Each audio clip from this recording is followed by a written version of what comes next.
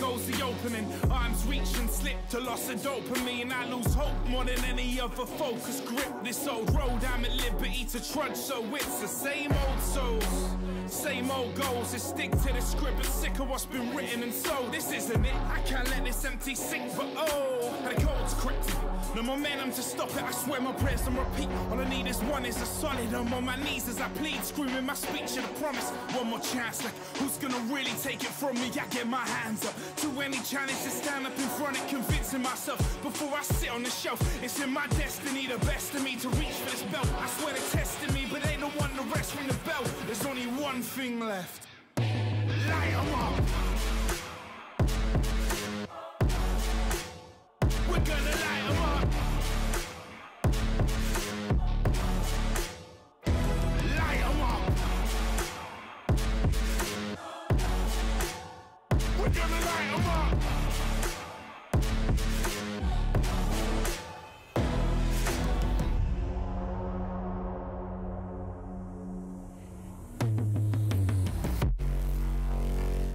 Time's up. The dream's over. The door closed. The stage closed. And that's it. No more doubts, it's over for 'em. I'm promoting it with no more routes. We all in, debt collector about to snatch it out the hands. This been written like the past, but somehow still about the now future. I'm indebted to my roots, made me shoot for more. Well conditioned, I've been leveled to the floor and bounced back. So it's breaking off, shackles off before Mother Nature is at work, and we cooking up a storm. I'm coming, my feet gon' take me there. Ain't no feet to get the victory, the vision's clear. I'm skipping the days I let myself get riddled up with fears. Winding back the clock, I guess we button in the years. Now we light 'em up. We're gonna light 'em up. Light 'em up. We're gonna light 'em up. Light 'em up.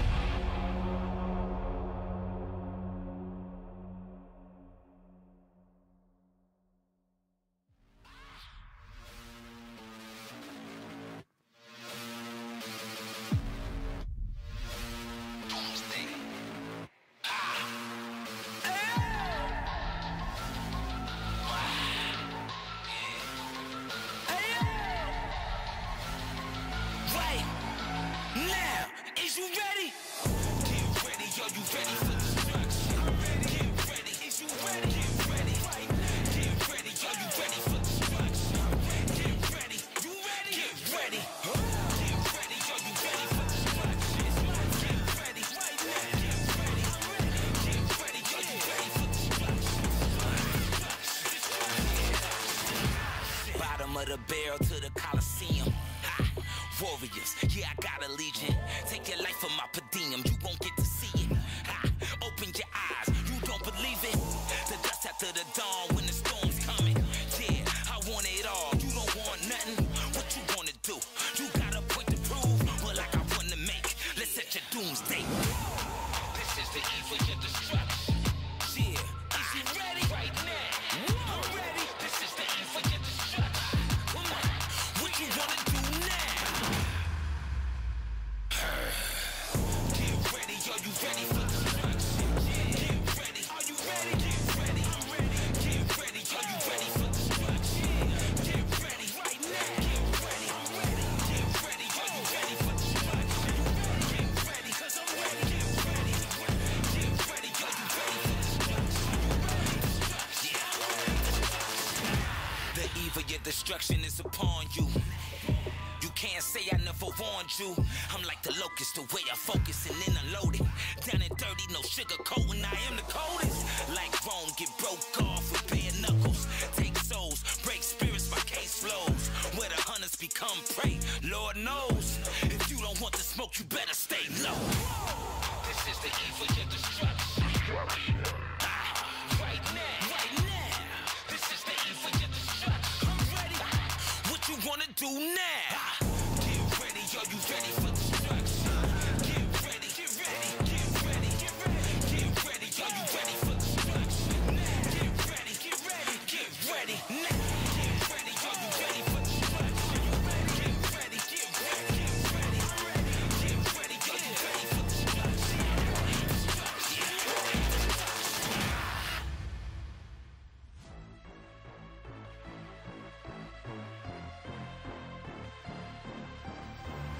I've been living behind all the scenes, 'cause it's easier when they don't believe.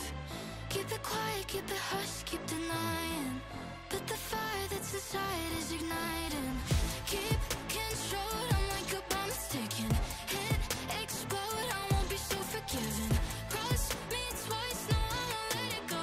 Hit you from your blind spot, hit you where it's gonna hurt most. Words unspoken, I'm not afraid to say it now. Set in motion, what I've kept underground. Don't crack under pressure, I'm built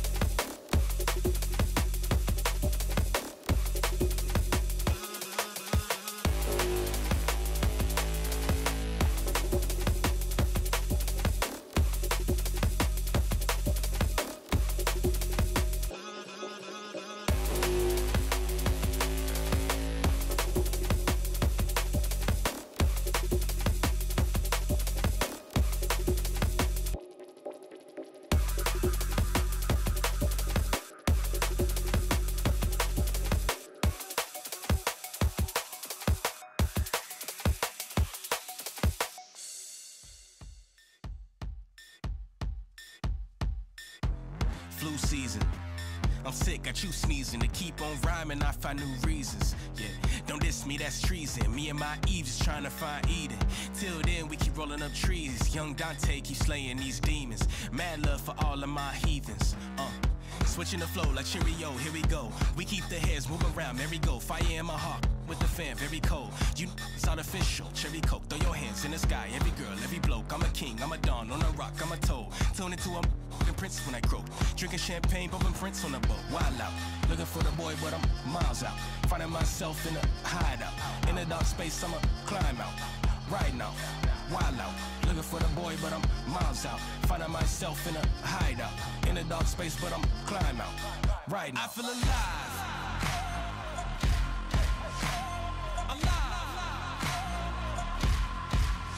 I have arrived. I feel alive. I feel alive. I feel alive. Can you come alive? Can you come alive? Can you come alive? Can you do it right? Tonight is nice, come alive. Tonight is nice, come alive. Come alive. A new season. I'm through pleasing, yeah. Can't see I transform and try to hit me with that Louis Stevens. I'm about to get mean and new meaning. Mouth shut, he freezing, he Mr. Bean. And then for that screen I've been scheming. Need it in all black when you see him, this is that. Wake your up and get to that bag today. Y'all better not be playing with my cash today. I pop up like dynamite, I won't apologize. If you ain't got my check, well then run to say. You don't wanna see me wild out. Looking for the boy, but I'm miles out. Finding myself in a hideout. In a dark space, I'ma climb out. Right now, wild out. Looking for the boy, but I'm miles out. Finding myself in a hideout. In a dark space, but I'm climb out. Right now. I feel alive. Alive. I have arrived. Hey, yeah, I feel alive.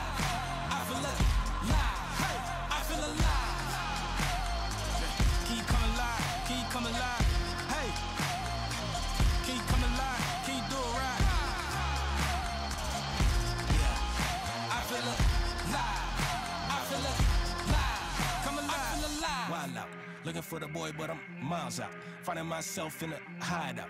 In a dark space, I'ma climb out. Riding out, wild out. Looking for the boy, but I'm miles out. Finding myself in a hideout. In a dark space, but I'm climb out. Riding out. I feel alive. Right now, right now. Hey, come alive. Sweating. I feel alive. I feel alive. I feel alive. Can you come alive? Can you come alive? Can you come alive? Can you do it right? Tonight is night, come alive. Tonight is night, come alive. I feel alive.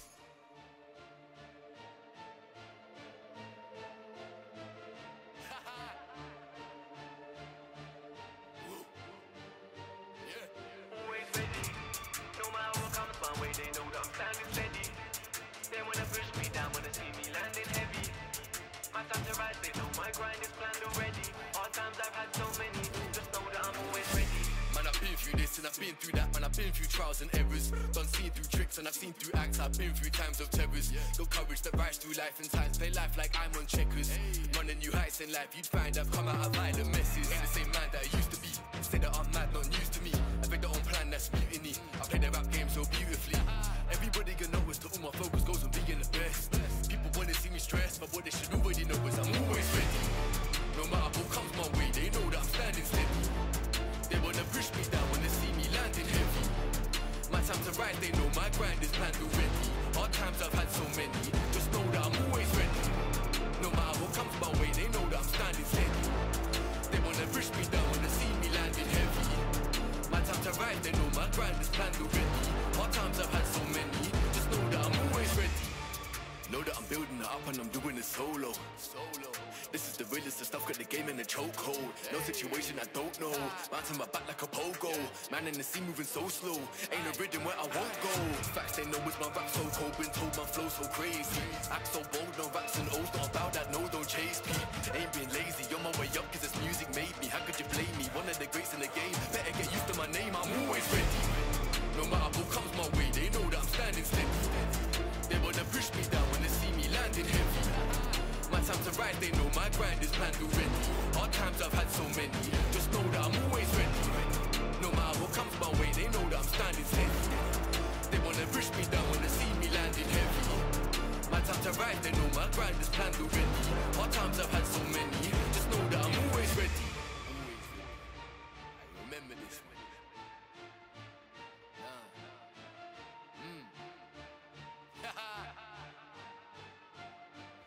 Best.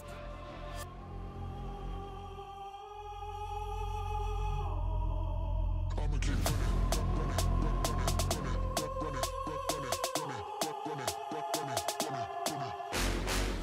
I came from the bottom, but ain't nothing stopping me now. Haters, I got them, don't worry about them. Putting them all in the ground. Prodigal child with a style, you'll click a whole bunch of clowns. I'm lining them up and laying them down. Who be the man that's in charge? Point him out, show me the face. Down on his knees while I'm testing his faith. Pleading his case, make no mistakes. I'm executioner, judge, and the jury. And I lack patience, so I'm in a hurry. Your position ain't one that concerns me, but you should be worried. Cause I know I got both feet on the ground, head up in the clouds. I'm not slowing down. Both feet on the ground, head up in the clouds. I'm not slowing down. I'ma keep running, running, running, running, running, running.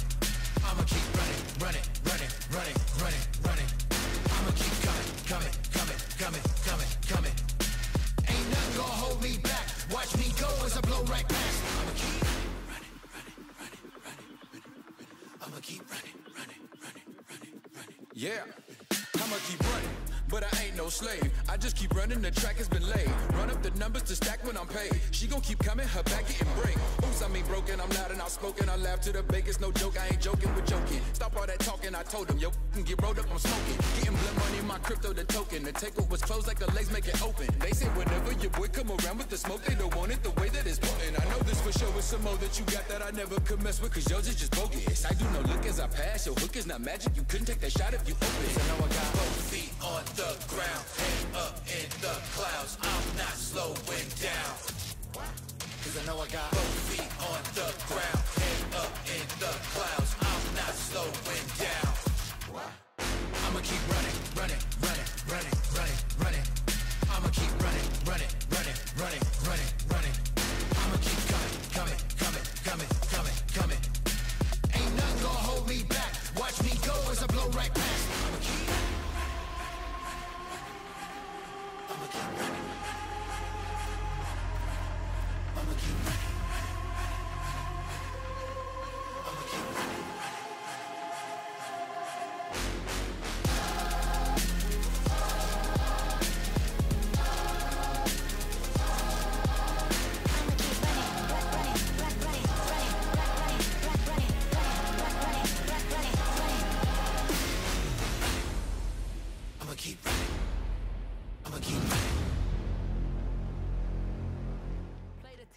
Now, what you saying, cuz? Play the track, play the track, play the track.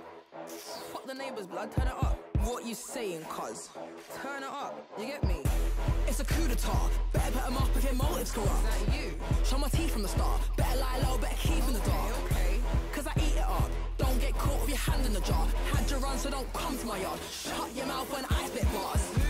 I'm ready for the battle when I enter, enter, enter, enter. Faced with it, I ain't never seen a wall, can't tear down, tear down, tear down, tear down. Now watch them all scatter, because they're scared now, scared now, scared now, scared now. You're done, just get your white flag out, surrender, render, render, render. If you're on my list and you're finished, if I'm on my vibe, can't kill it. Your cook got you sizzling in a skillet, at the end of the road got you swinging. I'm concerned that the thing that you're bringing, like a virus that needs cleaning. It's time to repent for your sinning. Got blood on your hands that you're spilling, spilling, spilling. I'm ready for the fight, I'm coming like a thief in the night. Just empty the clip and when you're done, what doesn't kill me better run. What doesn't kill me better run. What doesn't kill me better run. What doesn't kill me better run. What doesn't kill me better run. What doesn't kill me better run. If you know me, then you know I'm on crud, crud, crud. Sharks in the water and they all smell blood, blood, blood. If you test my team, then I'll drag you to the mud, mud, mud. Better build a boat, cause you ain't ready for the flood, flood, flood. I got a theory, bury bodies in your bed, then now you gotta lie. Bring it down to my level and a key like Lord of the Flies. Through stones at a glass house, no I can't play nice. Equip up the blaster, man, why you surprised? Empty the clip and when you're done, what doesn't kill me better run. What doesn't kill me better run, yeah. What doesn't kill me better run. Run, move, what doesn't kill me better run. Okay, okay. Okay. What doesn't kill me better run. What doesn't kill me better run. What doesn't kill me better run. Run. Swear down, swear down.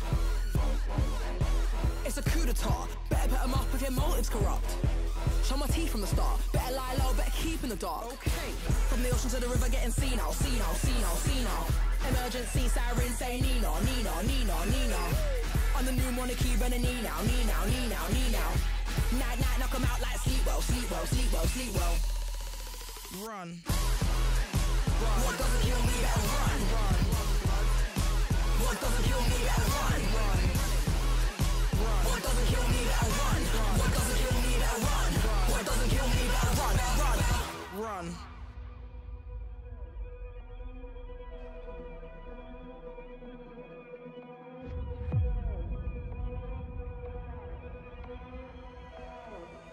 Yeah, I've been on a mission, I've been tunnel vision. You can't stop the vision that I'm on. Been in competition with my opposition for the top position on the rung. I just got ignition, now the clock is ticking and I got it ringing the alarm. I'm in top condition, in the top division. This is dominance, pressure is on. If I'm ever second, it's second to none. I'll never quit while there's breath in my lungs. I am relentless, I'll rest when I'm done. Hunger inside of me, I'm on the hunt. I'm on that boss level energy. I'm in my villain mode, eyes on my enemy. Handle my weaponry, I put in work like there's 10 of me. I put in work like there's 10 of me. I am a god. I am a god. I am omnipotent. My powers are limited. I am a god. I am a god. My energy's infinite. I feel like I'm limitless. I am a god. I am a god. I am omnipotent. My powers are limited.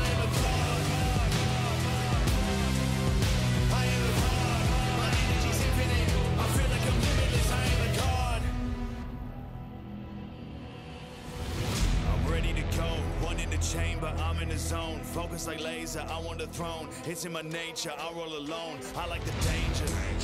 I go renegade, I won't ever break. I don't play around, I don't hesitate. I just level up, I just elevate. I'm underrated, but I'm undefeated. I'm imitated, but never repeated. Hunger inside of me, I gotta feed it. So I stay relentless until I succeeded.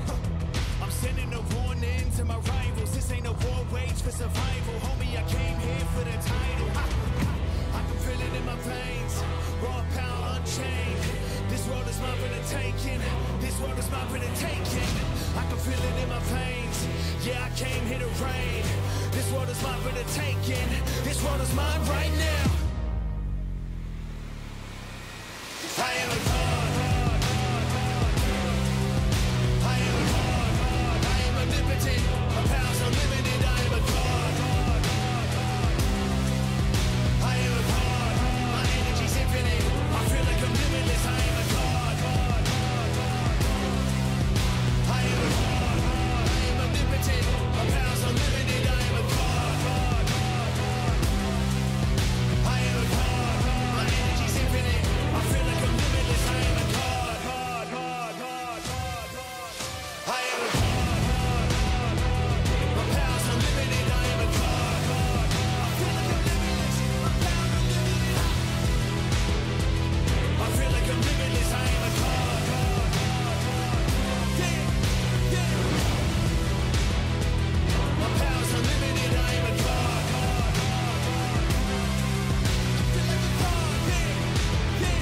I feel like I'm limitless. I am a god. Yo, I think you need an upgrade. You ready for an update? It's time for you to level up. Listen, level up. Aim for the top when I level up. Ain't gonna stop till I level up. Say what you want, but I'm taking a shot and I'm shaking them off when I level up. Aim for the top when I level up. Ain't gonna stop till I level up. Level up, level up. If life's a game, it's time to play. If you wanna level up, stay wide awake. Don't fall asleep. Most talk is cheap. If you wanna level up, come walk with me.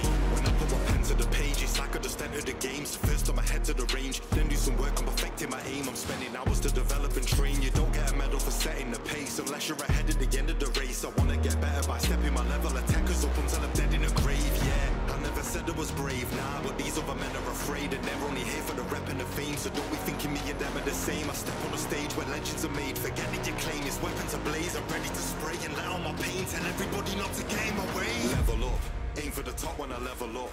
Ain't gonna stop till I level up. Say what you want, but I'm taking a shot and I'm shaking them off when I level up. Aim for the top when I level up. Ain't gonna stop till I level up. Level up, level up. If life's a game, it's time to play. If you wanna level up, stay wide awake. Don't fall asleep. Most talk is cheap. If you wanna level up, come walk with me.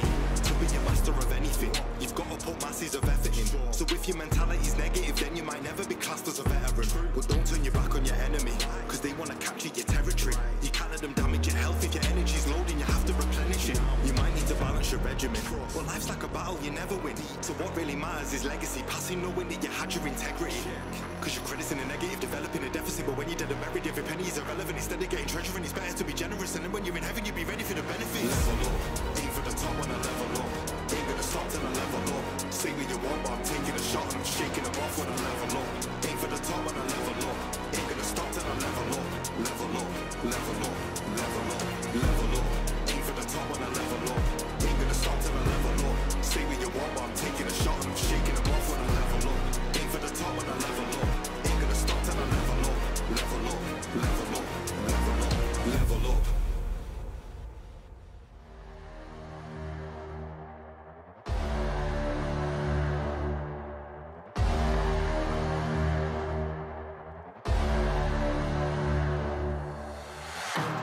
Early, start my day with daily grace. Pray for mercy on my enemies and snakes, yeah, yeah. Lord, forgive me for these choices that I make. I got murder on my mind, I got bodies in the grave, yeah, yeah. We get your block lit, pull up with the chopsticks. Ain't no apologies for nothing. We get your pop split, we get your pop hit, pull up with the drop tip, yeah. We up in the stakes, whatever it takes to live a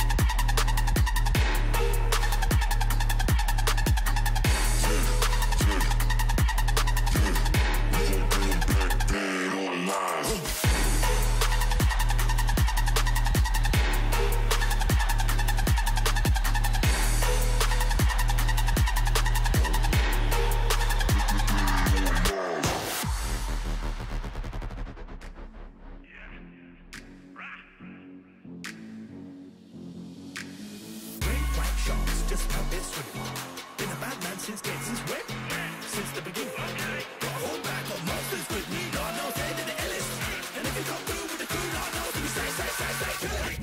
My whole crew just went wild. Kick down doors when we come through, straight to the stage where I run to. Gonna get wild. Whole clip dripping in labels, shacking out big on the tables. Right, so wow, I don't even know like that. I asked the crew, they said that we roll like that. So wow, better watch out, we're coming, you know I wanna get dealt with by them youngins. Wow, kick down doors when we come through, straight to the stage where I run to. Gonna get wild. Whole clip dripping in labels, shacking out big on the tables. Right, so wow, I don't even know like that. I asked the crew, they said that we roll like that. So wow, better watch out, we're coming, you know I wanna get dealt with by them youngins.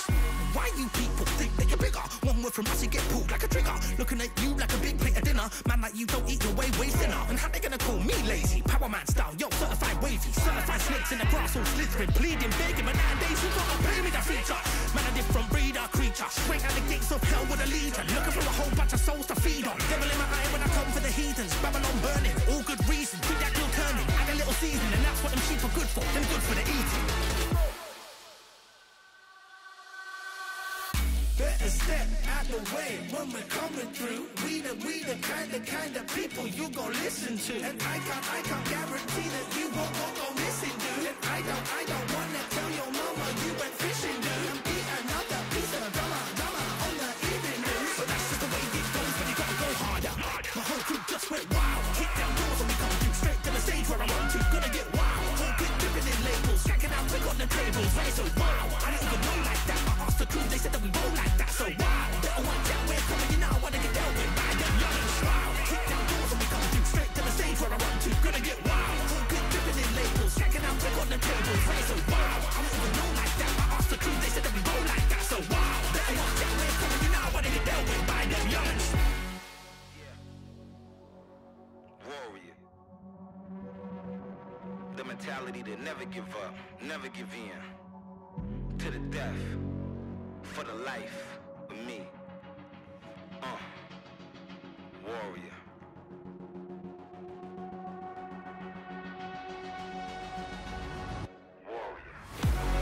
I'm a warrior. I go to war with ya. I fight to the death, give it everything I got till I got none left. No, like a warrior. I go to war for ya. Till my very last breath, give it everything I got till I got none left. No, I'm a warrior. I go to war with ya.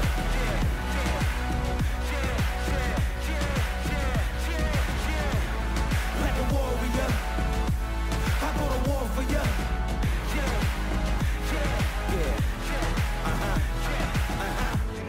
Yeah, I was born for it. Now I'm ready for the war. Ain't no turning back now, no, I can't back down. Can't run nowhere, gotta stand up. Right hand on your chest for your valor. Kneel down to no man, ice running through my veins cause I'm cold-hearted. Look what they done started. I'm sharp with my aim.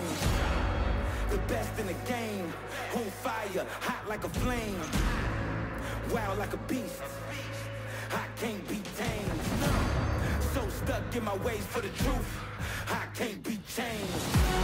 I'm a warrior. I go to war with ya. I fight to the death, give it everything I got till I got none left. No, like a warrior. I go to war for ya. Till my very last breath, give it everything I got till I got none left. No, I was born for it. I was born to rise. I was born to fly. I was born to climb. I was born to get it. I was born to shine. I was born to live it. Like a warrior. Like a warrior. Like a warrior. I go to war with ya.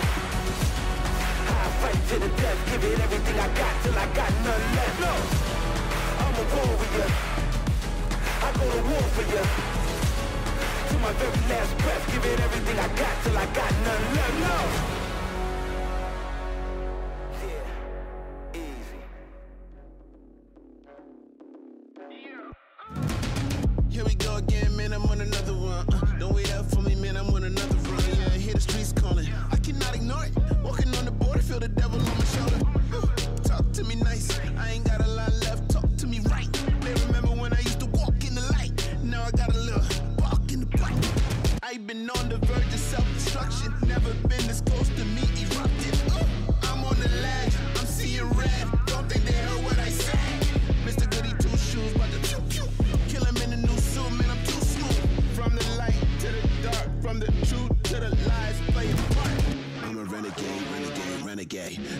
away, run away, run away. I'm a renegade, renegade, renegade. Better run away, run away, run away. I'm a renegade, renegade, renegade, renegade. You better run away. I'm a renegade, renegade, renegade. Better run away, run away, run away. I'm a renegade, renegade, renegade. Better run away, run away. Yeah, yeah. I threw away the halo, never gonna be an angel. I'm more keen and able. I've been a since the cradle. Built different, homie. You could go and check the label. I'm 100% raw, underrated. Unrelated, I'm the greatest. I'm the hero and the villain. You could pick a favorite. I'm the one that everybody said he couldn't make it. Now I'm on a mission. I'ma try to win my enemies and they gon' hate. Hate is just the love when it's intensive. Dark is just the light without the sense. And loneliness is you without the friends. Click, giving up for me is too expensive. Renegade. I'm a renegade, renegade, renegade. Better run away, run away, run away. I'm a renegade, renegade, renegade. Better run away, run away, run away. I'm a renegade, renegade, renegade, renegade. You better run away. I'm a renegade, renegade, renegade. Better run away, run away, run away. I'm a renegade, renegade, renegade. Better run away, run away.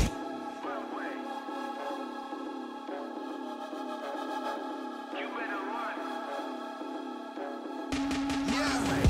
I tell the world, never label me the same. I feel nobody could relate. You can't box me in the day. I'm breaking chains, I'm in the raid. And that's just me, just me, just me. Don't box me in, it'll get interesting. Cause you don't know the pain that I'm wrestling. I'm a renegade when I ain't resting. That means all day. You don't wanna test me, this ain't no play. I could be the one reason to call day. Or the one you gambling with after a parlay. Yeah, but that's just me, just me, just me. Don't push me unless you're feeling lucky, or you gon' turn this into a must-see. And I don't wanna go there, trust me. Renegade.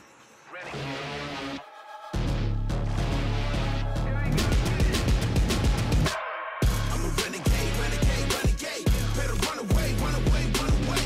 I'm a renegade, renegade, renegade, renegade. You better run away. I'm a renegade, renegade, renegade. Better run away, run away, run away. I'm a renegade, renegade, renegade. Better run away, run away. Yeah. You better run. Renegade.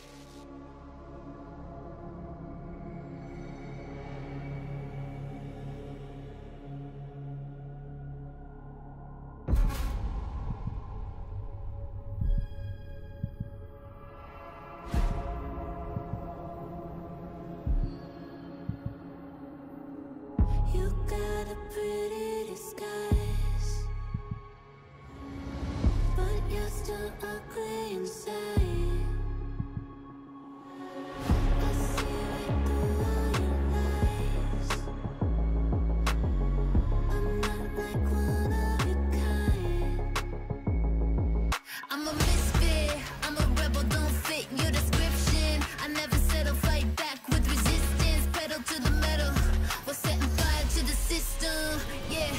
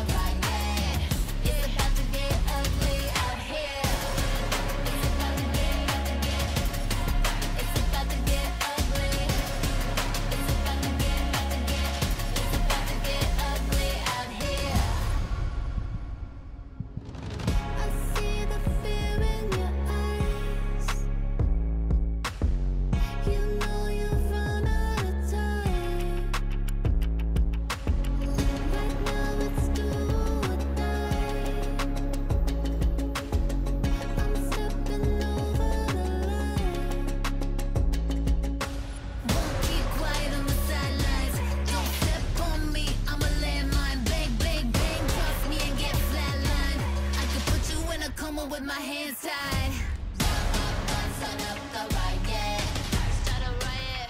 Start a riot. La la la, feel it ignited. Light it up, light it up. Light it up, it's going down. We gonna burn it to the ground.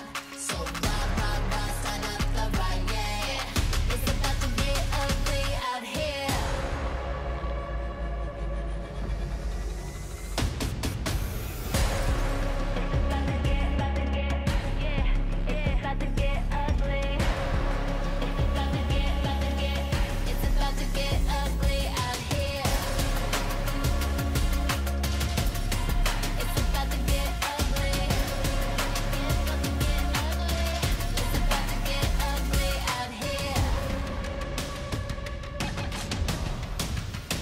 This is who I am. You ain't gonna change me. You ain't gonna break me down. You gotta face me. This is who I am. You ain't gonna change me. You ain't gonna break me down. You gotta face me. This is who I am. Set up the riot. La la la, feel it igniting. Light it up, it's going down. We gonna burn it to the ground. So set up the riot. It's about to get ugly out here. It's about to get It's about to get It's about to get ugly out here. It's about to get ugly.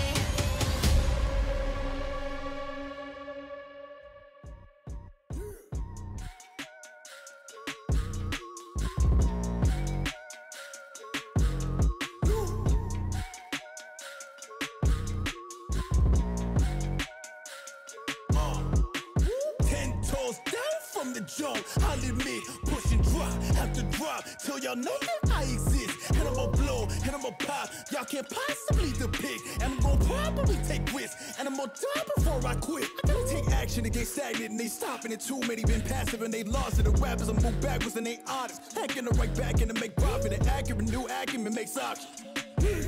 Meaning the accountant can be rounded when you call it a place. Everything amounted in my cost. Moving with $2 in my pocket. Proving the pace you looking exhausted. Truth is Greg Newman, they can't copy. Do what I must do so they can't stop me. Trying to keep cool while they keep talking. Do what I must do, switches up often. I pivot, meaning I'm a tactician when I'm in it. Circling the cul-de-sac, I'm drifting. And I got all night down to fishing. Meaning I'm different. Meaning when they talk, they pay attention. Meaning they gon' pay for every cent. And I'm going 2 commas, 2 cancers. And I'm going worldwide when they all mention. Black boy with a book dream and a lesson. A black man with a sharp mind is a weapon. Yeah. 10 toes down from the jump. I'll admit, push and drop, have to drop till y'all know that I exist. And I'ma blow, and I'ma pop. Y'all can't possibly depict. And I'm gonna probably take risks. And I'm gonna die before I quit.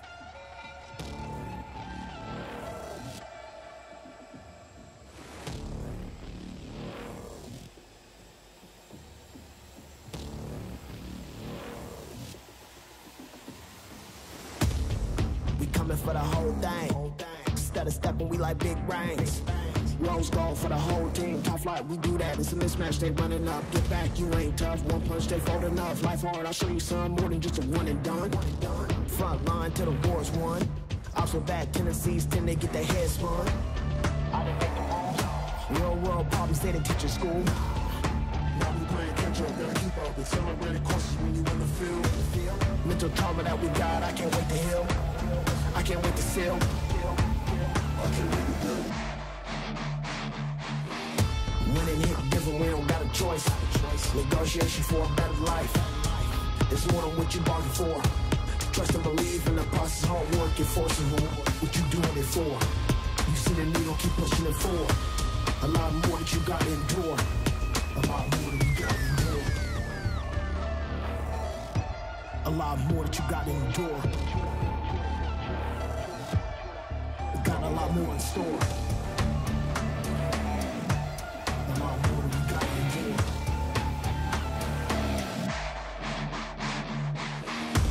Alright, come, let's set the record straight.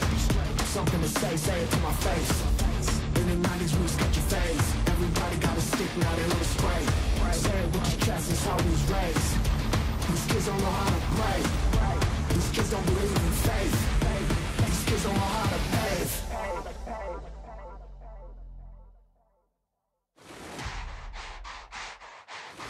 Suffocating now and I can't breathe. Say the grass is greener on the other side. We're coming back to clarify as soon as I arrive.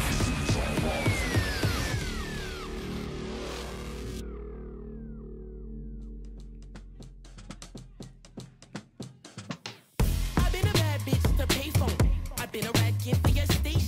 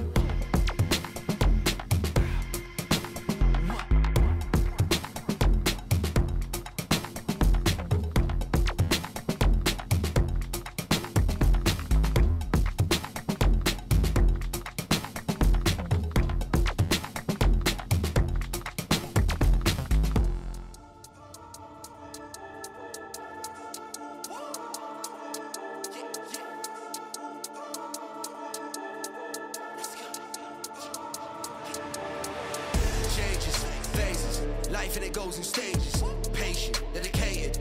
Write these poems and pages. Phases, stages. Backtrack, go back to the basics. Don't stop till we get to the top like ooh, what? Take that shot, I'm blessed and I'm all with ease. All these men when they talk that breeze. Did that big chat, did that scene, but I won't go back. Now I switch that theme. Let's get that Pino. I got that team. Now I hit that pump, that get that clean. No rest in peace till I said my piece. Now we're gonna run with a different league. Changes, phases. Life and it goes in stages. Patient, dedicated. Write these poems and pages. Phases, stages. Backtrack, go back to the basics. Don't stop till we get to the top like ooh, what? Take that shot. Been through phases, hit them with a flow and it's so contagious. Bet I'm a vet and I roll with the greatest. Shoulda, woulda, coulda, got me running my paces. Getting my space and you're gonna feel mad cause I can't sit still like I'm running around tracks. And I ain't gonna stop till I go to the max. I can't stop, don't stop, won't stop. Back big moves, take notes. Could've been huge but I say no. Me and you ain't in the same boat. Been around and about but I lay low. Stay so gonna break ground when it ain't seen. Not the best, no stress cause I'm better than I been. One shot, level up to the top, no cheat. Putting in work, this life ain't free, no. That's changes, life in the blink of an eye through phases. Been around the world, big tours, big stages. Hidden with a source and I don't stop pacing. Don't stop making, won't stop chasing. Got a big dream, won't stop till I make it. Take it, this one here's for the haters. Face it, can't stop, won't stop blazing. Changes, phases, life and it goes in stages. Patient, dedicated, write these poems and pages. Phases, stages, backtrack, go back to the basics. Don't stop till we get to the top like ooh, what? Take that shot. Changes, phases, life and it goes in stages. Patient, dedicated, write these poems and pages. Phases, stages, backtrack, go back to the basics. Don't stop till we get to the top like ooh, what? Take that shot.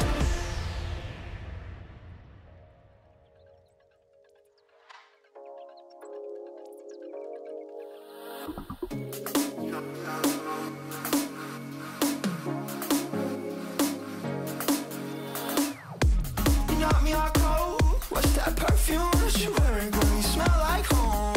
Can I take you home? All the way home. We can sing your favorite song, but on radio. So when you like to turn it on,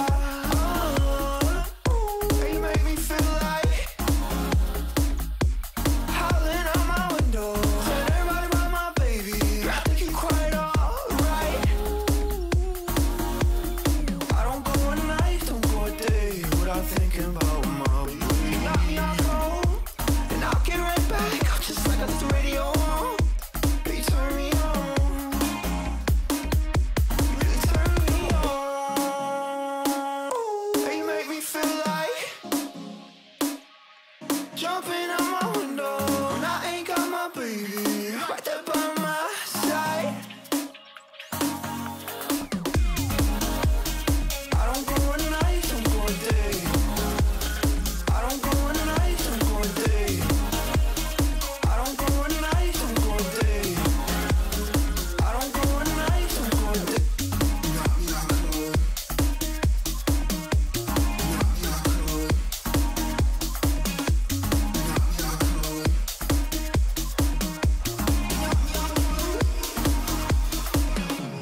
Knock me out cold. Knock me out cold. Knock me out cold. And I'll get right back up just like I did the radio on. You turn me on. You really turn me on. And you make me feel like jumping out my window. And I ain't got my baby right there by my side. You knock me out cold. What's that perfume that you're wearing? Girl, you smell like home. Can I take you home? All the way home. We can sing your favorite song on the radio. Tell me you like the sound of that. Tell me you like the sound of that. Tell me you like the sound of that. Tell me you like the sound of that. Tell me you like the sound of that.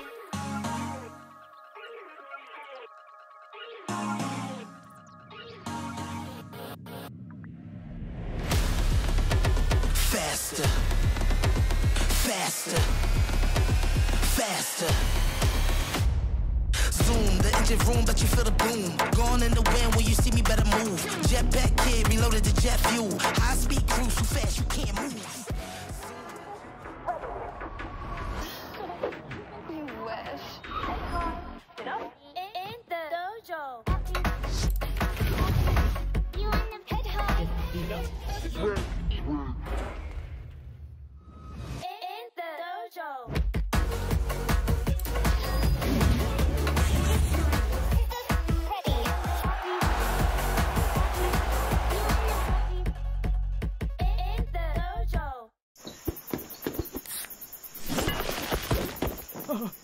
Red Bull gives you wings. And if you're wondering why I move the way I do, I just feel so good. I just feel so good. I just feel so good.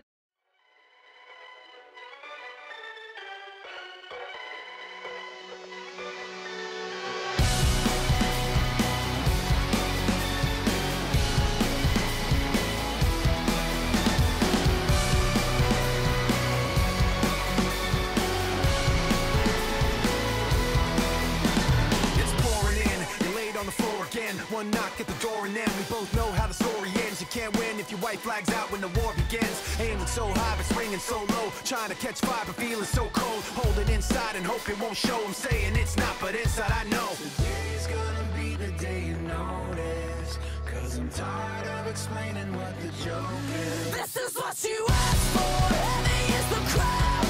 Fire in the sunrise. Ashes raining down. Try to hold it in, but it keeps bleeding out. This is what you asked for. Heavy is the crowd. Turn to run, now look what it's become. Outnumbered 10-1, back then should've bit your tongue, 'cause there's no turning back this path once it's begun. You're already on that list, say you don't want what you can't resist. Waving that sword when the pen won't miss. Watch it all falling apart like this. This is what you asked for. Heavy is the crowd. Fire in the sunrise. Ashes raining down. Try to hold it in, but it keeps bleeding out. This is what you asked for. Heavy is the crowd.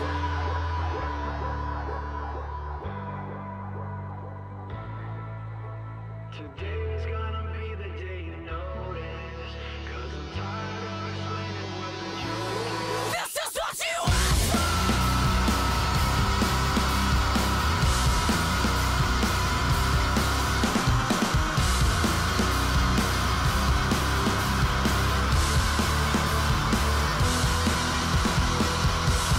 This is what you asked for. Heavy is the crowd.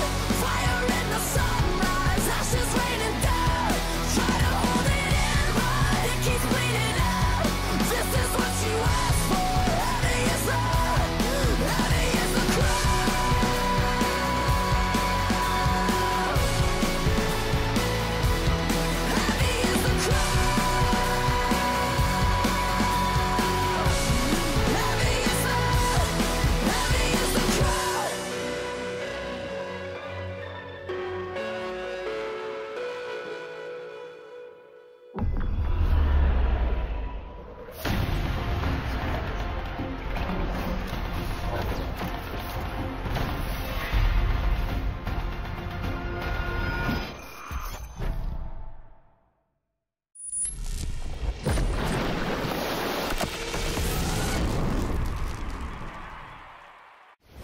This is what you asked for. Heavy is the crowd. Fire in the sunrise. Ashes raining down. Try to hold it in, but it keeps bleeding out. This is what you asked for. Heavy is the crowd. Welcome back, everybody, to the penultimate day of the Swiss stage here in Berlin, Germany. Only 2 days left to go right here. Then we're moving on to Paris, and we're still looking for the rest of our teams to join our quarterfinal inductees already. And today could be a day of humongous heartbreak for the likes of Fnatic or Weibo or GAM or TL, because it is elimination day, elimination series only, and even if you win, you still have to win tomorrow. Oof, it's going to be a day, Dog Dinosaur. It is definitely going to be a day, but what I'm very excited for to see how this one's all going to pan out. Yeah, absolutely, and it could be a day of happiness. It If you could play be. really well, you could be excited for tomorrow. For at least a day, absolutely. I love it. The glass is definitely needing to be drank if you look at some of these games. However, though, Water. I She's do talking want to... about water. Yeah. Water, Stay water. hydrated. Yes, and to recap some of the Swiss stage so far, I wanted to take a look again at some of our Hupu comments. Of course, the Hupu comments, you can find them on X at Hupu Esports. They're from the Chinese forums, and I can say that generally they're a lot more savage than ours. Let us see what they cooked up for us. Yeah, I love them too. Yeah. They're smart. Okay, this is about DK. My first reaction after DK banned your Rumble and Renekton is I got this game. I will say, this is what I always tell when I'm playing League with my friends, and one of my friends runs it down, I ban their champion next game. And I'm like, all right, I'm feeling good about this next game. I mean, they 2-0'd them. They just don't like 369. They're always flaming him. Do you know what that's about? No, I mean, like, domestically, his Renekton was actually pretty good. Yeah. And I think he played really well off of, like, side lanes into going for these, like, crashes on mid and making things all really good. So I'm surprised to see him flame him this much. The Rumble, I kind of get. It feels like, He smurfed the last series, though. That is fair, that is fair. But I think, like, it's been 4 years since I really saw 369 as a carry player. I think he's fully taken on the tank mantle. I see what you mean. Well, they're already heading to Paris, so he can practice that Renekton if he so pleases. Let's take a look at the second one. I think it's from FlyQuest versus HLE. After all these years, I can still see Whippo getting beat down. Remind me of okay, these are Chinese comments, so we can see why. Okay, that one's kind of mean. He had a good series. Come on, I mean, I understand. He smurfed it. They were really close to actually winning in game 1. They won in game 2. Game 3, okay, you got me. They maybe got beat up a little bit in game 3. There was a little whoopsies here and there, but overall, fair enough. I think there's a bit of like madness to the scientist that Whippo is at times where he kind of needs to send it, but yeah, I think it's a little bit harsh. I think they also really appreciate his playstyle though, but of course they had to call back to the IG Fnatic series back in 2018. He's a different player now, okay? PSG versus BLG, what do we got? This is the best performing and best carry Jax I have ever seen. You might not be the best top laner in the world, but you're the best Jax in the world for sure. About Bin. He's definitely in the conversation of best top player in the world. This guy is an absolute monster, but there is no doubt he's the best Jax. No, I mean, I get it though, because when you look at the rest of Swiss, I thought Bin was going to dominate harder. I'm just going to say it. And I feel like he really did come online on this Jax yesterday. I feel like he's doing all right. I feel like it's the rest of the team crumbling. How much can you do? But yeah, I don't know. What do you think? He hasn't got a pentakill every game. Yeah. That is true. That is How true. How dare he? Come on. No Fiora? What are you doing? Of my top laner, but the Jax was insane yesterday. Would not die. And of course, that was good news for BLG because they're still in it. They're playing maybe G2 tomorrow. Who knows? Knight, are you watching this game? Knight is like the best Ari in the world. Come on, man. They're just brutal. Like, people are just catching strays. He's not even in the game. Yeah, I think it's like Knight, Xiaohu, 369 are always catching strays. Yeah. Also, like, Knight's Ari was actually really good that game that he did play. It's like, what do you mean? The guy is like, he was got like a 90% win rate on it. It's like ridiculous. Yeah, exactly. It's insane. But yeah, Faker was huge yesterday again for T1. That glow up is definitely continuing. But generally, there has been a lot of discussion about can the West beat LPL or LCK teams, and I want to see what Umti has to say about it. I think that's the thing. I just want Team Liquid to play well, and not even Team Liquid. I actually think I want FlyQuest and 100 to play well for like our just region for LCS. Because what I really hate to hear recently is like at the spring when I win the LCS was like a lot of people were saying that wow, Umti was like shit at the LCK. He just go LCS. He just instantly got the first. I think we just got to level up a lot, but they thought we were just shit. I was so sad to hear that. And summer, I heard that Quad is winning. I actually think that must be celebrated a lot because he leveled up. But everyone, like not everyone, some of the people are thinking that oh, LCS is shit region. Umti and Quad just go there and just win. I'm like so sad to hear that, you know. Like, because these guys are trying so hard, and I saw like everyone like thinking that LCS is like just like lazy people or something, but I just think that I just hear and realize these guys are not that lazy and trying hard, and I don't want LCS to be like that painful. I would say everyone is feeling very sad emotion for that, you know. I can imagine, of course, Team Liquid is going up versus Gammon, our second best of 3 of the day. It's also elimination, but to that clip, I think the one thing you definitely cannot say about Team Liquid is that they don't prep or they don't work hard. I think it's been very obvious if you've paid any attention throughout the year, so I do think that's fair. I mean, this team is working as hard as any team in the world. I can confidently say that. They're adding extra scrim blocks every single day. They're there till late hours grinding solo queue after. They're reviewing the VODs immediately after every single game they play, win or loss. Sometimes in interviews, if you go to interview the players, they are on it already, watching their phone and VOD viewing. But I think that's the case, right? Like, it's impossible to get this much improvement without having put in those man hours. And it's not only showing both individually for some of the players like APA and Yon, I know you've been a bit advocate for, but also just stepping up across the team as well. Like, they are contesting, if not should be winning a lot of these games against LPL and LCK top seeds. Like this should be their I mean, time. that's where I'm just going to be chat right now. Then why haven't they, right? That's what they're going to say. You're saying they're performing so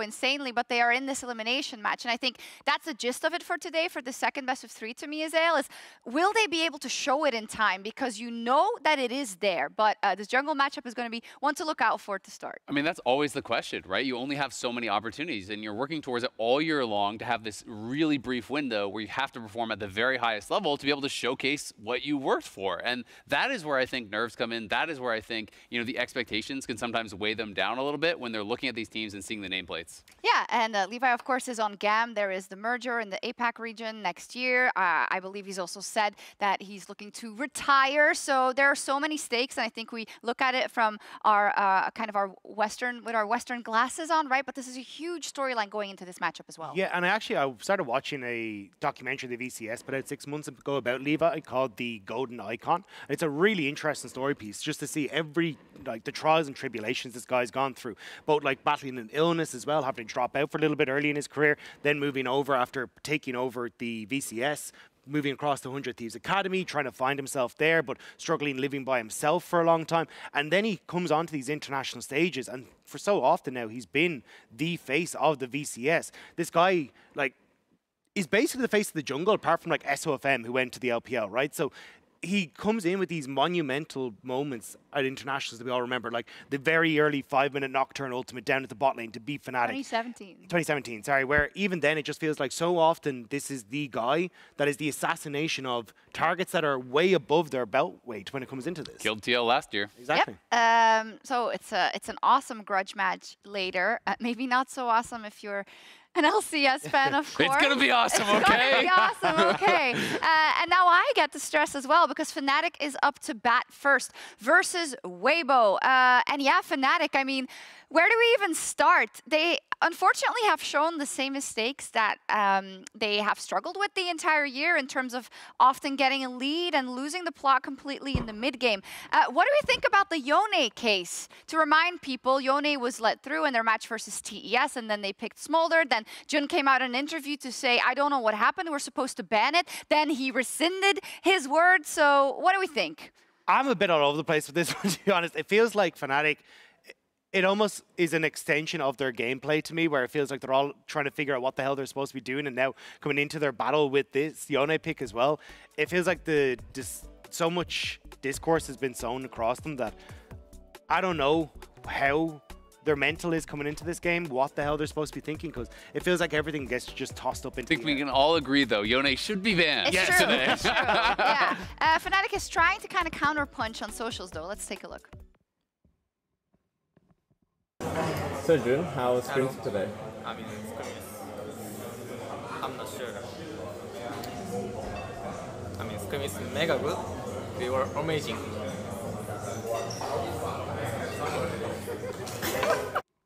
Sick. They're self-aware. Let's go. I mean, I kind of like it. You know, why not take it in a humorous fashion? But I guess the issue has been, Dagda, that in that TES game, they kind of lost their head after doing some good things in the early game. Yeah, and I want to try and take a look at this through their gameplay as well, because it feels like we're still seeing the same mistakes from Fnatic that we've gotten throughout the year, which is they're never just satisfied with a little lead. They always feel like they have to blow up more, but also that over-aggression at the wrong time as well comes back to bite them. So I got this clip here that Azael helped me picked out as well, which was really, really helpful. So I'm just going to roll through this as Fnatic go for this play on towards the top half of the map, and as we start to roll through, you see they commit double TP here as they get on towards Jackie Low. But I just want to pause it right here as this play starts to kick off, and I want to bring up exactly what's happening on the mini-map, because you're moving your Smolder out of the mid lane as well to try and make this big play happen. So this Smolder that wants to scale and kind of have time to farm up and get those stacks, he's now been brought into the fight, and that's been transitioned over towards Garner, which is just not going to have that same impact with that goal. I'm also looking at on the bottom half of the map, you've got this Rumble that is going to be pushing in too. So this is just going to be completely pushed out then on that bottom side, which is also just going to give a ton of time for this this rumble that was already set behind to get a ton of farm and get back into this game. So already this play was going to be a bit dicey just on the timing window that they have to operate.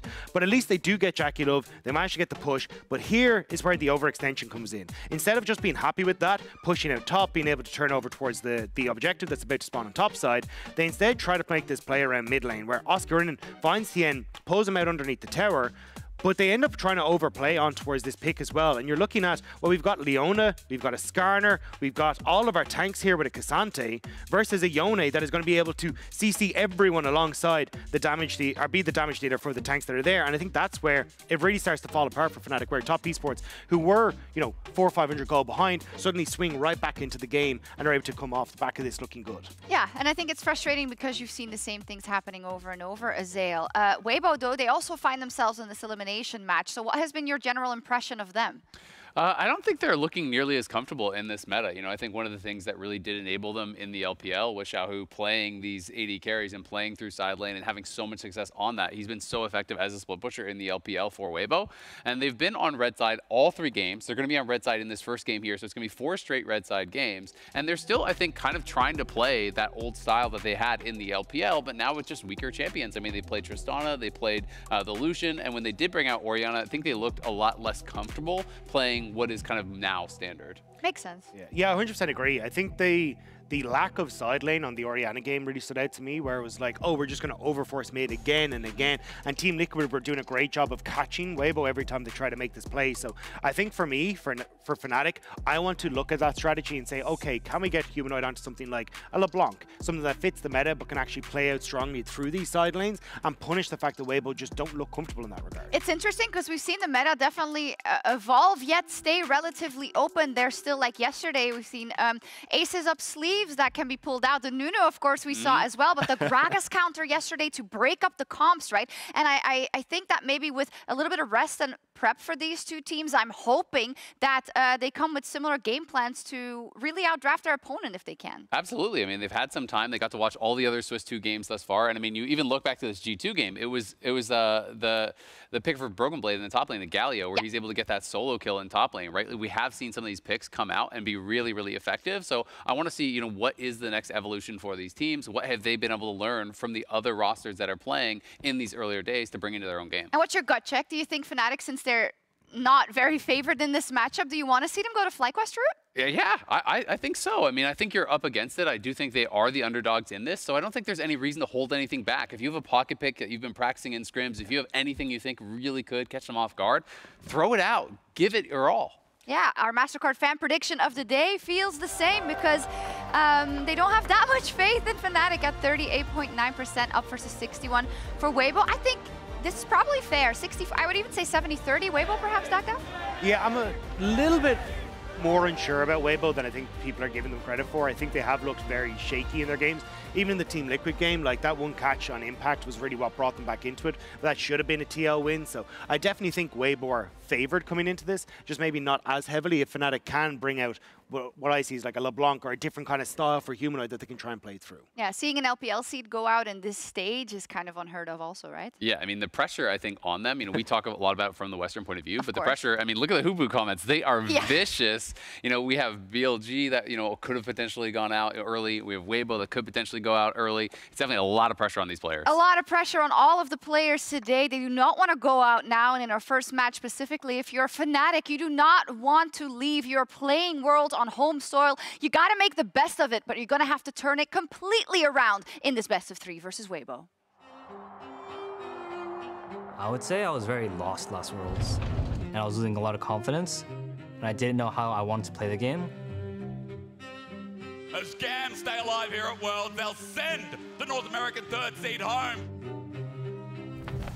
This Worlds, I was very confident going in. I think I can actually see myself knowing how to carry a game and knowing what I'm going to do. Yon's ready to go with the killer instinct. Shitan over the wall. Yon goes go. Yon! This kid will not lose. Bản thân em thì từ trước đến giờ khoảnh khắc từ thời điểm mà những cái lúc mà về các năm về trước thì bản thân em cũng như cả đội lúc nào cũng sẽ mong muốn là khu vực của mình sẽ vươn lên top 8. Đó được coi là một kỳ tích đối với Tiên Hữu cũng như là đối với các khán giả ở khu vực VCS. Có thể nói thì đây là một kỳ của thế giới mà em tự tin nhất để mà có thể nói rằng là bản thân em chứ đừng cả team sẽ đạt được top 8. I am proud to be a part of my team. I think this time around we're completely different from last World. I'm very confident in playing against them. I'm excited for our rematch. Mình chỉ muốn nói bất kỳ đối thủ nào gặp Gam thì bọn mình cũng sẽ chuẩn bị tinh thần và chiến đấu hết mình để mà hội chiến thắng. Team và mình sẽ cố gắng hết mình cũng như là để nỗ lực hết mình để mà có thể mang một cái vinh quang gì đó về cho VCS của mình. 1, 2, 3, go! Gam, let's go again.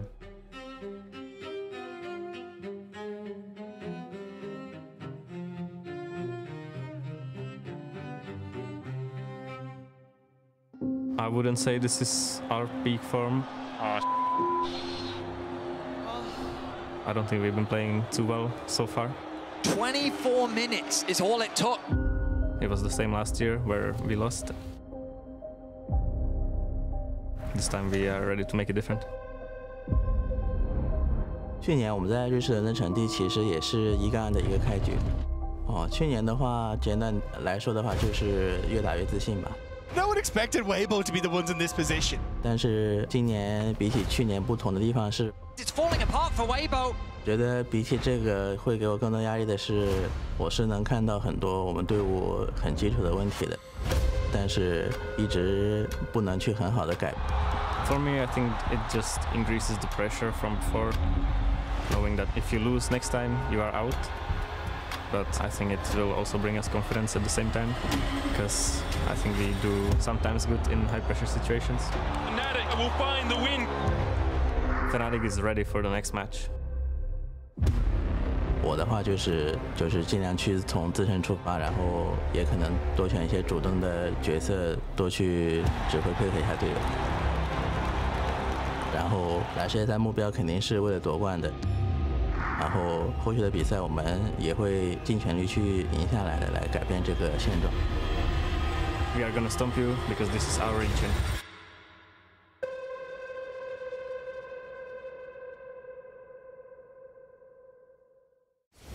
This is what you asked for. Heavy is the crowd. Fire in the sunrise. Ashes raining down. Try to hold it in, but it keeps bleeding out. This is what you asked for. Heavy is the crowd. Welcome, ladies and gentlemen, to the world's Swiss stage. I'm Atlas. I'm going to be joined by Chronicler and Kobe, and Kobe's going to have to catch us up just a little bit. This is the first time that Chronicler and I have been here, and there was a lot that happened while we were gone. Very much looking forward to it. Well, first of all, LCK is doing great, boys. Oh, thanks, man. You guys are arriving at a great time. Of course, today we have some very stressful games as both of these teams arriving on stage just now we're talking about. You can tell both these teams are really feeling the pressure. I mean, Xiaohu talking about it's so frustrating seeing all these fundamental issues within our own team, but being unable to quickly fix them. Time has run out at Worlds. We're already at the very end of it here for one of these two teams, so better fix the issues quickly. And then, of course, Fnatic outspoken about the draft issues and then letting the Yone through. I have a feeling that Yone will be banned. I think so. I've seen some discussion within the team, and I think that perhaps maybe that's a consensus that they perhaps got to. It's been a recurring theme, you know. Do we leave open Yone? Do we have enough counter picks to go through? I think, unfortunately, sometimes champions don't reach that point where, in theory, you can be like, man, this counter, I swear this is going to work, and then in practice it just doesn't seem to really work out that way. And as the Nightshare, the coach was talking about, they felt like they were in a situation where you have to give something in draft. Let's get into this one though, as we will start out with the Poppy ban. Interesting, already looking at so many different Dash champions that Poppy would shut down. Meanwhile, Weibo respecting the Ivern from Razork.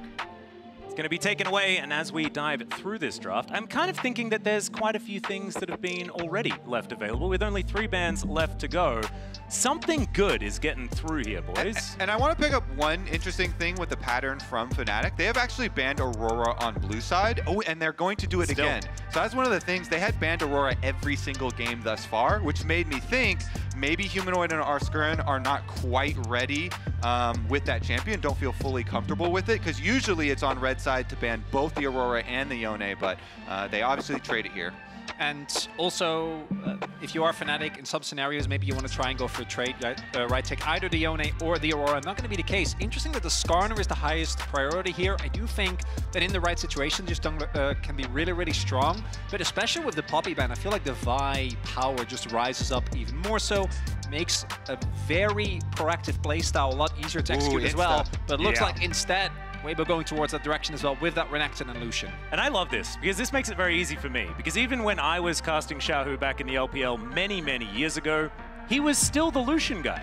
And so I just get to go back to my roots and think, this is looking terrifying for Fnatic. This guy is so incredibly good at solo lane Lucian, and now that he's back, it could be scary. But that is also a hover that I'm not going to talk about, okay? I was baited this one time. I'm not going to be baited anymore. Yeah, we'll see later on into the series if, you know, Karthus or some other AP jungles it could work on the Weibo side of things with double very physical carries already. Very well could. The Lucian, though, that you talk about for Xiaohu and being both a top lane and a mid lane Lucian for him.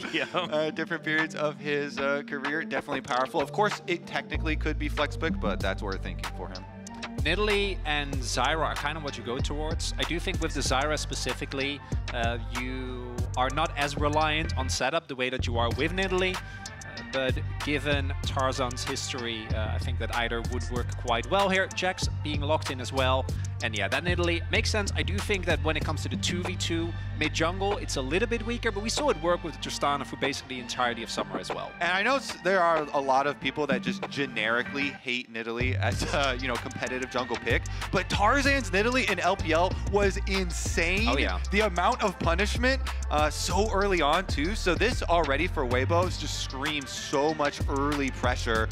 I feel like this is a very intelligent strat to go for against Fnatic, since Razork has been exceptional, you know, and one of the best players for this team, a really big part of Fnatic's dominant early game. Yeah, the way that we talk about Nidalees is you need a Nidalee license. We have a few players that have them. Tarzan's in the LCK, definitely got it. And Tarzan is definitely one of the players that even when he was still in Korea was a holder of said license, but has only gotten better with time. So already a couple of bans to come through here as Ashe and Ezreal taken away by Fnatic, and the Ziggs and Kai'Sa very bottom lane themed as Misfortune is going to be picked up. Now Noah considering what he wants to do. Not the biggest fan of the Misfortune. I do think that already there is obviously a ton of AD carry and bot lane bans, Ziggs also included, and MF does have a really solid laning phase, but for me, MF really looks their best when there is multiple sources of setup. And right now, you have Nidalee and MF, and your only CC on this team so far is Renekton. Yeah, and the Rel was already stolen away, so you're not going to get the Rel combo with the Misfortune, so it's going to have to be another, you know, like Nautilus or Alistar or something. I mean, Alistar is always good into Rel and can be good setup for Misfortune, so maybe that sort of angle. Yeah, purple coming in the last couple of picks here, with Syndra being locked in for Humanoid. A pick that we kind of thought was going to be more prevalent here at Worlds, but hasn't really seen as much as Crisp. Yes, there's a fair bit of CC that he's going to be relied on. I think Leona or Nautilus, certainly some champions with a lot of that. But I'm confused by the Kai'Sa ban, because a lot of mixed damage coming out of that champion, and I think for solo AP Nidalee, it doesn't have the same feeling as like solo AP Karthus or Zyra that are very consistent in getting that damage down. I'm just looking forward to seeing this Syndra into Lucian, because usually when you pick Syndra into these AD carries and you're looking for that R button outplay, you know, maybe Xiaohu like rushes an early Hex Drinker, no Magic Mantle at the very least, because that's exactly where the buffs for Syndra went. We're into the R damage and into that capability to, at level 6, just destroy an AD carry. And both these compositions, particularly when you look towards that mid lane jungle duo for Weibo and mid lane and AD carry for Fnatic, like if you get ahead and you are the opposing team trying to play in either like the amount of lockdown that's available between Skarner, between Syndra and Varus, absolutely insane. Even if you're Leona trying to face check, that's really hard. I do think, though, that Weibo's laning strength is going to make it very hard for Fnatic to actually get to a point where you're ever to an objective first. And I think whoever falls behind early here is going to be in some really deep trouble, because coming back is going to really require some major plays, because I don't think there's a lot of angles. Yeah, and honestly, the best part of Fnatic's games have been their early games. The later stages, you know, in LEC were a bit throwy, so definitely both teams fighting very heavy over that early prio. Well, now it is time to jump onto the Rift for our very first game of this best of 3 Fnatic, taking on Weibo Gaming here. And I actually think that if there's ever a game where you want to have that Fnatic thing where you get ahead early, it's a game with a draft like this into what Weibo has, because Weibo kind of have all of the power in the early game and will rely on the snowball. I don't think the same is true for what Fnatic have put forward here. It's a team fighting composition, lots of CC. I think at any point in the game, you can find a pick and turn things around. Whereas Weibo, like, we're all in. Renekton, Nidalee, if that doesn't work, if that doesn't get off the ground, you've got a handbag and a kitty cat. The only risk you do run with Fnatic if you do fall behind, although I do think their comp is definitely better just because of the prevalence of CC and setup on basically every single member of the team, is that if you fall too far behind against champions like Renekton and Lucian specifically, you just don't get to ever push in a wave. And if Nidalee gets fed, itemizing against her is going to be really hard. It looks like Noah is looking to go towards that lethality with the Halo Blades here, which I do think makes a lot of sense looking at what you're playing into. Both these comps very bursty in terms of the damage. And he's also looking to go towards the top side for the lane swap here. So Fnatic, with their sweeper, they chase out Tarzan to make sure Tarzan does not steal away, quote-unquote, any of their camps on their weak side for this lane swap. The one big risk, especially versus champs like this that can really accelerate jungle, is giving some extra camps early to a Nidalee, because Nidalee will just severely outpace the Skarner if you allow any of those extra ones stolen. So it should be a pretty normal and calm start here to the lane swap. The only thing is we don't see Jun actually soaking any experience in mid lane. The biggest kind of change was that supports and top laners trying to get to their levels 2 so they can teleport in and try and defend on the bottom tower, but just walked over there with 0 experience on the rel. Feels like level 1 will be okay. Yeah, but I'm wondering whether Weibo have a plan for this, right? Because I think if you see this draft that they've put together, you're almost always lane swapping no matter what you have, because it's all about lane strength and power, and what their strategy is going to be is what I'm most interested in. So far, you can see the bottom side being cleared out by Tarzan, and possibly looking to just try and go for something here. Is a nice little stun from the Counter-Strike out of Oscar in there, but otherwise not too much. Definitely somewhat of a risk taken, but I think you saw there as well. Oscar and June can play more aggressive the moment that Brief TPs towards top side. I don't think Weibo really would have wanted to look to try and make a 4v2 play. Not going to do nice that scatter. As good scatter, as you point out there, from Humanoid. And getting the counter picker, we'll see how much he's able to get out of it. Tarzan, as expected, just doing a great job on the clear, and right now neither team seeming to get out too far ahead as Razor looking for a play on mid.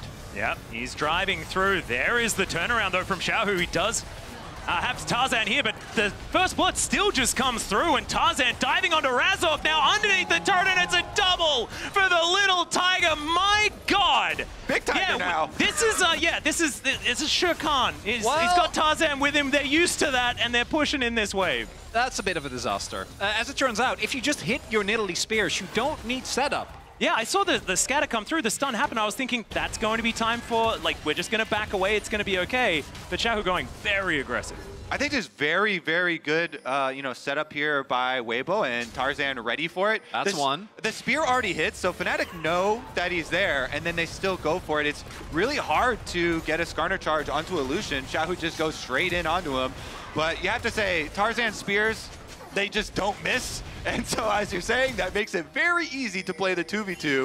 If all your spears are going to hit, Humanoid just down. He still does have his flash, which is saved, but you know, that is going to be very hard, even with a flash advantage, to retake control from a Lucian that has all of this early prio. And now he's 2-0. I gotta say, the fact that they knew as well that Tarzan was there really put that play in a different light for me. Yeah, we right. didn't saw that initially, right? But the moment that first spear hits, I think you have to peace out. I don't think you should be looking for these 2v2s early on, because the amount of damage that the Nidalee and Lucian have that is gonna really outpace what, like, especially a level 3 Skarner is gonna be able to do. And realistically, Xiaohu, like, at worst flashes, but he should never really be in any threat on the Lucian when Skarner tries to look for a gank like that. Yeah, and you just see the difference in skirmishing there. I mean, it's the mobility of Lucian with the dash and being very willing to instantly flash in on the Syndra, finish off this kill.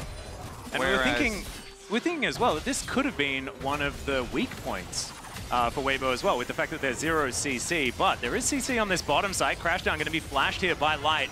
Creates some distance, but the Zenith Blade gets Crisp right back in there.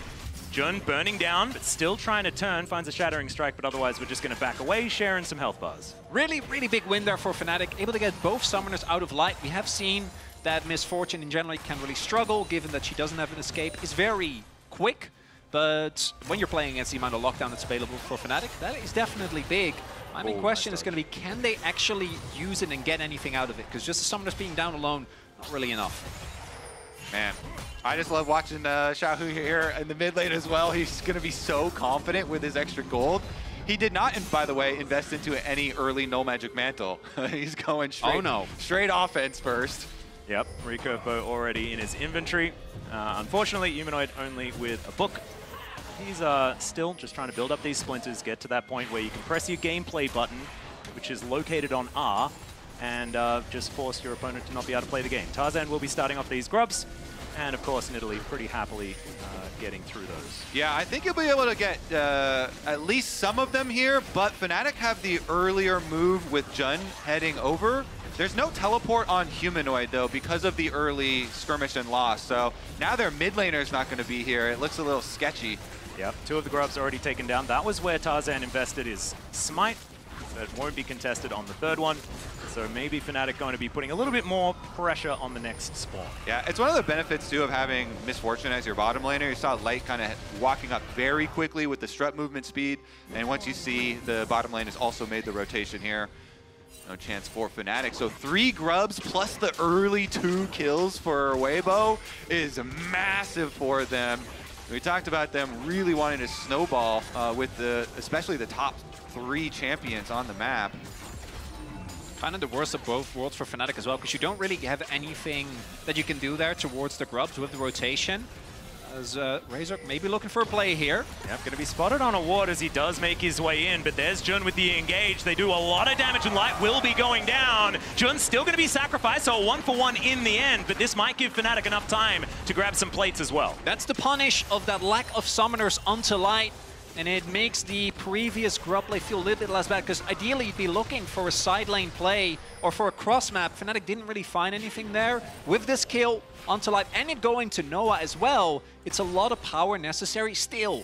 About 800 gold behind, but at least they're trying to stem the bleeding. And you do pay a small price by showing jungle up for that dive as they stop the recall here from Oscurin. By showing jungle up there, Tarzan moves in and steals away your red buff as well, so a very small price to pay. But still being able to get it. Well, it's a 2-for-1. You got 3 grubs as well. There you go. So in the extended trade, definitely still not the end of the world. And I really like this play from Fnatic. Exactly what we talked about.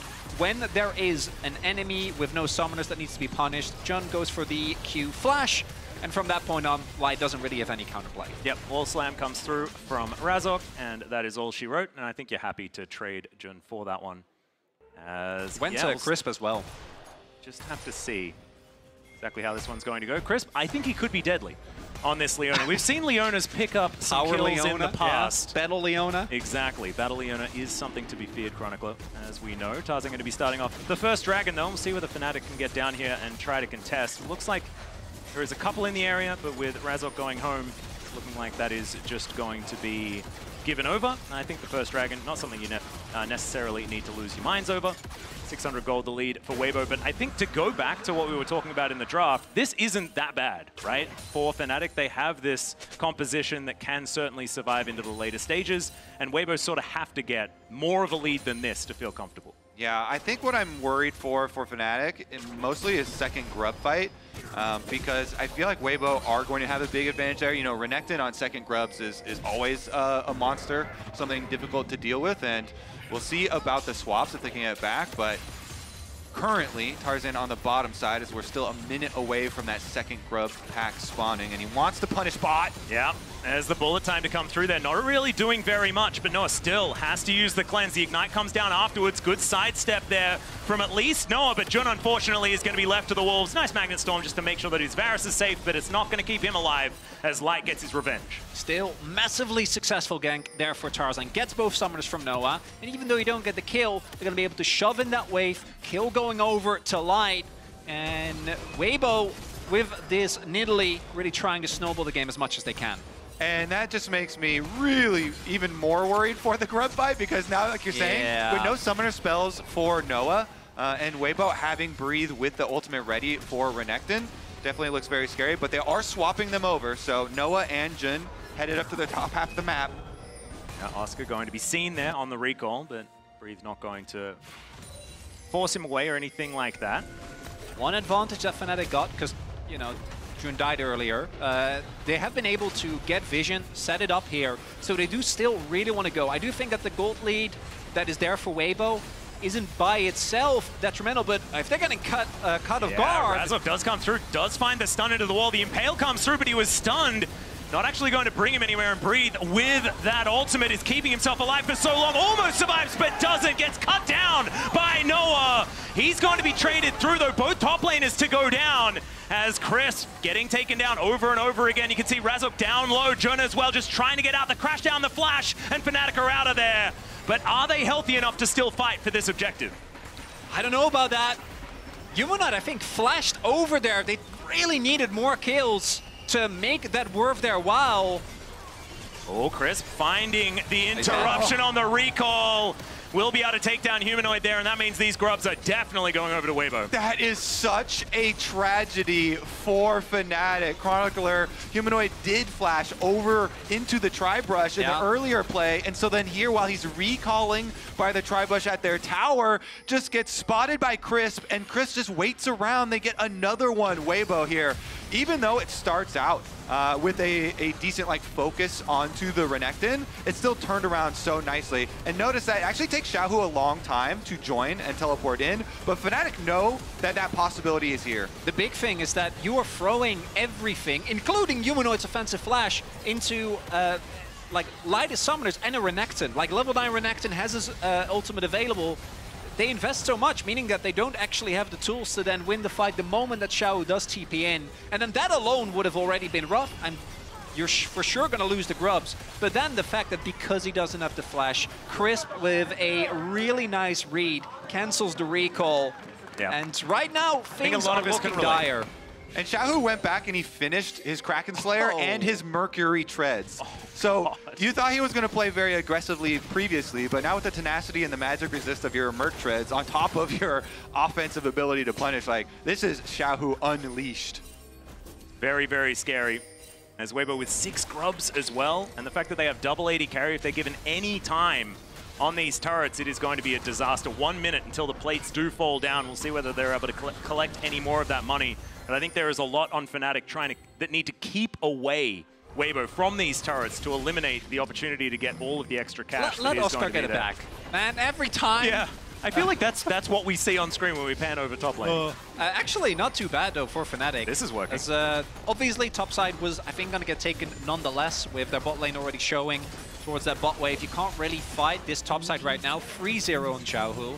Tarzan, obviously, really, really fed due to the early impact that he's made.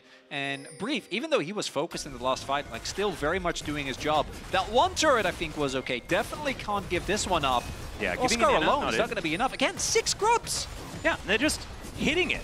Tarzan as well can give attack speed over to Xiaohu. It is just going to be taken out, and that's what happens. I think you can't really adjudicate how much damage you're going to do in what amount of time with these 6 grubs there. It's just not really working. Noah's been here for forever. It's lethality Varus. He's trying his hardest, but he doesn't have a lot of attack speed to get through that turret. Yeah, it doesn't quite work. It's Crisp taking a little bit of damage there, but not really too much to worry about as Noah finally does get through that structure.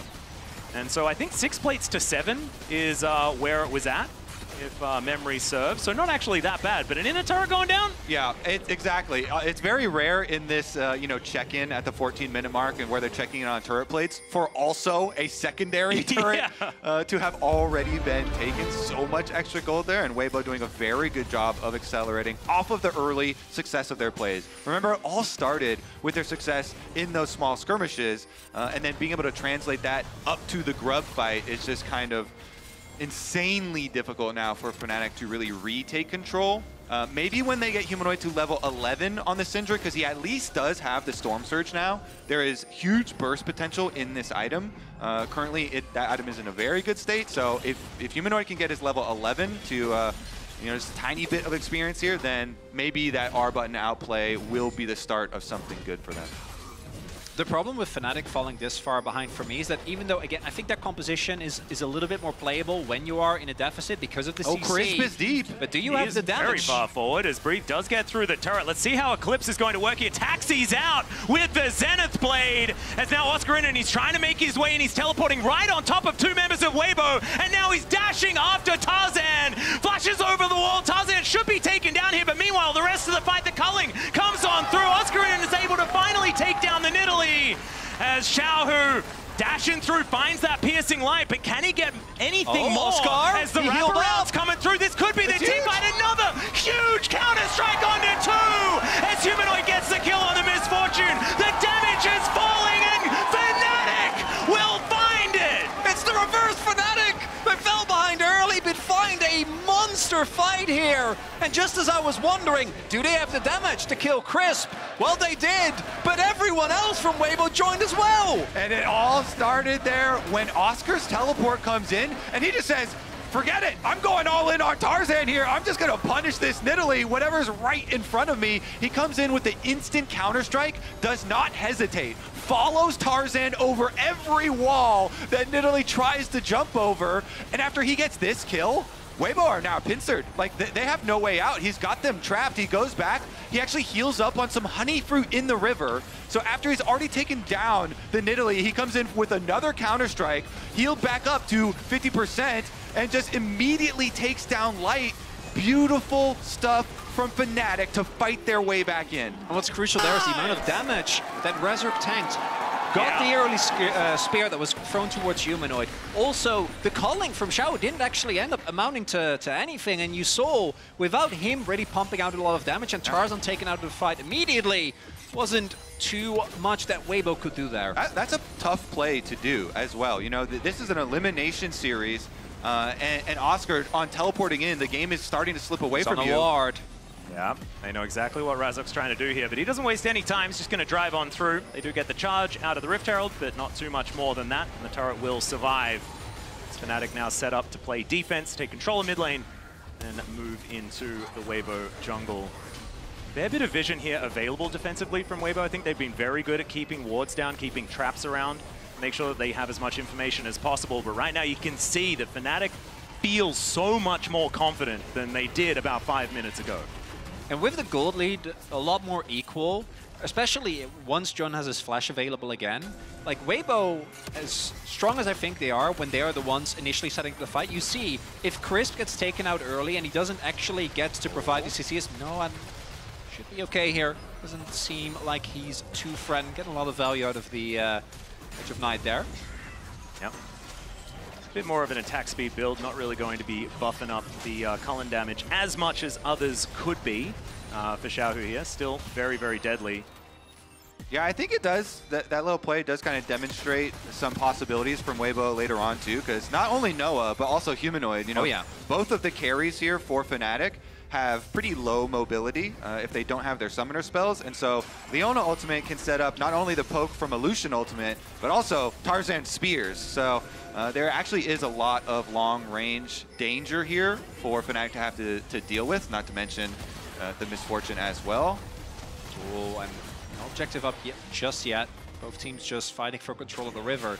But if either team can get the ocean, I think that's, particularly against the spears, very high value, but a lot of these comps feel really bursty, so I don't know if you really want to prioritize too heavily towards getting those. Maybe instead look for gold on the cross map. Yeah. The reason I was freaking out so much for that last fight, though, is because it actually does so much to allow Fnatic some more counterplay. If the Jax is in a good condition, being able to have the split push, but then also set up for the objectives here with very strong frontline on the Skarner and the Rel just gives Fnatic so many more options in this game that looks like they had started to close because of Weibo's dominant early game. But really big stuff there from Fnatic, and especially Oscar, to get themselves into a much more capable situation. I also expected Weibo to get that mid lane turret down, which obviously gives you so much more pressure and makes it a lot harder to play for Fnatic.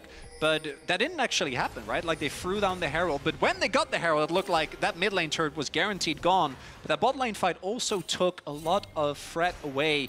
And now you can see, I think, for Noah in particular, as you point out, like, even with Edge of Night, this is a guy that needs to be very careful with his positioning, but having a turn to go back to for Lethality Varus is a big deal. Yeah, it is. Bit of a battle here, but it is going to be Noah helping out with his piercing arrow. Razork going to be able to grab that smite on the blue buff, and as we've just ticked over 20 minutes, it is now on everyone. Feels very, very nice. Fnatic now pretty set up for this dragon. It's spawned just now as we were talking about it. And it's still a fair bit of vision available, a fair few traps available here. So Weibo do understand what's going on, but they will, I think, look to take down this turret first. And let's see whether Fnatic let them. It's another smash into the wall. Double impale from Razork. There's the counter-strike as well. He barely needed it. Xiao just going to fall. Crisp immediately afterwards. And the rest of Weibo are reeling. They're going to lose the dragon. They could lose more. It's a double fake-out. Weibo also think, okay, we can give up this Drake, who cares, it's the first Drake, we can take mid-turret, but Fnatic are ready to punish. Yeah, Razork says, get off of our turret now! It's still there! And Xiaohu tried to finish it. Xiaohu has flash, by the way, Crisp has flash, by the way, and they wanted to finish the turret. They thought they could finish the turret in time, that then they could turn and take the fight, but the Skarner is just driving right at you. You have to respect it. They do not respect it. He can't finish the turret, and he just gets clapped up by the ultimate, immediately taken down. Huge for Fnatic here. What a punish. And that's Xiaohu going down, the most fat member on Weibo, the one that's supposed to provide the damage, and tried to dash out of the Impale, but simply too late. If he flashes there, I can see Weibo turn around that fight. Grief was at the ready, Tarzan wasn't ready threatened, and if it's just Crisp, I think that's playable, but instead, Fnatic now with a gold lead. And a kill lead as well. With a composition like this, feels absolutely fantastic. Because Weibo, they were starting to run away with things. As soon as that bot lane fight happened, you could even see the split, right? Tarzan hanging so far back as Crisp and Xiaohu were looking to try and greed for that turret. I could hear the comms, you know, in my mind's ear. I could hear it. Tarzan saying, please don't die. And they were just still underneath that turret mind's there. Ear. Yeah, my mind's ear. That's what I was going for. You know how you say mind's eye, but I couldn't see it. I could hear it. Hear it. It sort of had to be my mind's ear. I totally understood what you're going for. And then clearly I'm the problem. I'm sorry. Apologies, Atlas. I didn't mean to. It's okay. I don't think that one's been coined before. Please let me know if you had had an any Atlas idea. special. Yeah. But you made me feel like right home about something was not actually a thing that people said, Kobe. So I never know when I'm on a desk with you whether something's real or not. I traumatized you with that You one. really did. I heard somebody else say it with you just the other day, and I was like, he's not berating him for it. I really want to hear this. I feel like we need to focus on the game. We'll look fair back enough, to this fair later. We'll unpack our trauma later. As we do see now, third item done. Noah on Lethality Varus, and Varus in general, but I think with Lethality Varus you do have a lot more innate safety because of the fact that you can use your range a lot more, but still, into particularly a possible Brief flank or Crisp, he needs to stay on point. But as long as these summoners are there for this AD carry, I think Weibo are going to have a tough time as Breathe. Yeah, Breathe is going to find Jun here, but also a few extra friends that maybe he didn't want to hang out with, as there's a teleport coming through as well. He is soaking a lot. The Sterix is going to be there. The zoning Impale comes through, and the culling just tickling Oscar Innen, who still dives forward. I'm not sure about that one. Xiaohu going to finish him off in the end. Bullet time not doing a whole lot of anything, and the minion wave is there to soak these spears. In the end, it is going to be a 1-for-1. Both top laners falling down, but Crisp losing his health bar, and Tarzan just don't think he can quite do enough here, as still Weibo trying to push forward, not finding too much. Really good flash there from Xiaohu. If he ends up getting counter-struck, I think this might be an opportunity for Fnatic. But now instead, Weibo trying to punish with Humanoid not having teleport available, I don't think the game state is that desperate that they have to flip for Baron, so they rightly so decide not to. Yeah, it's actually something you see a decent amount with Fnatic. After they make a good play, then they get a little bit too antsy with trying to squeeze more out of it. And could have just taken the Renekton. Exactly. Oscar was a little bit too greedy in the +1 on top of the play. Because here, Breathe is so separated from the rest of Weibo. You know, his plan as they approach the brush is to dodge and outplay, but he can't last long enough for the rest of Weibo to get here. By the time they get here, he's actually dead. And then the rest of the team actually walks back because of the Leona ultimate. But Oscar was forward from the Leona ultimate, and so he wanted to make the huge play onto Xiaohu. But as you mentioned, it's just a flash-for-flash trade. Have to really pinpoint the timers on those summoner spells and keep that in mind. Also, even though you see how much CC Fnatic has, Jun missing stuff still leads to the Renekton going down. I'm pretty sure they can actually 100-0 brief there if they fully stun lock him, right? If the Q goes off, then the crash down, then the slam into the wall. Because a really big part of why that fight looked even close was Brief again, already has level 2 on the ultimate, had his Sterix, and you saw how much time it took to actually take him down. But looking at the summoners, Xiaohu's flash, I think, is a big deal. Outside of that, nothing too crazy. And this game at 25 minutes still feels like it very much could go either way. It really does. I do still feel like Fnatic are in a great spot given what they have. We'll just have to see what they do with it. As Breathe pushing in this lane towards the bottom inner turret. Oscar will come over and pick that one up.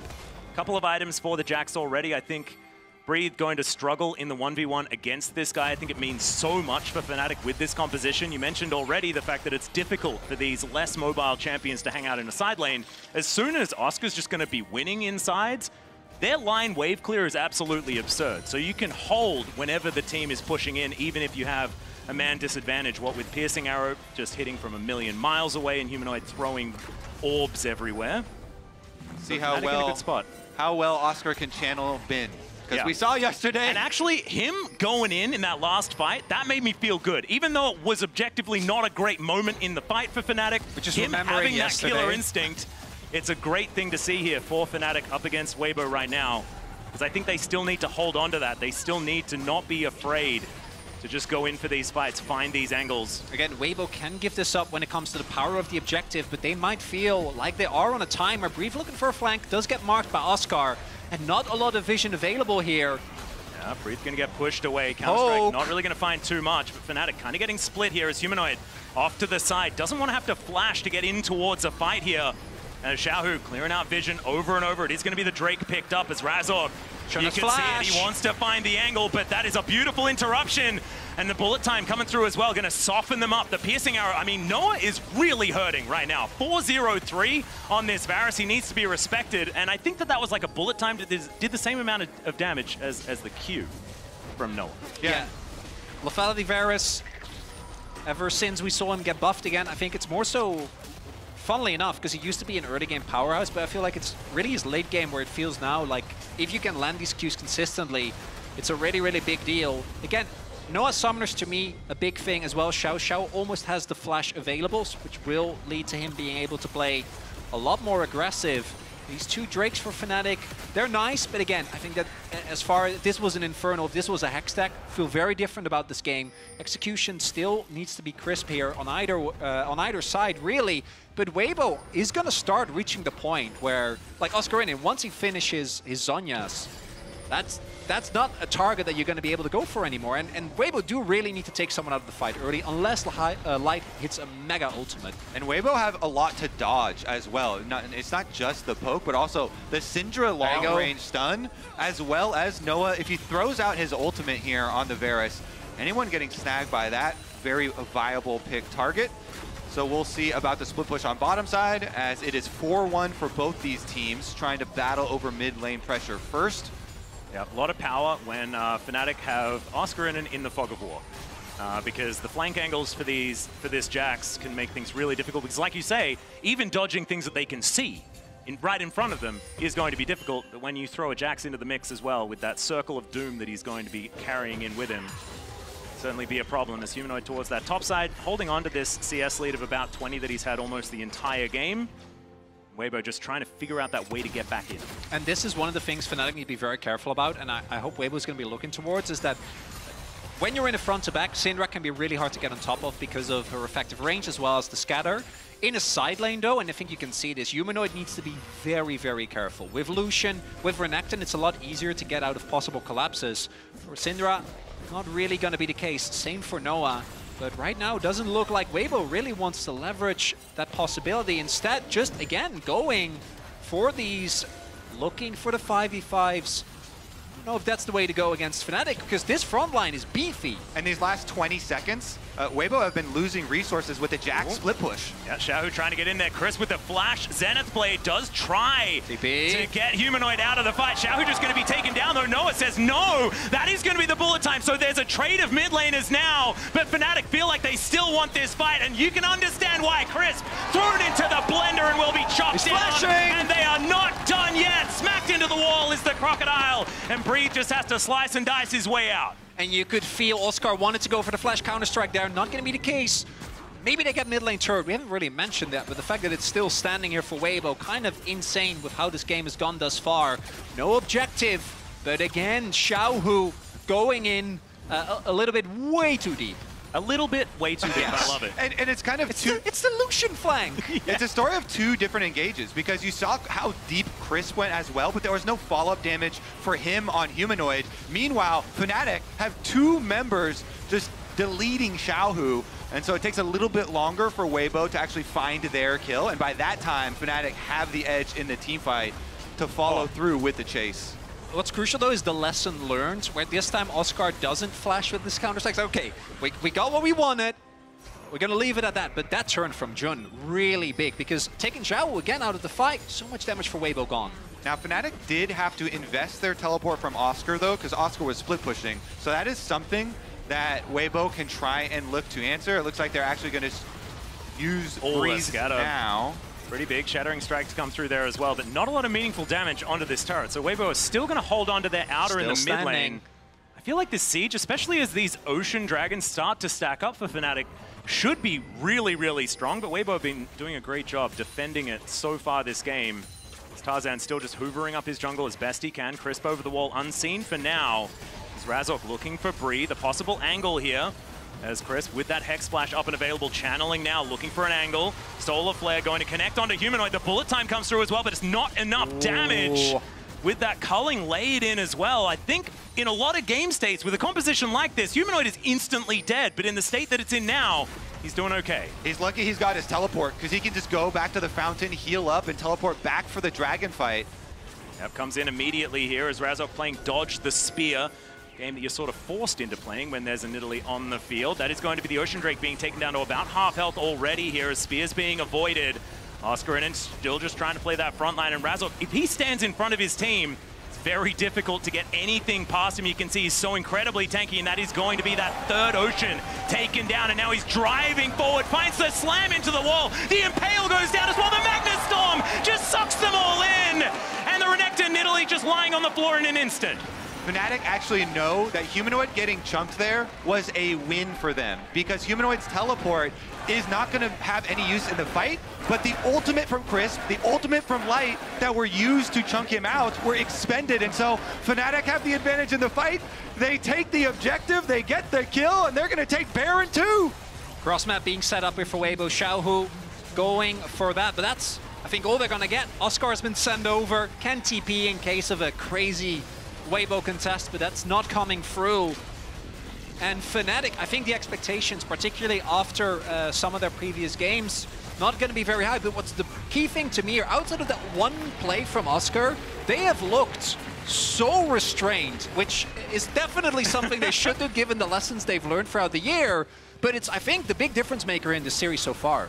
Certainly is, and coming into this one, when you don't have that Leona, Misfortune, or Lucian ultimates on the side of Weibo, they're just kind of standing around watching, you know, poking at the dragon, see if they could steal it or something. Light here, let's see if he gets any autos off. He walked all the way around, he casted an E. He got so by Oscar. Like, Oscar just walked up to him, helicopter, he's like, oh no, I can't get near this. At this point, I'm feeling like AP Misfortune would have been the option. Yeah, get that Leandry's in there. Yeah, get that E damage working out as Fnatic with the Baron now pushing down. They finally get the outer turret in the mid lane. And the inner might be following, although they do run out of minion waves. Still, this is so much control, and you can see they're playing as if they have checkmate. They've been playing like that for the last 10 minutes. That could worry some people, but we'll see whether it works out. I was about to say that, but now comes actually killing the Nexus. And I think first, getting inhibitors, right, makes it so much easier to play the map. I hear you do have to do that. There was a team that we had that got caught up with the whole inhibitor debacle. So yes, you do need to kill those. It's a big deal. It is a big deal. As Fnatic now just looking for a minion wave in mid lane. Top lane is not really something that they can play through right now, but bottom mid is somewhere that they should be able to crack at least. Yeah, Oscar should be going back there, catch that one, so that they're at least playing on 2 waves, but they want to be careful. Weibo have been very proactive about continuously looking for these fights. I mean, from this point on, it is just so easy for Fnatic because Weibo's comp has just run out of steam, and Fnatic have all the advantages here. They have an advantage in split push, they have an advantage in siege. Their front line is massive. Weibo would have to come up with some miracle play from Crisp. Honestly, a Leona ultimate would be their dream scenario. Crazy flank. Breed looking for that angle. You can see the Crocodile making his way in. Crisp going to start up the fight as Razor's just a brick wall in front, and they will just choose to kill the Leona, and she's going to go down extremely quickly. The bullet time not really doing too much. The culling following suit, and Oscar dives into that backline, a triple kill just instantly. That's one heck of a counter-strike for that engage, as Breathe not going to be doing enough here. And Jun just going to come back just to help out with these guys, as Razok is immortal. This Skarner is never going to die. At least not for the rest of this game, as now Fnatic looking to push further forward and try to break open this base. And Noah falls, but I don't think he's going to be feeling bad about this one, Kobe. It's Fnatic with the outscale. It's Fnatic with the comeback. Oh my goodness, this was not on my bingo card this morning, but I'm very happy to sketch it in crayon as these Nexus turrets are falling down, and Fnatic on their home turf will not be pushed away by Weibo in game 1. Not with that early game composition. They'll move up 1-0 in the series.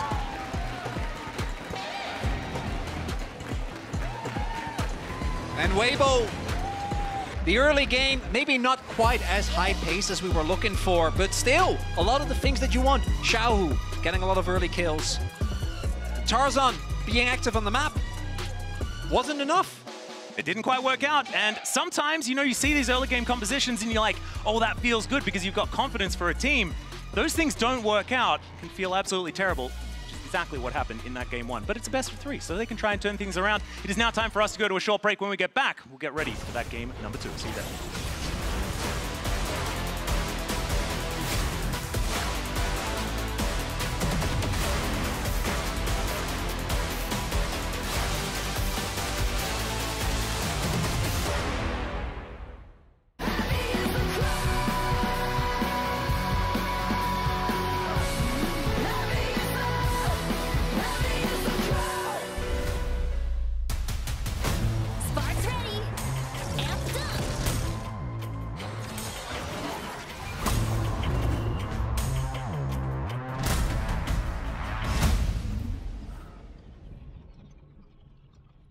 This is necessary.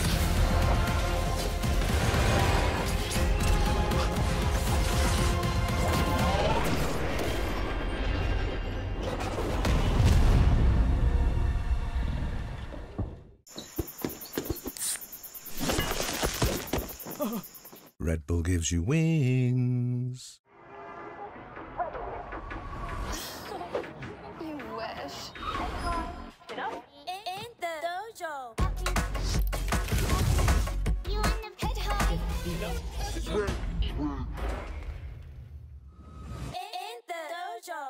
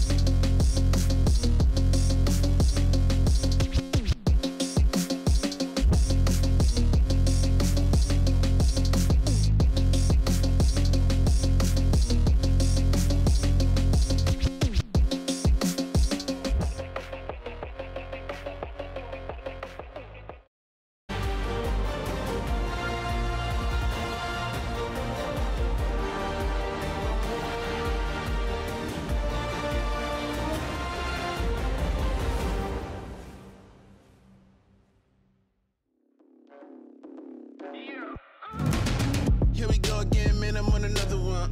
Don't wait up for me, man, I'm on another run. Yeah, I hear the streets calling. I cannot ignore it. Walking on the border, feel the devil on my shoulder.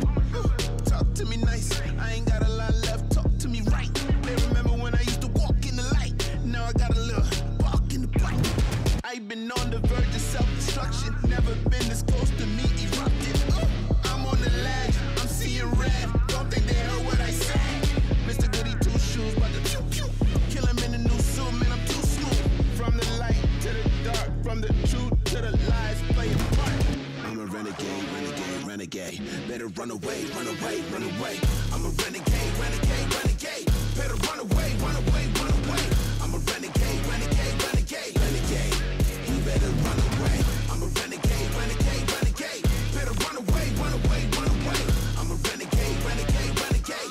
Better run away, run away. Yeah, yeah. I threw away the halo, never gonna be an angel. I'm more keen and able. I've been a since the cradle. Build different, homie. You could go and check the label. I'm 100% raw, underrated. Unrelated, I'm the greatest. I'm the hero and the villain. You could pick a favorite. I'm the one that everybody said he couldn't make it. Now I'm on a mission. I'm trying to win my enemies and they hate is just the love when it's intensive. Dark is just the light without the sense. And loneliness is you without the friends. Click, giving up for me is too expensive. Renegade. I'm a renegade, renegade, renegade. Better run away, run away, run away. I'm a renegade, renegade, renegade. Better run away, run away, run away. I'm a renegade, renegade, renegade, renegade. You better run away. I'm a renegade, renegade, renegade. Better run away, run away, run away. I'm a renegade, renegade, renegade. Better run away, run away.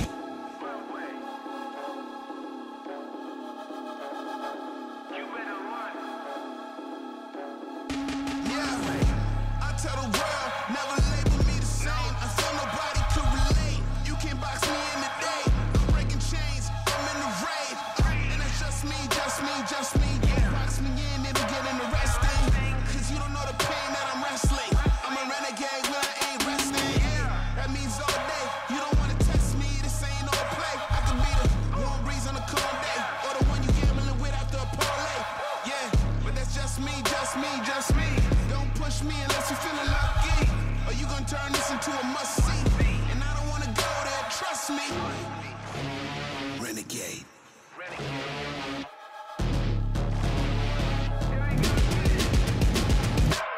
I'm a renegade, renegade, renegade. Better run away, run away, run away. I'm a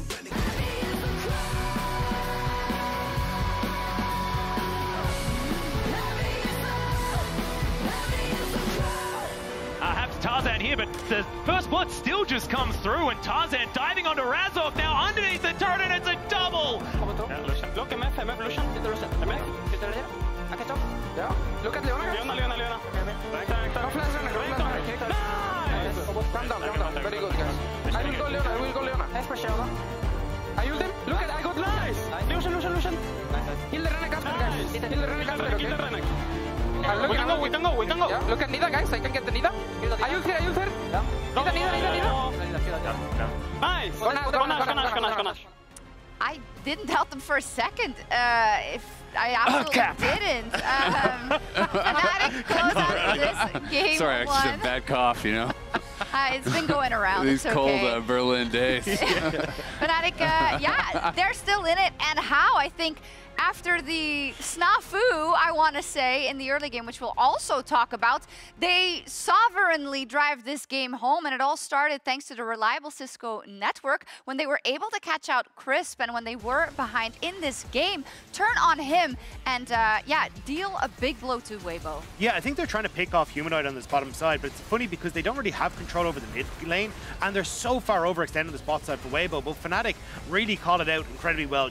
Jump on towards Crisp, have this immediate turnaround, and Oscar Innen plays this fight absolutely spectacular. He gets on towards Tarzan. Fnatic play the fight then patient, pull back, wait for Weibo to overextend, Oscarinen's able to heal off of these honey fruit up on the top of your screen, and then with that extra health bar, they turn this around and just able to pick off Light as well. He tries to go for the cleanse, but Jun is able to follow up over the wall. It was a really well orchestrated fight from Fnatic, and honestly showcased a lot more of the patience that we got from them this game, which honestly was kind of the big surprising point. Yeah, I mean, I think that was by far the most impressive part of this game to me, is that Fnatic is known as this team that they have a strong early game, but they're hopeless in the mid game, they're hopeless in the late game.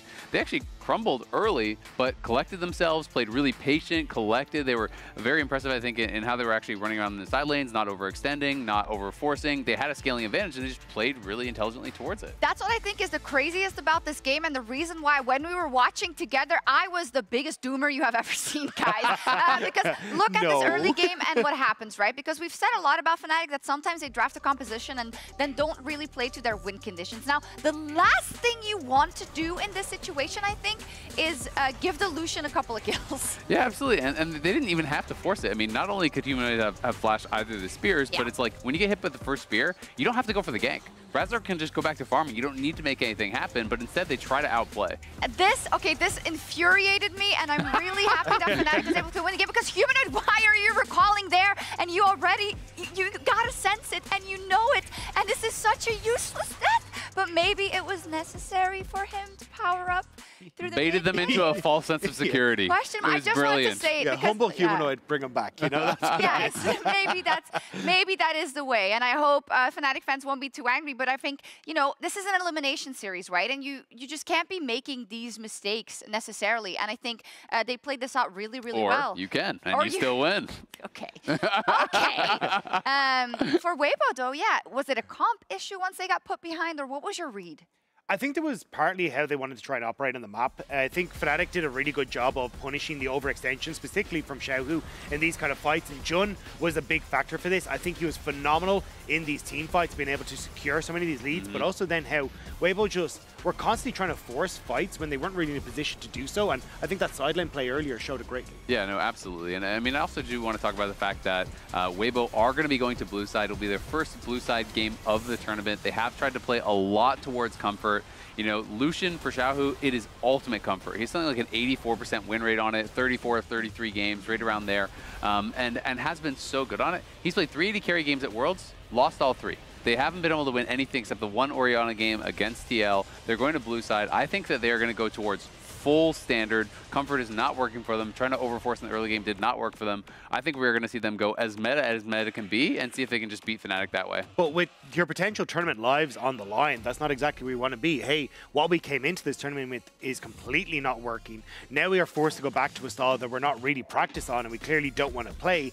And sure, they won that game against TL, but that was TL's game. It was not Weibo under control for the majority of that game. So I'm nervous for Weibo here. It feels like nothing that they have is working, and Fnatic, they look confident on the Rift. I mean, yeah, for Weibo, they can be so wildly inconsistent, but then they can beat LNG in a Game 5 with Tarzan on Italy, and I feel like they wanted to channel that in the beginning of the series, and I can totally see why. I'm not writing them off just because I know how inconsistent they can be, right? But now this is possibly your very last game. I think the thing that gives me confidence for Fnatic here is how well aligned they've been in these fights. Jun overextending has been a big talking point for a lot of Fnatic, the inability to find success in these team fights, but they are patient, they are supporting Humanoid incredibly well on side lanes, and Jun has been outstanding. As long as they can keep this control coming into game number 2, I think Fnatic have this. Yeah, perhaps we have a good luck charm in Atlas and Chronicler coming over. What about me? And they've changed. I'm not a good luck charm. You've been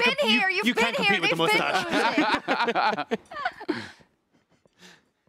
And I don't think Isaac's ever been a good luck charm, unfortunately. It's just not really been a thing. So but he broke the curse at least. That is true. That is true. He's working it back. Small steps. Baby steps. Exactly. It's not quite there. Do you trust him to be here, you know, today? Yeah, of course. Yeah. no stress at all. 100%. We'll get to the next series when the next series is. I don't think we need to. We'll cross that bridge when we come to it. It is now time to get towards game number 2.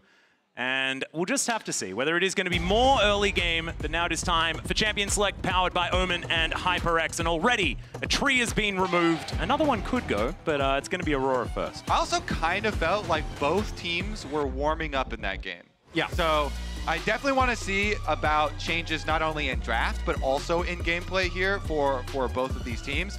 But as we said, you know, Fnatic, again, another Aurora ban. Seems like they really have not invested the time to utilize it themselves. It's very common on red side, though, so should just be the wombo combo of red side bans. Yeah, there it is. Yeah, it's beautiful. That's exactly what we want to see. Aurora and Yone, both of them taken away, and now you get your 1 ban. Congrats. You know, first it is going to be the Kalista taken away from Weibo, though. We'll see what they're going to round out these bans with. Might tell a little bit of a story as to what they're going to go for their first pick. Yeah, I'm going to go out on a limb here and say that Weibo are not going to do another Nidalee Lucian game. I still feel like so I don't think you need to ban still those. stands out to me for some reason. I'm kind of hoping first pick Renekton isn't a thing. I wouldn't mind Skarner again. Gonna get prioritized here. Not bad. Take it away from Razok, who was so incredibly good at it in game number 1. Kind of okay with where it's going so far. Definitely is a change-up here for Weibo. All right, Fnatic. If we go Vi plus some kill-oriented mid lane, maybe. They don't do it quite yet. Rel Vi is a lot of CC, though, and it certainly sets up a game plan here for Fnatic. Plus, I have to say, Rel in the previous game looked exceptional. So I would say immediately go right back on that, slam it. I think Jun definitely kind of gapped Crisp in the previous game. So now, like you're saying, they've got really good guaranteed engage, and it's up to Weibo to break up the Vi plus, you know, kill-oriented mid lane, the Orianna hover, as well as the Ahri hover here so far. Yep, Orianna will be locked away, so Xiaohu back to what has worked so far in that one game. So that was just a dare. He was like, all right, so you want to play some Ahri plus Vi? Well, you know, I can't do anything about it, so you can do that if you want to. Haha. Got you. Do they want to go for the Jax here? We've seen a lot of that. I do think Skarner, as far as, you know, deliverers of Orianna's ball, not the best.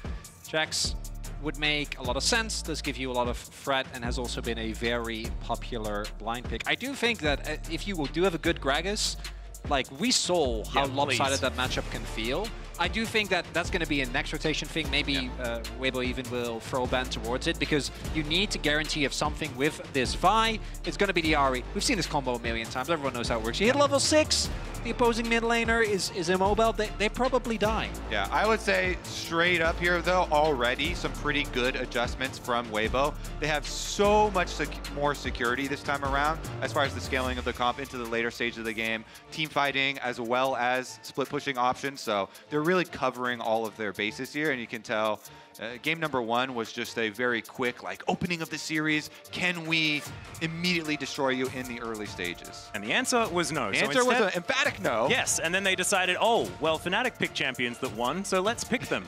No Syndra, though. It is going to be the Orianna instead, but certainly works in a very similar way, very orb-focused. As now the bans to be coming through, the Alistar going to be taken away just to protect that Rel matchup. Xayah left at the same time. Is Cassante going to be removed? I'm not a big fan of that Cassante ban.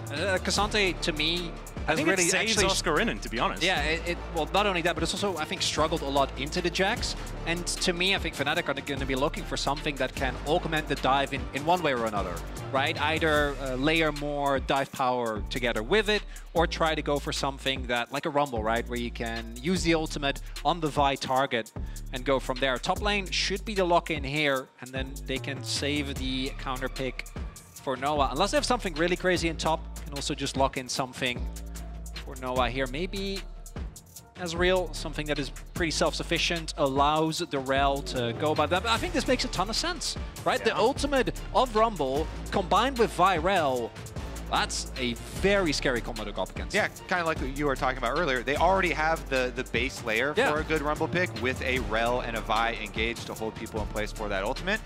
So it makes a lot of sense into the Jax there. And Light will actually steal away that Ezreal because he's worried about the Vi Ahri combination. And that is one way to try and gain some extra distance. Yep. Is it just going to be another Leona to be locked in here for Crisp? Certainly has been something as a favorite alongside the Ezreal, but instead some more mobility as the Rakan going to be taken down. And now Jun, considering a misfortune here for Noah to play the other side of the matchup this time. Of course, it's not a Varus being wielded against him.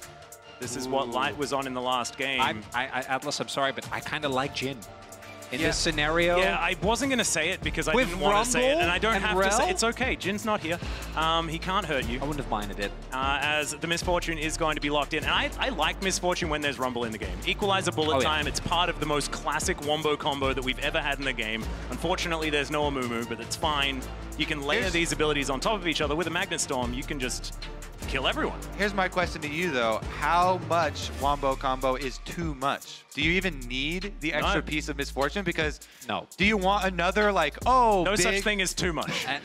Because then after you use it, like, what if you whiff, you know? That's a good point. Or what if they don't have a good setup for it? For Weibo, I think his composition feels miles ahead in terms of what it can do. Like, I still think it has some points in the early game, right? If you do get a combo, if you find someone with the Impale and you layer some damage on top, definitely a lot weaker in the early game.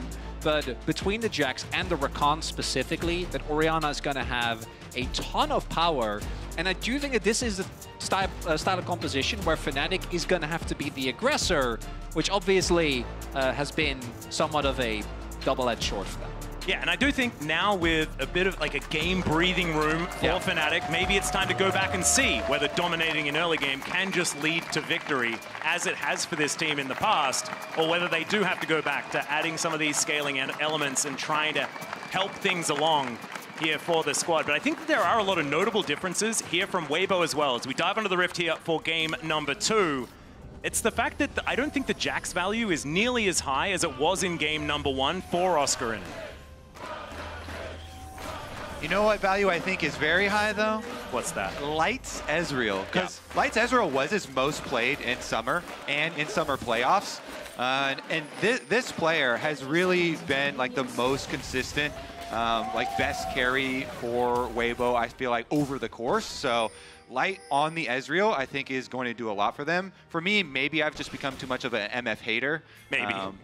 Which is reasonable. We'll see about the execution, though. I think this game will look very different. And you can see as well, remember to log into your Riot account on lolesports.com and watch Worlds live to earn exclusive Worlds emotes, icons, and capsules. Hope that segue was all right. I'll keep working on it as the days go on. I really think you did a good job until you asked. Talked about it? Yeah. But that's what I like to do, because then I can never do a good job and it fits in with the vibe. But you did a really good I don't need to dive into this right now. Does look like Weibo, at the very least, want to figure out what is happening here. Yeah, they actually want to commit to a fight. I like that. Number 1 goal, let's figure out what's happening here. To be fair, in terms of lane swaps, I do think that's a good call. Are they actually going to commit to the level 1? What's happening here is a level 1 5-on-5. So we figured out that's what's happening. All right, we've got a crash down though, as Breathe is kind of separated. Does have Counter Strike, probably one of the best abilities for level 1 in the game. Oscar in, and he's firing these harpoons, man. He's finding a lot of value as well. He's running pretty hot right now, looking for another angle there. Does find the last one. That is, I want to see the damage done here in this level 1, because I feel like this Rumble has certainly done a whole lot already. What's the Kobe, break it down. The look on Chronicler's face is the best. I'm just trying to... What? Just so you know, at home, we have like a fully running like TikTok stream that shows the casters. I think just for Chronicler's face, I think it is well worth. Like, you just zoom it in. You just like have it open on lolesports.com as well. If that Rakan was a Braum, I'm like, yes, please fully commit to going for an early invade. If you had wheels, you'd be a bike. Exactly. You have to see what the actual repercussions of this are going to be, because right now, all it's costed Weibo is a teleport, and obviously, in many lane swap situations, you'd be teleporting towards that wave anyway. But I don't know what it says for Weibo. No one ended up dying. I think Razor must have gotten in here with his Q, because they knew the ward is there. All right, let's focus up. We got Ahri Vi. Ahri Vi mid lane looking to burn some summoner spells, and look at River too. Yeah, Jun is heading up. Going to speed him up as, Flash does come out. Razok does exactly what he needs to as Jun's going to turn up as well. Going to be difficult for Xiaohu in the lane from now on. Just checking some camps here, and you can see Razok already was pretty far ahead. I think Tarzan has now managed to try and catch back up again, but full information of where the jungler is now as Noah catches the wave. And Atlas, checking off the boxes that you always have when you have a Vi Ahri. First step is always burn the enemy mid summoner spell early on, so that when you get your level 6s, then you can actually get the kill with that guaranteed combo. The only thing you give up is vision of your jungler when you pass through mid, and Weibo looking to punish on that. Yeah, information over to both sides here, as that is going to be Tarzan locking down the blue buff. Gets the crash into the wall as well, as Noah's going to come on over. Level 3 Breathe taking a fair bit of damage now as Humanoid. He can rotate over as well. They're going in! Possibly in trouble. There's the crash down. Crisp taking so much damage, but he flashes to get away. Razork doing exactly the same thing. Noah just standing there looking for someone to hit, as Razork should be taken out, but not before they get the kill on the Rakan. And now Xiao, who remember doesn't have flash, he's stuck, and is now in the Thunderdome, but the rest of Weibo are there, trying to keep him safe. And it looks like Fnatic will just back away. Good escort, and it looks like both teams said, okay, game number 1, it was a little bit low action, little bit too slow paced. What was it? Well, compared to this it was. Well, Noah is now coming on over. Maybe this is just an extended fight, as they will just let the Jacks go home. Tarzan, he wants to be able to take this Rift Scuttler, and maybe we'll just have waves being attacked as Jun just At some watches. point, we gotta pay some attention to the creeps. That was actually a really big kind of like defense of the recall there for Weibo. If they'd been able to interrupt Breeze's recall here, it really would have messed up his timing, because they push in on the bottom wave immediately afterwards, but he gets it off. And so we're actually going to have the regular swap now, with Chris rotating up to light on that top side of the map. And Razork actually stealing away from the enemy side here. Let's see how much he can get. Razork already with the pass through mid and bringing that summoner spell is quite big in setting up their early game, but we'll see if he can continue. Yeah, that's what led to that fight in the first place. It was the fact that Razork went for the gank on mid and then went back into his own jungle, where obviously Weibo were trying to contest, did end up getting it, and now looking at everything that happened, feels like it's still fairly even, right? A lot of summoners blown on the side of Weibo, but unless a big fight breaks out early on, shouldn't be too big of a detriment. Yeah, I'd say the biggest advantage here is actually on the side of Fnatic, and that is with Razork's possible opportunities for the next plays, because Breeze now, no teleport. Tarzan now, no teleport as well. So if they're able to shift the lanes backwards, then Razork is going to have a lot of opportunities. And Humanoid will get to his level 6 very soon. Of course, the Vi is going to take quite a bit longer, since we've had extra time skirmishing and not full clearing. Yep. Crisp is going to find the position of Razork. Definitely important, is now Breathe getting stunned up, I think holding on to the Counter-Strike, and that's why Jun doesn't want to overcommit here. Still going to throw the crash down in, and there is that Counter-Strike to come out. Just trying to zone him away as best they can. This wave state is horrible, though. It's pushing away from Breathe, and the rest of Weibo is towards the top side of the map, trying to get these grubs. They will get that. Fnatic looking to counter with both a Dragon and possibly Jun. He's still backing. It looks like they're going to let Breathe get to the wave anyway, so just a trade of objectives here. Yeah, quite nice there for Weibo. Honestly, the player that I had my magnifying glass on from the Champion Select in light on his Ezreal is probably the place that they are still most confident in, even though Noah got the first blood, so the extra bonus money in that skirmish. Because of the extra CS here for Light, who had been CSing on top side of the map, still on a very good pace in this game. Yeah, because everything's been so chaotic, but we did see for a brief moment there as well, Oscar just getting pelted by Ezreal. I think this is one of the few matchups as well where, particularly after the Rumble nerfs, you're just kind of sitting there, and you get poked down. It's really hard for you to get on top of the Ezreal. And even if you do get on top of him, quite have as much damage as you do before. Razork should be getting closer towards the level 6, but Xiao now will have his flash available, so that should take away at least one possible risk here for Weibo. See whether they can play around that one.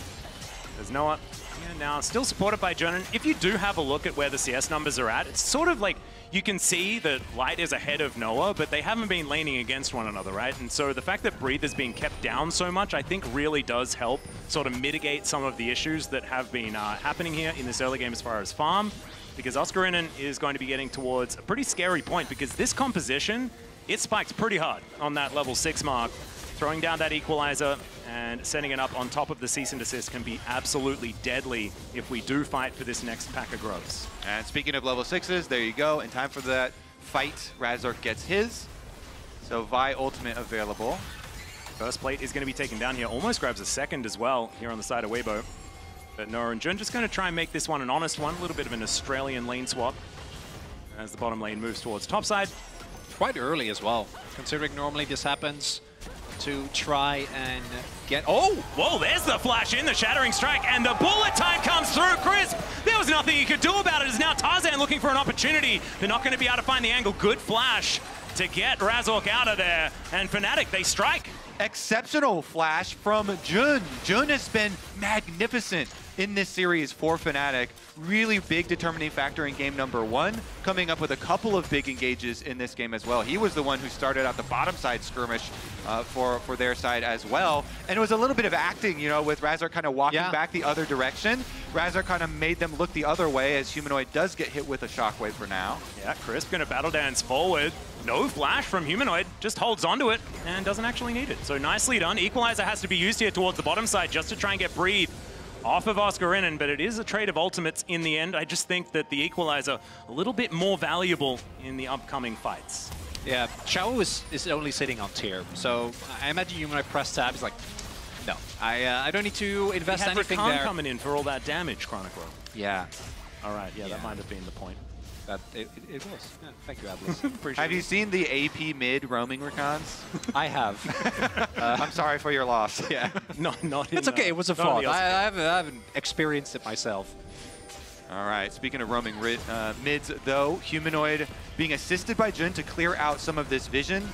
Again, always looking at that synergy between Razork, Jun, and Humanoid to pull out some of these plays. Humanoid, not only you mentioned him holding on to the flash there, he also has his ultimate available, so kind of itching to make a play. Vision control around mid, plus having everything ready here. Seems like Fnatic are kind of poised to blow some summoner spells in the next couple of minutes, because you already see Jun on reset, going right back out, holding hands with Razork. You kind of tether those two together. The support jungle engage combo looking to move towards the grub fight. And with this fight, Ari, you want to be the one that's at the objective first. You get to decide with full information whether you want to take a fight or not. Tarzan with a little yoink here. Ooh, yeah. That's actually quite big. Do note, Brief already has his TP available. Oscar's almost ready, but not quite yet. Yeah, this ward is going to be cleared out here by Weibo as they look to start off these grubs. Already 3 in possession, so they only need to get 1 to activate these mites. Is now Xiaohu rotating over a ward as well, but gets that ward into the river. And so that is going to be the first one taken down. 4 grubs, make that 5. As Fnatic just say, yeah, you had 6 last time and we still seem to win, so may as well just not fight for it. If they're not taking it, then Oscarin, how come he didn't hard push on the wave? Now he goes up to hard push the wave, that all of them are gone.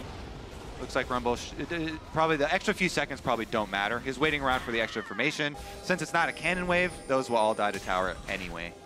Yep, you got Fnatic able to get a crash in towards his top lane as well, as Breathe will look to catch it. So Weibo just back to business now. Still going to be about a 1,000 gold lead here available for Fnatic, so things going just fine in this early game. See what they can make happen here as we move into the mid game where they can exert so much of this pressure with the Vi Ari, as well as Oscarinin as he gets a couple of items built up almost towards the Liandry's, which is such a big spike. Big difference here, obviously, though, is that Weibo is completely fine with this going to late game, right? But Weibo isn't really nearly as pressed. There's no Renex in Italy, no Lucian mid trying to look for flanks. They have a composition that if they ever, regardless of what the game state is, hit their spikes, if they hit a big ultimate of either Crisp, Xiao, and Tarzan in any combination or get a good flank from Brief, they can always find an angle into a fight. Particularly, I think Noah and Oscarinin, both of these champions, they have a lot of threat, but they're also immobile, so you need to be careful. A lot of movement speed, but that alone might not be enough if Crisp finds access to the backline. As now, second Drake, I think, is what Fnatic wants to be looking for here. Yeah. Again, with those ultimates available, I think as a Vi Ari comp, you should always be looking to try and play as it looks like the mid wave just going to be fully dropped. Humanoid making his way over. That's pretty costly for Fnatic. They got to go. Yeah, Razork making his way in, make it rain to slow them down. Is Light taking a bit of damage from that double up as well. Fnatic do get themselves into the river. It's just a Cloud Drake. Look at the vision for Weibo here. They're very well aware of what is happening. Well, they also are going to be able to get control of this bottom wave. Jun just trying to get himself in there. Shattering Strike just onto Tarzan, but he's still going to pressure him away. Now Weibo, they can start off this Drake if they'd like to, but instead just want to take control of these waves. And I think we're going to do this dance again, gentlemen. Yeah, and you can tell too with mid-wave push, now Humanoid gets to move into the river and fully clear out all this vision. So a little prio there does enable the setup here for Fnatic. A lot easier for them. We've also got full BT completed for Noah in time for this fight. That's a big spike. Yeah. They definitely want to use it. Weibo's stalling a bit down there, though, and did make them a little bit extra cautious. But in the end, they're going to cede it due to the completed items here. Yep, looks like Fnatic will just be able to take this one down. Crisp is going to poke his head in, see what's going on, but Tarzan not in the area, and that is going to mean the Dragon does go over to Fnatic. We've got another Ocean Soul back-to-back this game. A lot of brushes, as now Crisp going to get slowed down, but it's Rakan. Fair bit of mobility as far as options there. They get the teleport out. Razork just holds onto the ulti. But now the Magnustorm still comes in. Bullet time doing so much work as Crisp. Burning down, but still going to be able to escape. And now Breathe on the flank angle, and he finds Jun, takes him out. And that is going to be the second kill in the fight as Razork hits the deck. Weibo, they struck a little bit late in that one, but it worked out so beautifully. I think Bin's Jax yesterday kind of inspired everybody. Yeah, I think so. Previous to that, Jax had not been winning that much, and now coming out with a nice teleport flank himself. Breathe gets in there, in the back with the counter-strike. It was nicely set up by Weibo pretty early on here, though, with the trap towards Tribrush. Humanoid also not able to join that fight. I think did have his teleport available, but it looked initially like either you can turn there with the turn from Razork onto Crisp, actually take him down. And I think the second teleport kind of caught Fnatic off guard, because otherwise if they teleport Humanoid in earlier and the Ahri can assist with just a little bit of damage, the restart starts coming online. That's the key point, because it was very sneaky play there from Weibo. Yeah. You know, putting all that vision down and setting up the play. They're like, okay, fine. You get the Dragon, and kind of Fnatic lull them to sleep as they reset after acquiring their objective. Then Weibo strike and get some extra money. Ooh, Tarzan gets over the wall there. Suppression does come on through as now Humanoid down to 50% as Light throwing out these Mystic Shots, doing so much work as Humanoid gets over the wall, avoids the rock, but is now not able to get back, just teleported towards that top side, and so Weibo should be able to now use that in order to grab this Rift Herald. Oh, if Crisp had led that a little bit further on his Rakan knockup, probably would have at least forced Humanoid's flash, but it was just inside, and the Ahri ultimate distance was enough to get Humanoid out. This time, just like in game number 1, Weibo is going to be able to pick this up. Ooh, Oscar able to take this turret as well. Has been left to his own devices in the bot lane, so just pushing away. First turret blood to come through. Ooh, John looking for a little bit of a wraparound here as Razork not able to get the interruption on the back. There goes the Rift Herald. Tarzan collects that one. We'll see whether we get an earlier turret take in mid lane this time, as if at first you don't succeed, let's just do it again. As he does get charmed, doesn't quite work out as Crisp with the quickness finds one charm. There's the knock up, the flash forward into the Impale. Shockwave layered on top. Man, that looked completely unplayable for Humanoid, and that spelled his death. As Weibo now looking to push forward, find more, maybe even just find this turret. Yep, that is a very dead mid laner, and guess what? The gold went to the perfect spot for Weibo. Light says real, getting paid here. They should be able to keep up the pressure, push in the extra wave, and then swap down to the other side. Already look, Jax is going straight for the turret right now, so Breathe as well going to benefit from this pressure.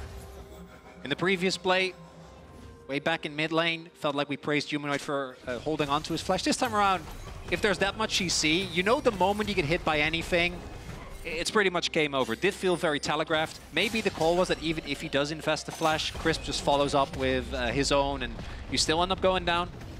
I'd have to see the replay, but it is a big win for Weibo. And again, unlike game number 1, this isn't the game where they need to get big leads. They can just keep playing for these team fights, particularly with Light in the spot that he's in right now. Yeah, you can definitely feel the difference. Look a lot more calm here. I will say a lot of the breaking points in these types of ones usually come down to that third dragon as well, because you don't really want to give away the Dragon's Soul point, which if you get the third one, then you're kind of risking your opponents just like flipping and stealing one later to get a big benefit. So usually we'll throw down a bit early. And then if you look at your item breakpoints for Weibo, it's looking beautiful. They have all of their Merc Treads for their tenacity, for all of the engage from Fnatic. And then they have the main damage items here and working on their second item power spikes here for the 2 carries. Yep, and I think like 2 item spikes for Ezreal and for the Orianna need no introduction. And that is going to be a terrifying time for Fnatic when those items do get completed. I think Light must be very, very close to that Muramana completion almost getting to full stacks, and that is going to mean this Ezreal is going to be fully unlocked. And so the gold, about 500, not really anything in it at all. And I think 22 seconds, that's when this Ocean Drake is going to spawn, and Soul Point going to be really powerful for giving Fnatic control moving forward in this series, or in this game at least. Yeah, this is going to be a big breaking point. For Fnatic, there is basically two modes. Big engage with an MF ult and a Rumble, or picking off a single target. For Weibo, want to try and keep that backline safe and have Tarzan and Brief take up all the initial damage. As Herald is dropped mid, we do have Brief with a teleport. This time the ward's not quite as good as they were in the previous play. So Humanoid a little bit far up here as they're trying to get some control. Shattering Strike comes in, another crash down as there's the Equalizer doing a lot of work. And there goes the Skarner, couldn't do anything about it at all. It's Chris, battle dances his way out. And the Rift Herald does get a charge, might get a turret, but I don't think they'll get a dragon. Deja vu? Yeah. Okay, this time it does go down. Okay, yeah, finish. Whew. All right, Breather's in the top lane though, looking to try and trade Dragon for an inner turret. It's going to be a large influx of gold here for Weibo if he's able to get it. Especially if they get a cheeky Oscar in and with it as Jun coming up, trying to keep himself alive. As, yeah, they're taking a lot of damage. Chris is going to have to get out of there. The Rumble does fall, but I think they'll be trading top lane as it's Breathe looking to get out. That's going to be Noah collecting the kill as well. It's the worst possible scenario. As now Humanoid, he's got some more dashes. Light comes in, and Humanoid goes out. But Xiaohu may not be so lucky. Noah's flashing forward. He's a psycho, but it's working. As Light tries to push him away and will be successful. Oh man. And this chain from Fnatic all starts with them saying, fine, we're just going to see, first hero we see, kill that hero. And they immediately just destroy. A tale as old as time. You love to see it. And that's what you need to break it back down to. If you have a team that has so much CC and is built around getting picks, just take the first opportunity. And they deleted the front line from Weibo, which allowed them to get Dragon number 3. Then this kind of follow-on play where Weibo like, all right, Fnatic are probably going to commit more resources to taking that Dragon.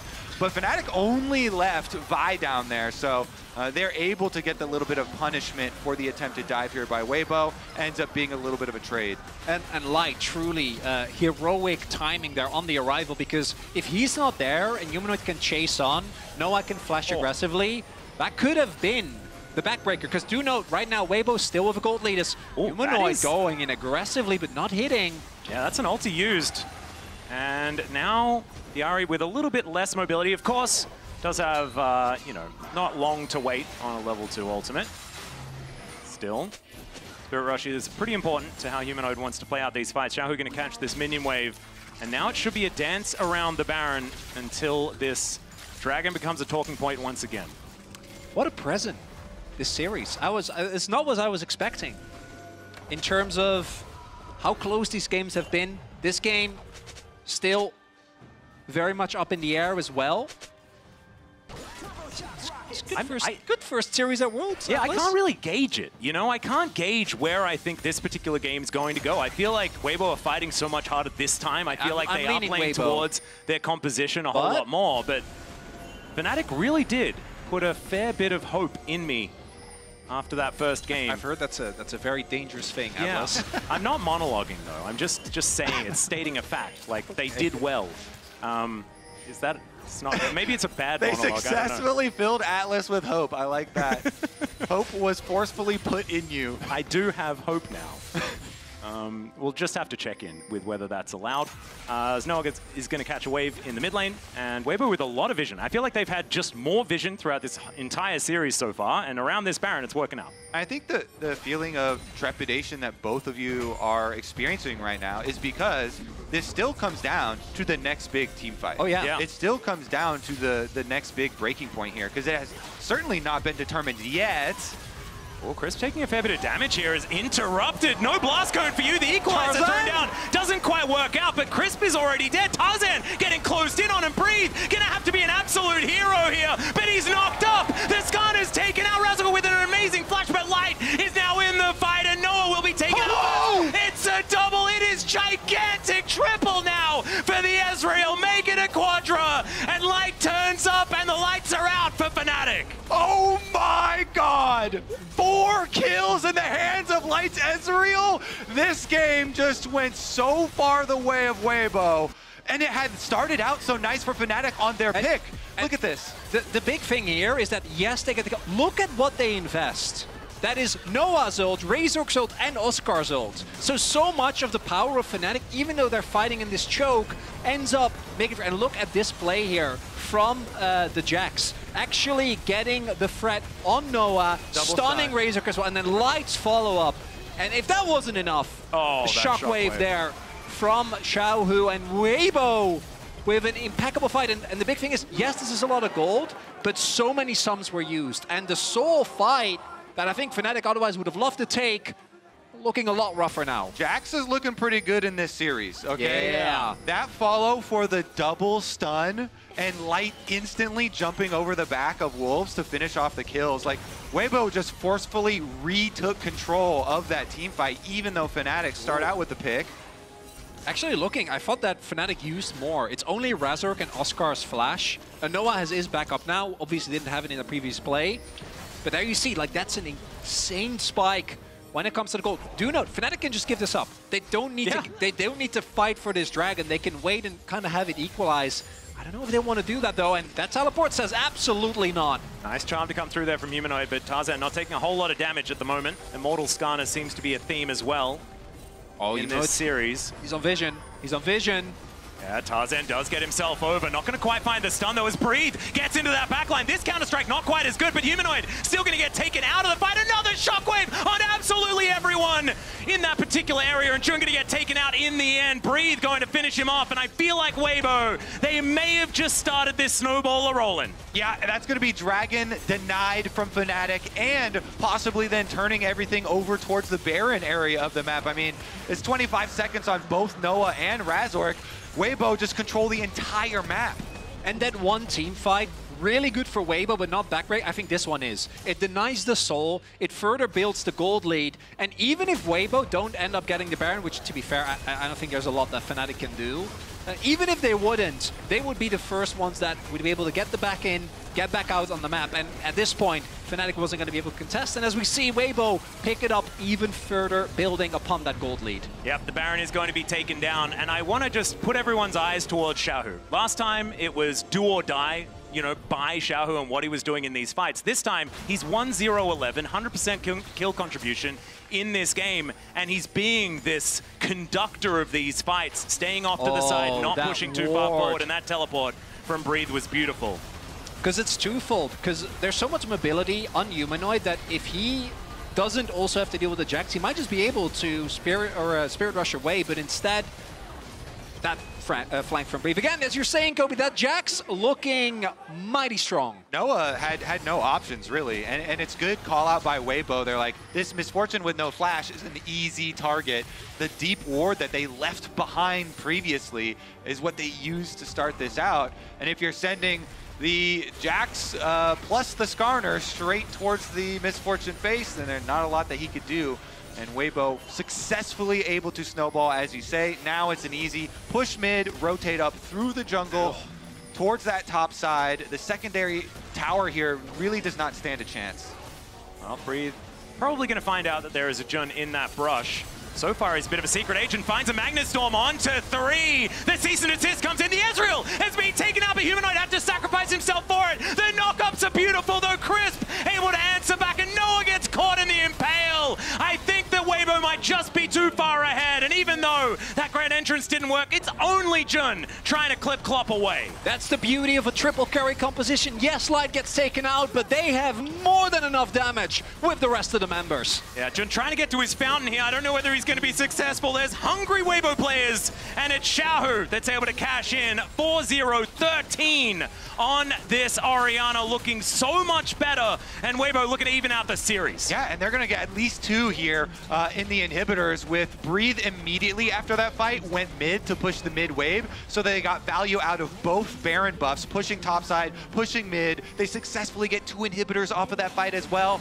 Also saying that was one of the more stylish Seeker's arm guards that we've seen from Breathe. He popped his Counter-Strike, then Seekers, so that the CC went off as he was still golden to finish off the kill. Here's a look at the initiation, though. And Light definitely was not aware of the rel, E'd over the wall, and immediately got blown up. But this is, again, the problem, like, even with so much damage being thrown in to Light, it doesn't matter. Like, Xiao is completely uncontested in this fight. Breathe, stylish on the Jax. Cool. And at this point, an Orianna obviously has so much damage available. Even though he's still shy of the death cap, we can see if you can get these consistent rotations out.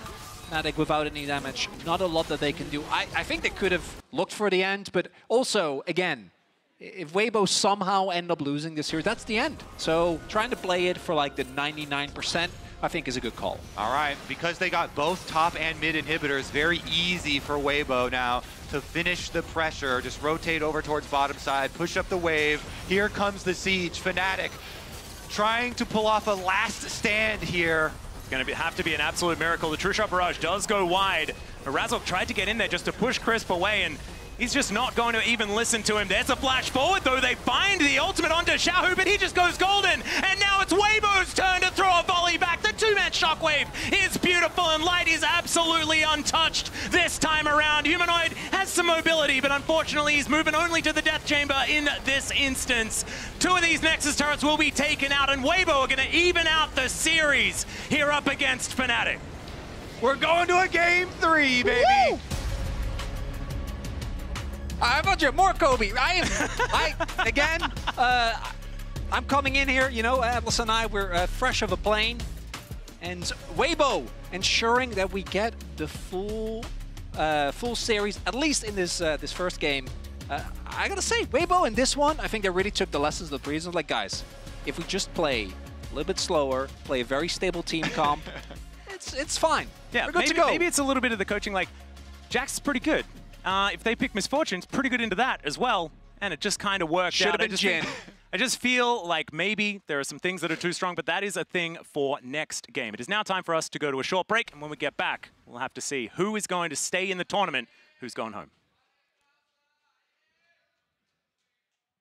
My team will be Mickey X. I think he often flashes forward, sees some angle that we might not see, but he just goes in, not scared. So that would be him. 아무래도 저랑 코어장전 선수인 것 같고요. 이게 미드원딜의 전면이 더 소중하다 보니까 정글 서폿보다. 그래서 막 써서 5분마다 계속 쿨템 돌리면서 적을 괴롭힌다? 그래서 좀 막 쓰는 것 같아요, 솔직히.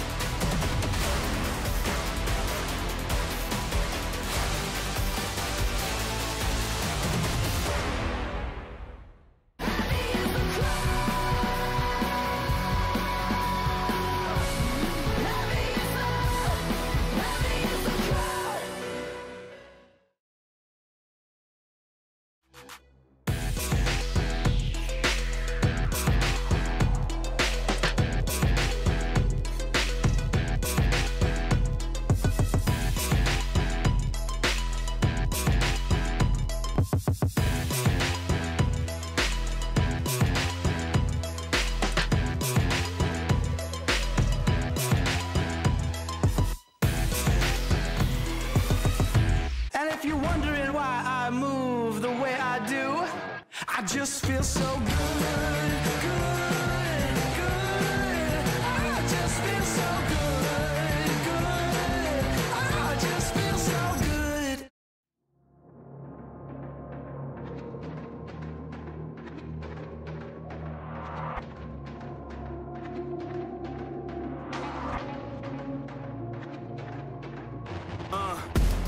Hit the ground, I'm on code. Run on air when I flow. You would swear that I flowed. Hottest hand in my zone. I'm going hard for my city, yeah. I put that thing on my back. Get it and gun it, I'm back on 100. I'm ready, I'm coming in for the attack. I'm on beast mode, God level, cheat code, new age, hero, good verse, Evo. I'm on the move, I'm on the move.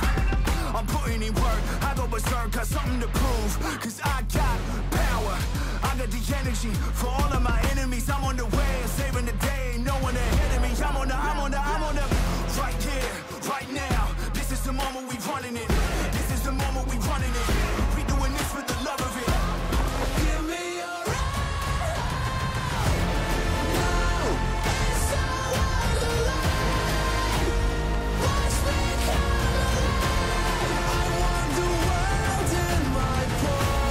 I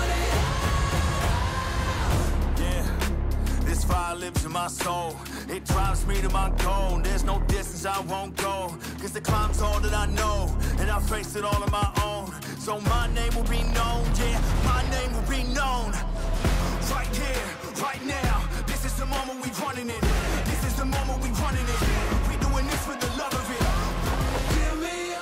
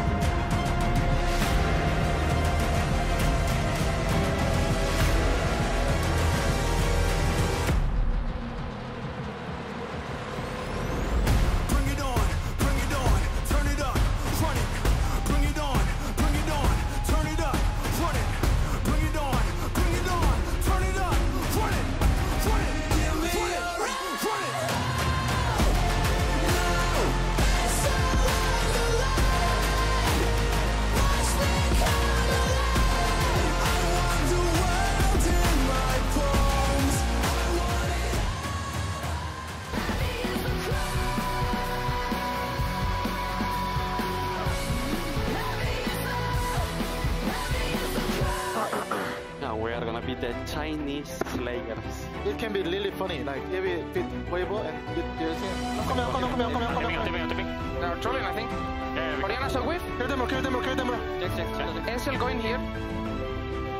He's on red SL, okay, guys? The Scott is taken out. Razzle with an amazing flash, but Light is now in the fight, and Noah will be taken out. It's a double. It is gigantic. Triple now for the Ezreal. Make it a quadra. It was looking good for Fnatic until Weibo turned the lights off because Light came online. And I do want to give credit where credit is due. Both my analysts said when we saw the drafts, and we'll see the draft comparison come up in a second, play out on R4 when Rumble was picked for Fnatic, both of you said Ezreal would have been the play here. And in hindsight, it would have been so valuable knowing how proficient Noah is on it. Yeah, I mean, I wanted one of two things. I wanted Fnatic to ban Bosai and Ezreal as their 4-5 bans, or to take Ezreal on 4, because those are the two ADs that have a chance of actually surviving the comp that Fnatic was drafting for. And I don't think they really needed MF over the top. I think Ezreal would have worked with their comp if they didn't want to ban it. Yeah, I 100% agree. And the fact that you have that ability to get out of the Rumble ult, everything else that was coming your way, it made things so much easier. And Light has been so incredible on this pick as well, both domestically and now getting to show up on the international stage. I think they needed to find some way to just lock the AD carry down, and they just couldn't do it. Yeah, I think if in hindsight, they would probably identify the same issues, specifically with how the game went. And I want to break down where it all turned sour, Azael. Yeah, we have this fight, obviously, where Light does end up getting a quadra. You know, at this point in the game, I think Fnatic were in a pretty reasonable spot. But so much of this fight really comes down to how Fnatic spent their resources, and Weibo recognizing that even though we are down on members, we are up in resources, we're up in health, we can actually win this fight from here. So the fight starts out, they do find Crisp here, and Fnatic are going to look for an initial pick onto Crisp. They commit quite a lot to him. It's a nice initial interrupt there, utilizing the ultimate from Razork. He actually knocks him out of the Blast Cone, but you're using Vi ult, you're using the Rumble Equalizer, and then you're going to use the MF ult as well. So yes, you got a kill, but that's 3 ultimates just for the support. So Fnatic have to recognize that yes, we won that initial part of the fight, but we may not be able to continue forward for this. Tarzan then goes in. It's a little bit of an overextension. He uses his flash to actually get out here, that you can see just kind of highlighted right there at the bottom of the screen. And then they decide, you know what, we're actually going to try to collapse on this. But part of what they actually miss here is the fact that the Jax is coming, you know, from this bottom part of the screen. He's down here looking for that angle. So, you know, he is running back towards his teammates. We roll the clip forward. Tarzan here does get jumped onto, but again, does get the ult down, gets his aftershock out, so he's soaking a lot of damage, and now Jack has arrived. He's in the middle of everyone. You look over at the carries on the other side as well for Weibo. They are completely untouched. You then note missing flash here as well for Noah, so Noah is now in a spot where he can't actually look to retreat back really. He can only kind of move forward into the rest of his team, and he kind of is already cut off as well by Light and Xiaohu from this side. So it gets into the spot where, yes, you got the initial 2 kills, but now what's going to happen? Breathe flashes in, recognizing Noah has no flash, gets the stun on him, and with that threat being identified, Light finds the angle here, moves away from Humanoid and Oscar, who Humanoid was really the only remaining threat. Really well played, gets in, gets the kill on the backline, takes over the game, and really knocks Fnatic's chances out here. It was very impressive stuff. And I think the fact that you get to utilize Light in this really does showcase just what this guy's capable of. He's been absolutely incredible domestically,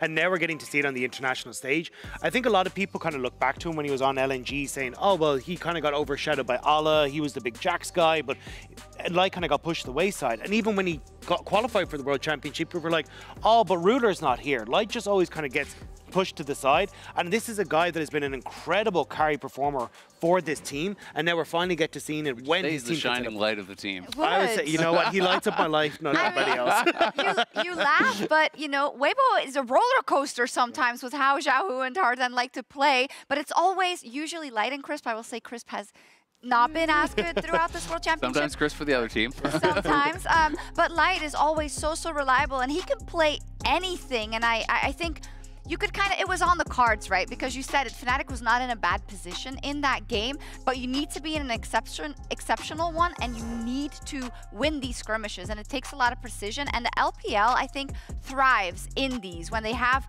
you know, a position where they know that they can beat you on mechanics, in a choke point, in a very important fight in the series. And that's what we saw them fall back to in that adaptation from the draft, but now you've got to try and do that again. This is the last game of this series. This is do or die. Do you get to go back towards this late game scaling and say, hey, look, we will beat you in the team fights, or does Fnatic bring out something spicy?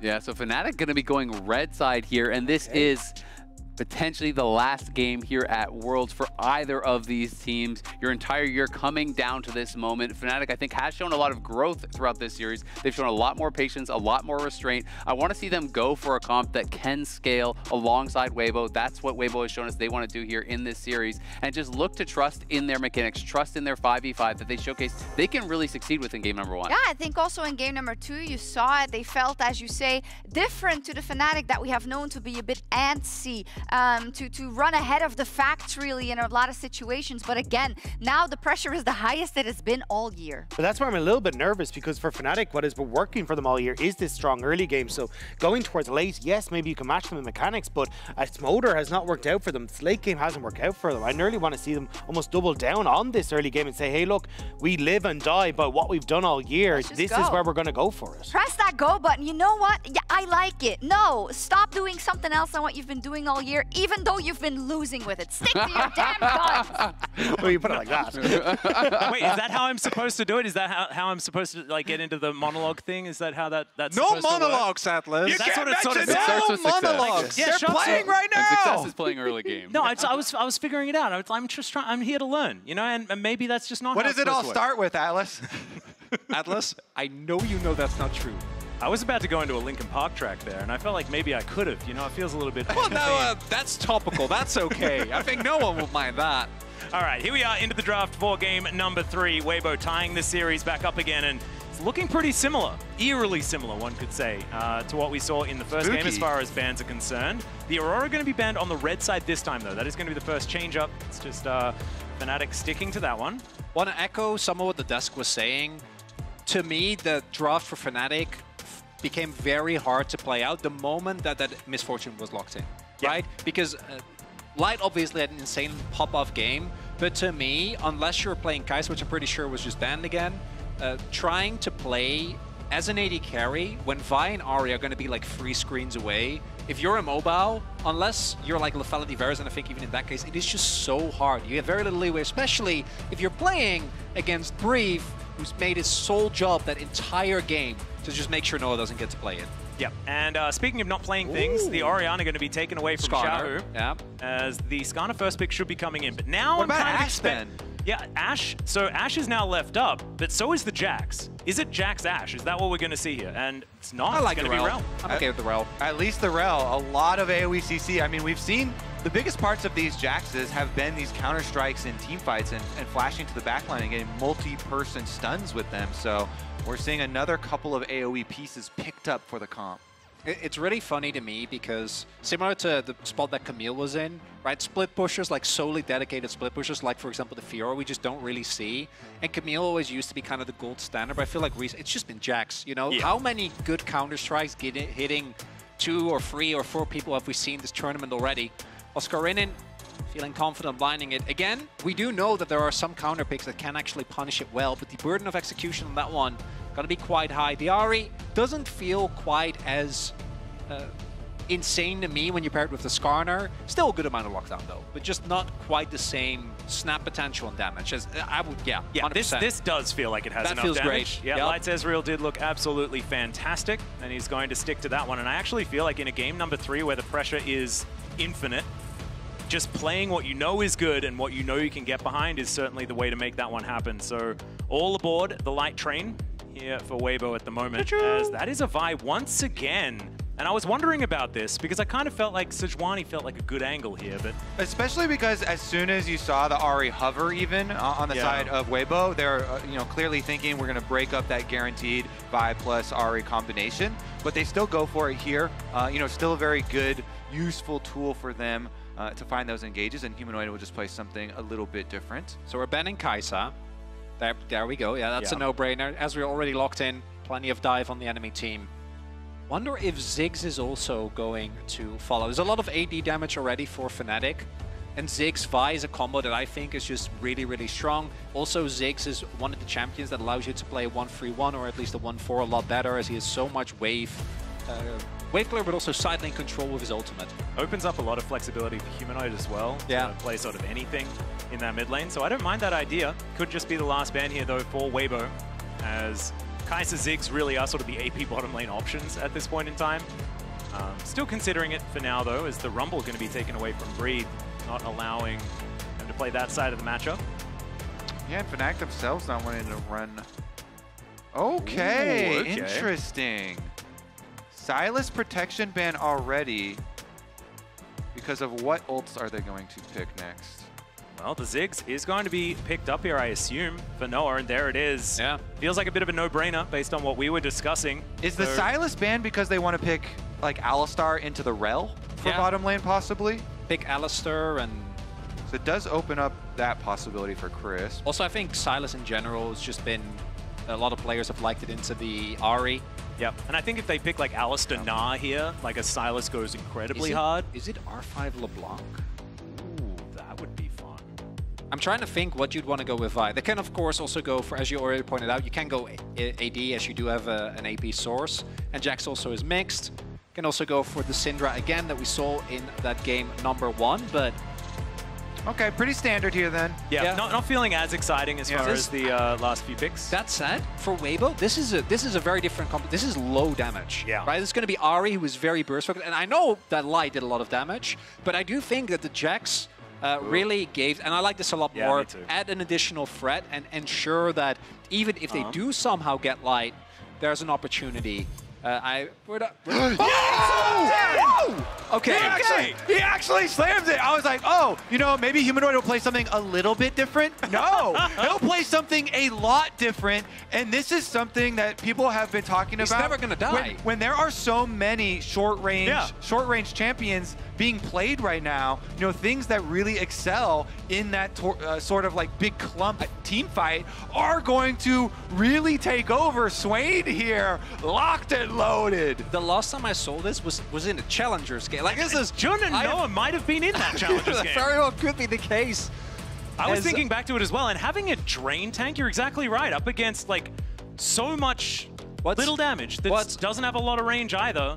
Beautiful combination here, and Fnatic have range for days because they do have that Vi Ziggs combination, and the fact that Swain doesn't do all of that burst damage, right, doesn't actually matter as much when you do have that backup with the Mega Inferno Bomb, these bouncy bombs going absolutely everywhere. This is a beautiful counterpunch here for Fnatic. We've got a treat for you here in Fnatic's possible elimination game. They've got Humanoid, first career Swain. Oh my God. I love it. Everything on the line. All or nothing.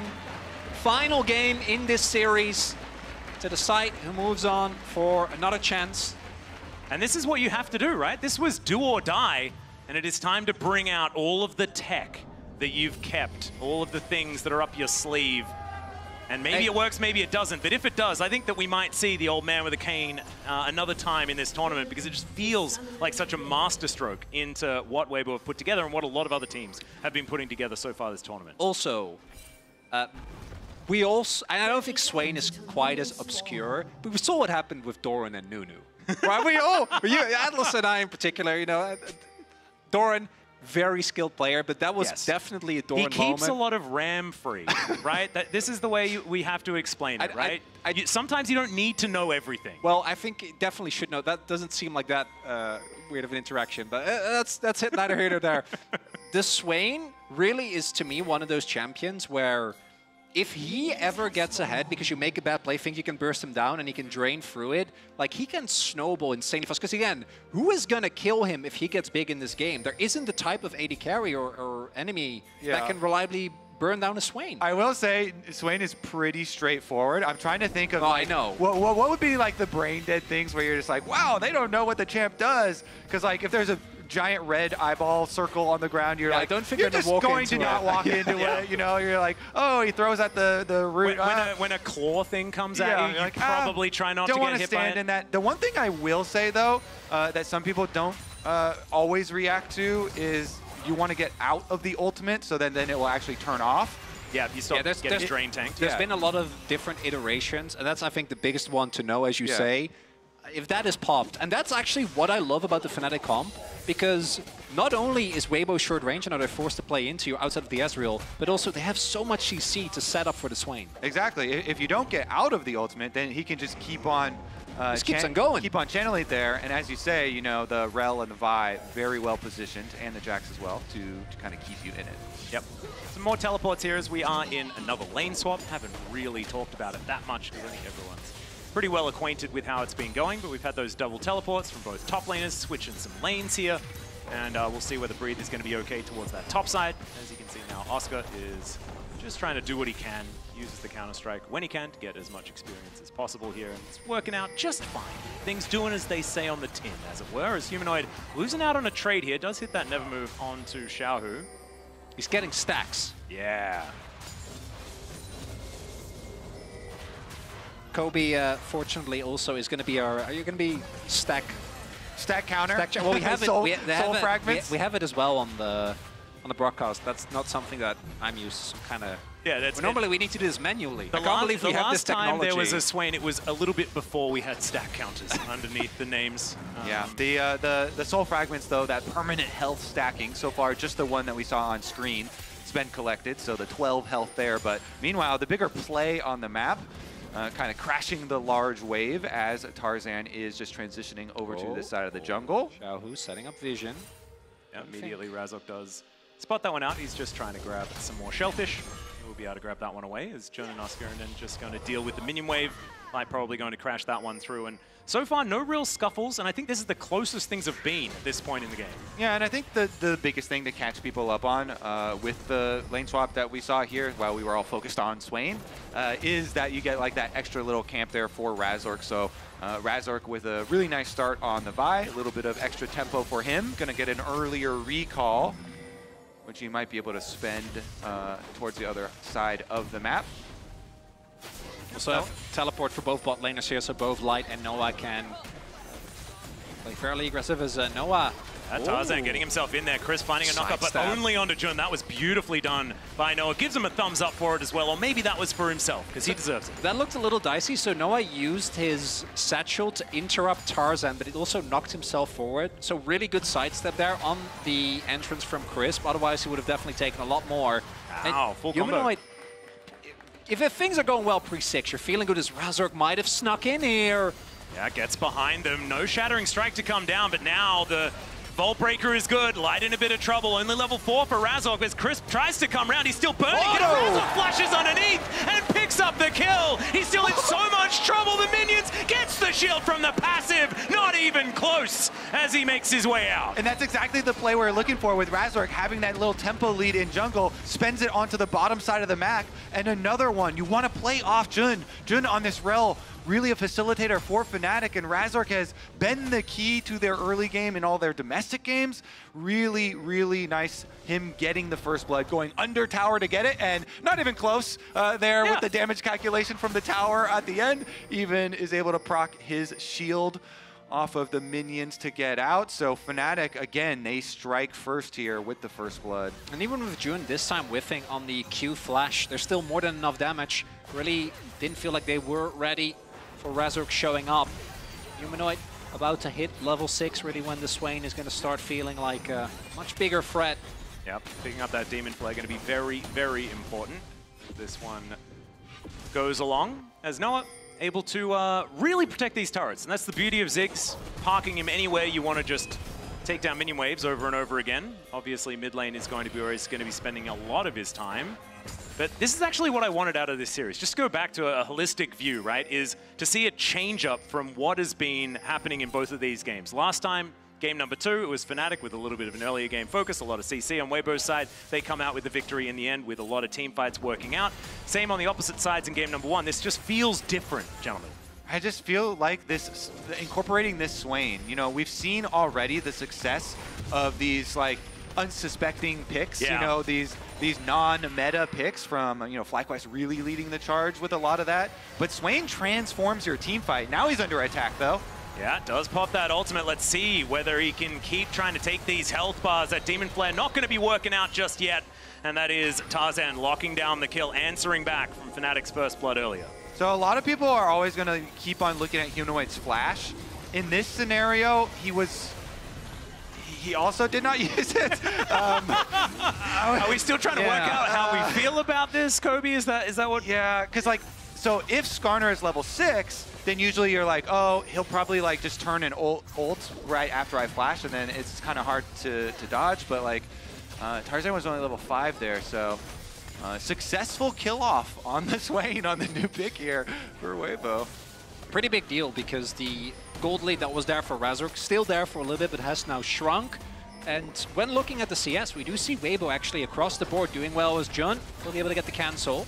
Yeah, it does just crash down his way out. The flash impale from Tarzan, though, and even though the satchel does go off, it does nothing at all. Crisp is going to be the one, unfortunately, to grab the kill, but that is going to put Weibo in the lead. Yep, there's his level 6 right there, and invested in bottom lane just like that. Weibo emphatically striking back. This is also on top of their 3 grubs and on top of their dragon that they got. So very quickly, Weibo turning the story. Big thing here is Tarzan, right?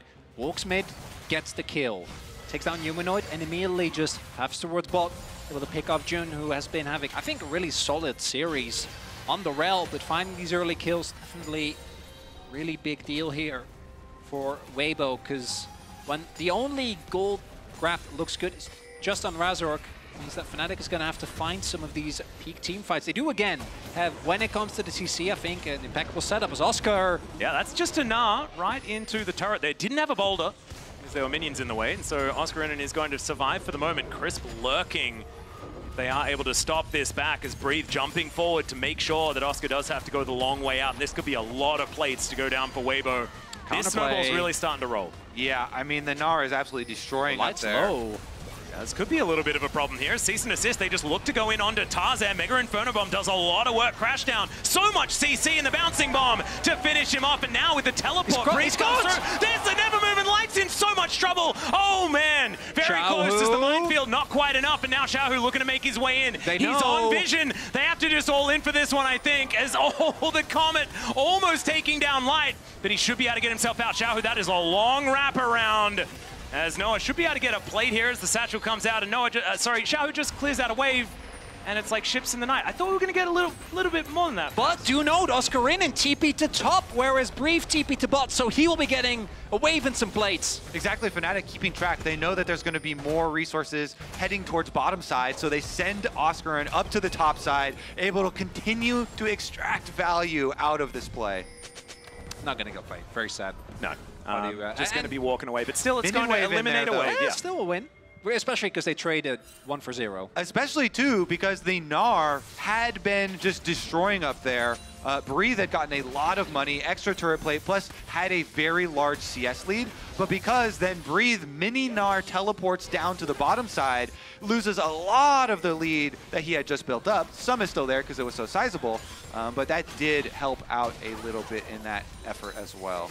Yeah, it really does feel like Fnatic did find a little foothold back, because it was moving towards like 1.5k or something like that, and this lead was continuing to build for Weibo, gathering these tempo advantages, and Fnatic really has put a stop to that, at least for now. The objectives, though, Weibo, as you pointed out, already on 3 grubs as well as a dragon, and with the timers the way they are, if Weibo doesn't get contested, they can get these grubs and then still have all their cooldowns available to play for a Drake. Fnatic also has their bot lane towards this top side of the map, is being matched by at least Light.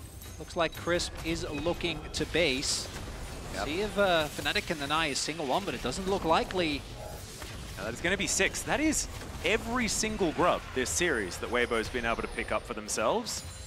Vision of Empire, just to see exactly what was happening. Look at the vision from Weibo here.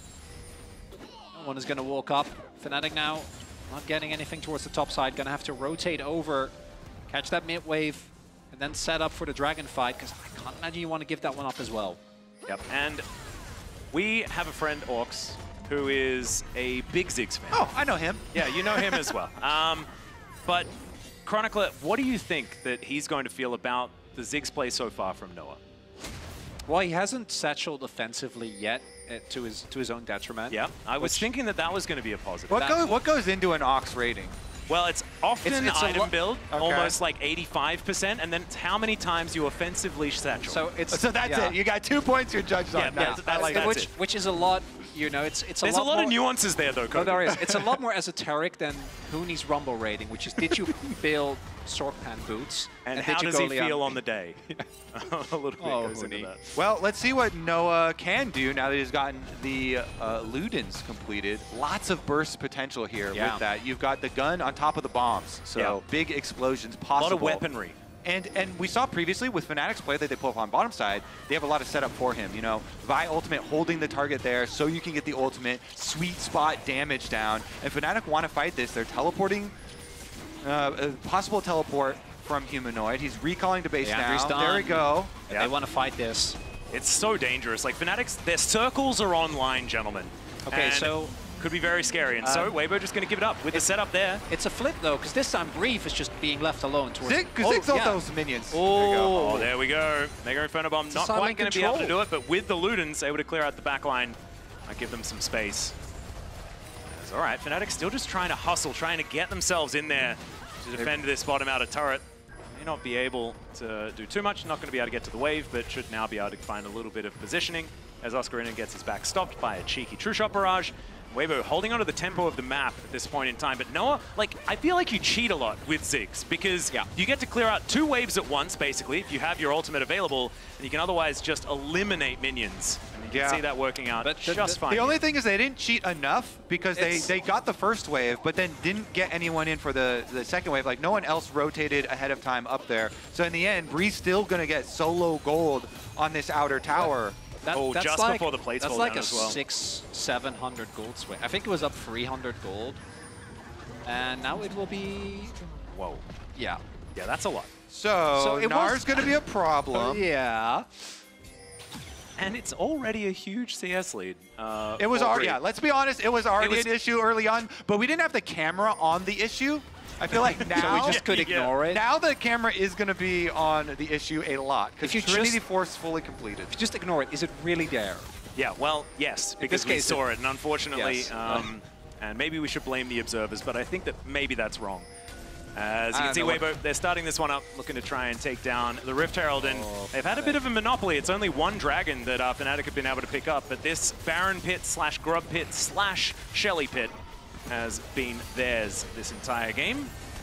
That is going to be secured here as well. So Tarzan will be able to put that one down. That is another turret destroyed. That's another. Yep, satchel props, exactly. But as with Tarzan doesn't quite get through, does have to the Rift Herald get the eye. Rift Herald is basically like a cheat sheet for killing mid lane turrets. So do they even need it? Yeah, actually, with 6 grubs. They don't need. Oh my! And there was no one really here. So Fnatic, it really now is a what, like 3-4 plays in a row are just getting mega out-rotated. That right there, you show up to the test ready to cheat on it, but you just know all the answers anyway. Yeah. It's like, oh. While making your cheat sheet, you did such a good job. You didn't have to look at your cheat sheet. You didn't have to look at it. And that's actually how it's supposed to go. You actually learn. So now they still have Herald. They got mid lane turret effectively for free. They got topside turret effectively for free. And the gold lead that was very manageable early now for Weibo is about 2.5K. From seemingly just them being solid on up. And I think Fnatic, they posture to me like they're looking for a fight, but Weibo is not giving them any opportunities. So like multiple members of Fnatic are just in the jungle. They're looking, they're trying to find a, and then Weibo is just not handshaking. They're not going to walk into the Swain and stay there. It's a problem, and we'll see whether Fnatic can solve it. As now just throwing these water balloons all over the mid lane. Shout out to Noah. This is just probably one of the best skins ever made, but easily the best Zig skin, so we passed that test as well. Humanoid pushes this wave in towards the bottom side. One of the issues with Swain 2 is possibly going to show up in this game. It is more difficult to split push, of course, because you don't have mobility. You can stall for a decent amount of time, but it definitely is a viable target to pick off, especially since Weibo, have a very fed Gnar plus an Ahri for the other solo lane option.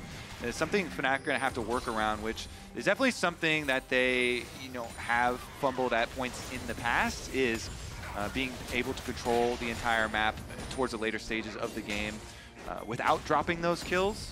So we'll see if this does become an issue. So far, just look at the vision, though. His bottom side jungle is completely lit up, so they have plenty of vision to be able to push out on bottom side and be ready for this dragon. And I do think that Brief being as fed as he is really making one of Weibo's, I think, possible weaknesses, which is that there could be somewhat lacking in damage. That's not an issue now, right? With how far ahead is Gnar of the curve. And if Fnatic can start stacking these Drakes, that can be a big deal, but it goes both ways. I think either of these compositions are really going to feel pretty lackluster once too many resistances are being brought out. And for me, the Swain also, this is where he shines, like mid-game. Once you get to late game, I think his lack of mobility, his trouble with actually getting on top of a target, and enough magic or armor and magic resist penetration coming through, you are going to get shredded even if you can drain. So Fnatic, I think they need a good fight. One bad fight and they go in. Ooh, Season Assist comes down. There's the combo with the Mega Inferno Bomb, and Noah locks down that kill and Impale to try and pull Razork back, but he's pretty tanky and he's able to get himself out. Meanwhile, a bit of a battle towards the top side, but that is going to be the interruption. That's big. Should be free dragon. That should be it. TP towards top side here. Yep, Trishop Barrage gets a fair bit of information at the same time. Shahu looking to try and get that dive to work out. It should be the dragon going on over, but can Oscar be okay as he dives in? The charm is gorgeous. The flash pretty good, but back underneath the turret they go. They're surviving for so long. Breathe will be able to tank that last shot, and Shahu finishes him off. Some praying there in the audience going on. Fnatic do still get the dragon, but that is a good counter punch. Whenever, again, Weibo see Fnatic taking one of these objectives, kind of like the last game where we saw them say, okay, you have full control of the dragon area, it's fine, we'll try and make a topside play. This one was actually more successful than in the previous game, and now they're not even done. Tarzan here contesting blue. Bit of a drive-by. He's going to be able to get on top of this blue. Crisp seems to be everywhere this game, and now they're just looking to try and defend this bottom side, but that turret is just gone. Grand Entrance doesn't really do too much. The flash out from Razork, the Mega Inferno Bomb, just to try and get them out of here, and that is going to work for now. That's still going to be a flash invested, though, with them still getting the objective. So Weibo continue to build upon this lead, now sitting at 4K, and I think all that Fnatic are really holding on to is, now that the 2-item spike is hit for Humanoid and a possible Drake, if they can somehow win the next fight, things are looking pretty dire. Yeah, honestly, this game just looks so much better from Weibo just because of the quickness in their decision making. They're like, fine, you picked Crisp, okay, and you just invested multiple ults to do that via ultimate. Then you're going to go spend resources on Dragon. So we instantly dive top, and then instantly on the other side invade jungle, rotate from mid over to push you out, and they still get an objective. So pretty good responses, even though this chain of events kind of started with Fnatic finding the pick onto Crisp. Weibo don't like sit down and just wallow in the fact. They immediately respond. Well, now we've got Shelly going for a very long walk here through the bottom lane, but Weibo in great position to try and push this one out. I don't think she's going to be charging into this turret because I think it's an inhibitor that's going to be in front of her. As now Tarzan going to be able to get Noah out of there. Good satchel defensively, but the inner turret is also going to fall. And it's as if they've got Baron, but they don't even have Baron. They're taking everything down here as the Swain going to have to try and go back, but that is a charge onto an already dead turret. And Shelly will eventually fall. And Fnatic, they lost so much in that exchange. This is why every team has talked about the importance of 6 grubs and how powerful that is for pushing. Plus you add on the Rift Herald for good measure there. It is just so much extra pushing power for Weibo that they can quickly take multiple objectives. Of course, you're not going to be able to do all of that without this early, very big gold lead. Gnar is literally a full item, over 3,000 gold individually up in the matchup, and so your side lanes are just forfeit. Then Gnar is just insane. Yeah, Breathe is basically 2 champions at this point in time. And so now Noah going to have to try and get out of there. The rock is going to be avoided, but Tarzan still looking aggressive. And I don't think there's very much the Ziggs can do about how incredibly tanky Tarzan is. Razork moving towards that top side of Xiaohu, chasing after Humanoid. Charm going to be avoided, still taking a fair bit of damage. Vision of Empire, fair bit of damage there as well, as True Shot Barrage will clip him. Humanoid down to 50%. Razork trying to get in. Jun, he eventually presses the button, and that is going to be a beautiful pullback, but you can see Crisp, he's still able to get out of there. Breathe can tank up for so long because he's so extraordinarily fed, and they're limping away, but they're getting away. Noah has to flash, and he eventually gets it. Pretty big here for Fnatic in the defense, but it only results in 1 kill, even though it's the jungler too, not going to be able to rush anything. And you also saw, Weibo actually doing a good job disengaging the Swain during the ultimate, so that nobody else dropped on top of it. Could have been worse for Weibo. They do know what he does, They certainly do. Which is great. Really, again, want to highlight the fact that Breathe lift there is so big. I think in theory, that's the one opportunity you'll get, which is to try and take him down while he's mini-Gnar, but it just isn't enough immediate burst available. With the Starix and the magic resist, ends up staying alive, and then, yeah, you get the pick on Tarzan, but so much is invested. And if they got a Baron off of that, that would have actually brought them back in the game. Now this is an okay moment, but Noah flashing offensively, still something that they're going to have to play around in the upcoming fight. And if it was kills under the carries, there are bounties to be picked up here on both Light and Breathe, and that is so much of a swing back, but it's just getting that, another kill under Tarzan, another kill under Crisp. You haven't really stacked up shutdowns at this point in time. Also because, they are running both the Swain and the Ziggs, like it's so much AP that there's gonna be a lot of magic resist, built on the side of Weibo, so we'll see here. Ooh. Mid lane turret again still standing. That to me has been, even in the game that we saw Weibo lose, like one of the big differences between these two teams is how valiantly they hold on. Like, look at that top lane turret is still standing as well, right? Fnatic only has gotten a single one as TP. They are full committing towards this dragon, knowing that Fnatic wants to look. They know, but will they be in time? Yeah, can they do anything about it? As you can see, Weibo, I think they're looking for a turn. Fnatic fully grouped, trying to get themselves in there. Oh, that Mega Gnar. Yeah, that Gnar is looking absolutely gorgeous here from Breathe. Does he have an angle, though? Can he get himself in there? There is the wallop. It does go wide, as now the cease and desist on top of Breathe finds an Gnar under 3. As now Weibo looking to try and get in. In goes Humanoid, though. This demonic ascension is massive. Still, it's Tarzan that's taking down the Baron. But can they kill this Swain? He flashes on top of them. And the answer is yes. They can indeed kill the Swain. Now, Jun, nowhere to go. Tarzan pushing them around. And Fnatic, we're just a bit too far behind. Weibo slammed the door shut on Fnatic's hope. That is a clean ace plus the Baron. If Razork gets that smite, if Humanoid has a stopwatch, that could have been the difference maker. None of that, though, as Weibo, the confidence. Again, brief. It looked like there was for a second there a chance of him dying, but that man knows his limits. If there wasn't such a big wallet difference, then maybe. Then Fnatic probably could have done a little bit there. It was really big. But the wallet difference ensures that Breathe survives, ensures that Weibo now full control of this game. Over a 10,000 gold lead as they even up the dragon count as well. And here we go, having a look at the replay. See how Breathe just lived. He's on the front, early mega transformation you guys were looking at. There's the Sterix pop, and he gnars everyone into the wall at Baron.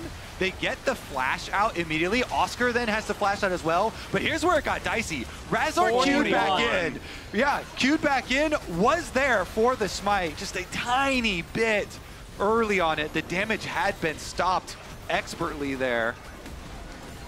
If Humanoid either has the activation of the R, right, the extra damage burst, if he has a stopwatch, I think that flash forward, if he takes down either Light or Breathe, that could have been the difference maker. I think you can see it on Fnatic's face as well.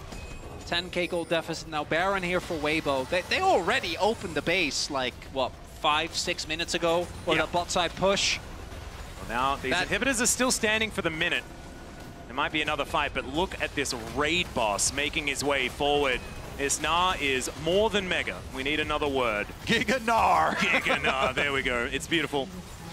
As Humanoid should be able to get rid of this minion wave using the Sith Lightning. Breathe now finds himself a little bit alone.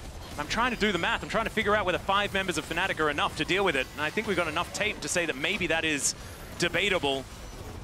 As Chris now helping on a bit of an angle here. Cease and desist going to be used here. Razzle gets himself in. They look for Breathe. They get him down low once again, and finally he falls. But at the same time, it's a triple for the Ezreal, making another quadra kill. And you stop thinking about trying to kill Light at your peril.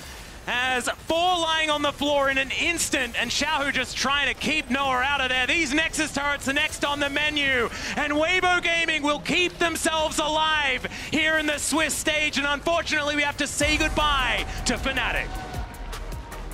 After that game number 1, Weibo looked somewhat out of sorts, but game 2 and 3, calm, collected, and I think particularly the game number 3, the decisions they made, how they played the map, Fnatic just had no answer to. I think incrementally each game getting better there for Weibo. Definitely the third their best. Yeah, I would say so as well. And unfortunately, the Swain that we were so excited about, right? It's something different. You could see where it could work. Just never really managed to get off the ground, unfortunately. And so, Shocks, back over to you. And so Fnatic's year ends not in a bang, but in a whimper, because they let Weibo run all over them. They were dizzy. Weibo took complete control, and we can talk about perhaps the disappointing exit later today, because the attention should go to the winners. Weibo lived to fight another day, and regardless of them not being able to show their best play in the Swiss stage so far, giving them a chance now to, in the 2-2 matchup, get another LPL team into those quarterfinals is what is on their mind. Yeah, and I think for Weibo, definitely a sigh of relief. The big discussion point we had coming into today was what do they look like when they're off on this off-meta style that they've been trying to force, but honestly, the 2 games that they had on the more meta picks worked out really well for them. Yeah, and it's really kind of the expectation I had after that first game. They went full early game, didn't work. They're like, all right, well, if this isn't going to work, we're just going to go back towards standard. And I do think it makes Weibo a lot more frightening of a team because they have some really strong carries. I think Light was showing up incredibly well. You know, especially him was really dominating. So it's going to be a scary team to potentially draw for a lot of these people in 2-2 pool. Well, luckily some of them already played them. You included. So there we go. But yeah, for Weibo, it's true, and now they perhaps get another chance to do better, right? And I think it will be a tricky matchup no matter what.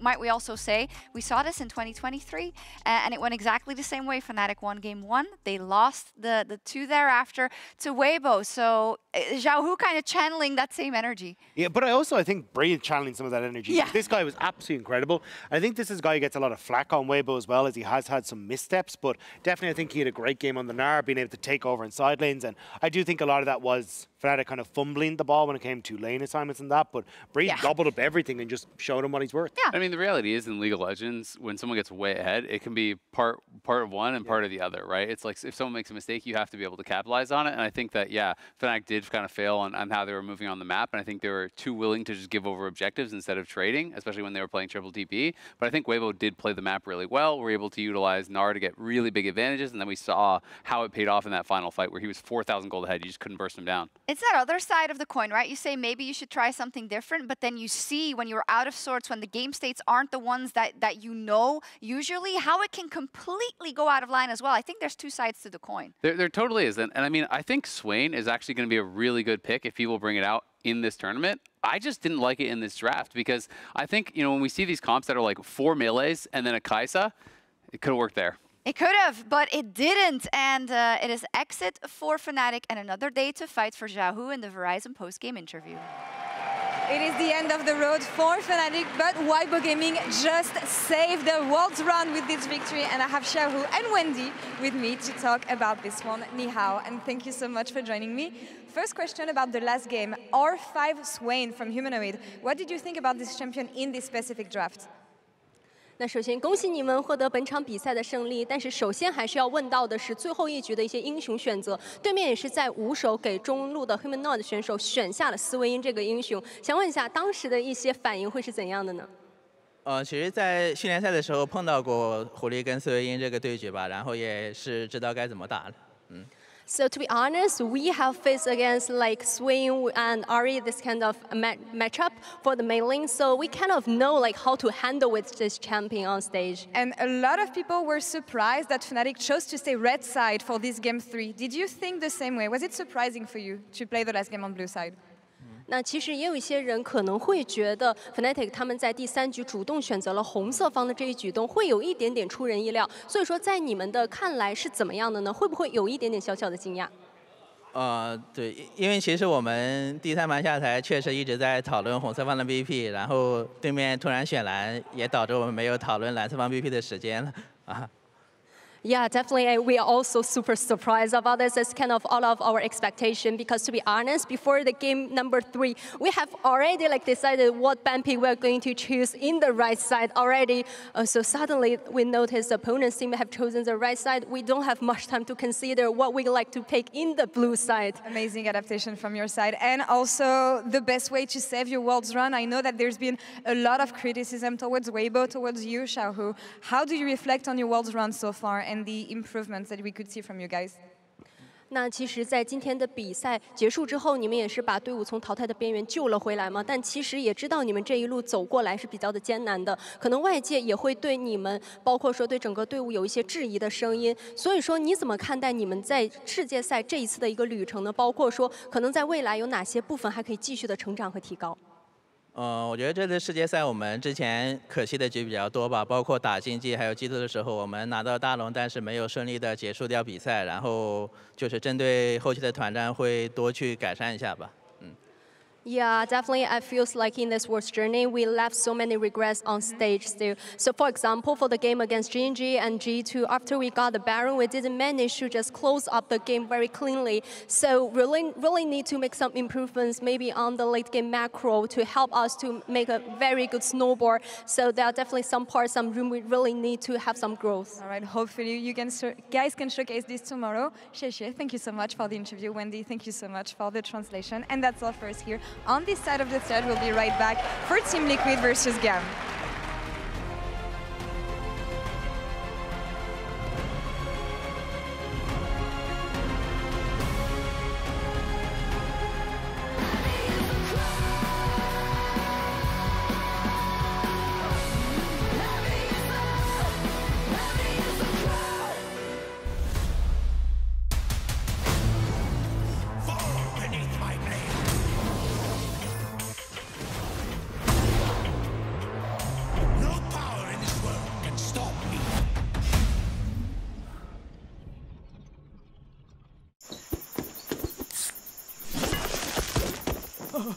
Red Bull gives you wings.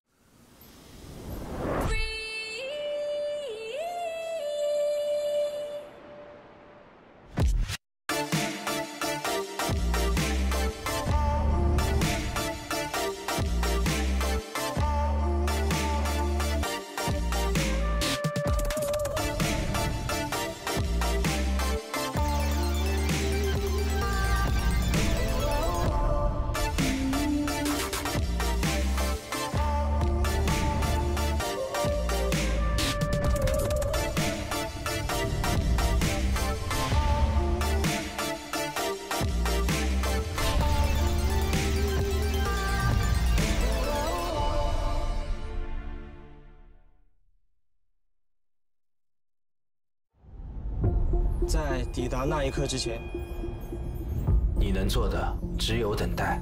如果故事再重来一次，我想 Jackie Lau 还会做出相同的选择。等待比分失衡，企图从中看清胜负的端倪。等待一切安静，好听清自己脑海里的声音，直到抓住那一刻。他们可能会因为激进而失误，但是不会因为胆怯而畏惧。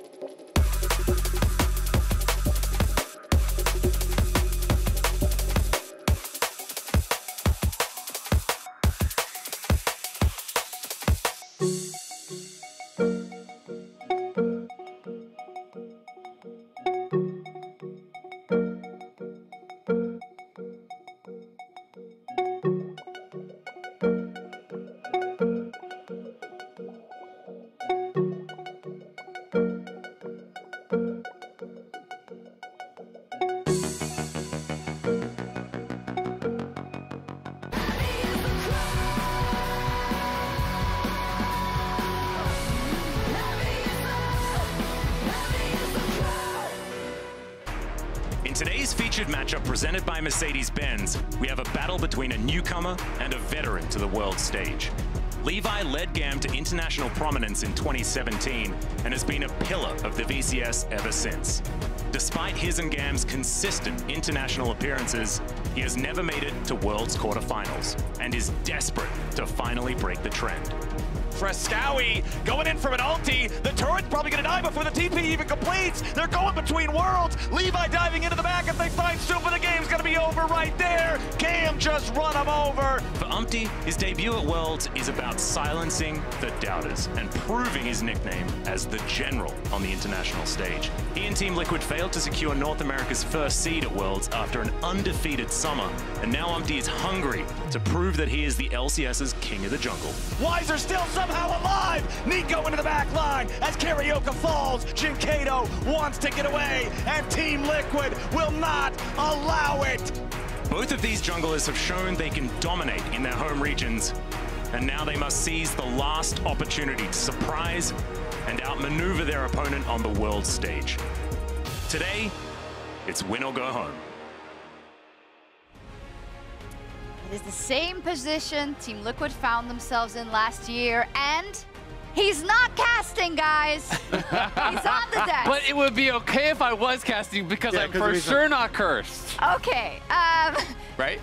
Right, guys? right. It's GAM versus TL. Yeah, sure, but It's GAM versus TL, and we said it already a couple of times, but it's because it's important, and I'm sure TL is thinking about it as well. It's GAM that knocked TL out of Worlds last year, and I want to start with talking about GAM just because I feel like Make Them Believe, the slogan to this World Championship, fits so perfectly for them. Because the second you doubt them, that's when GAM pop up and they just headshot you. Like we saw with MDK, bringing out things like the Wukong, which Levi's been so good at domestically. Then you see Kiai, who's been constantly bringing out things like the Aurora. Like, this is a team that is always up for an upset.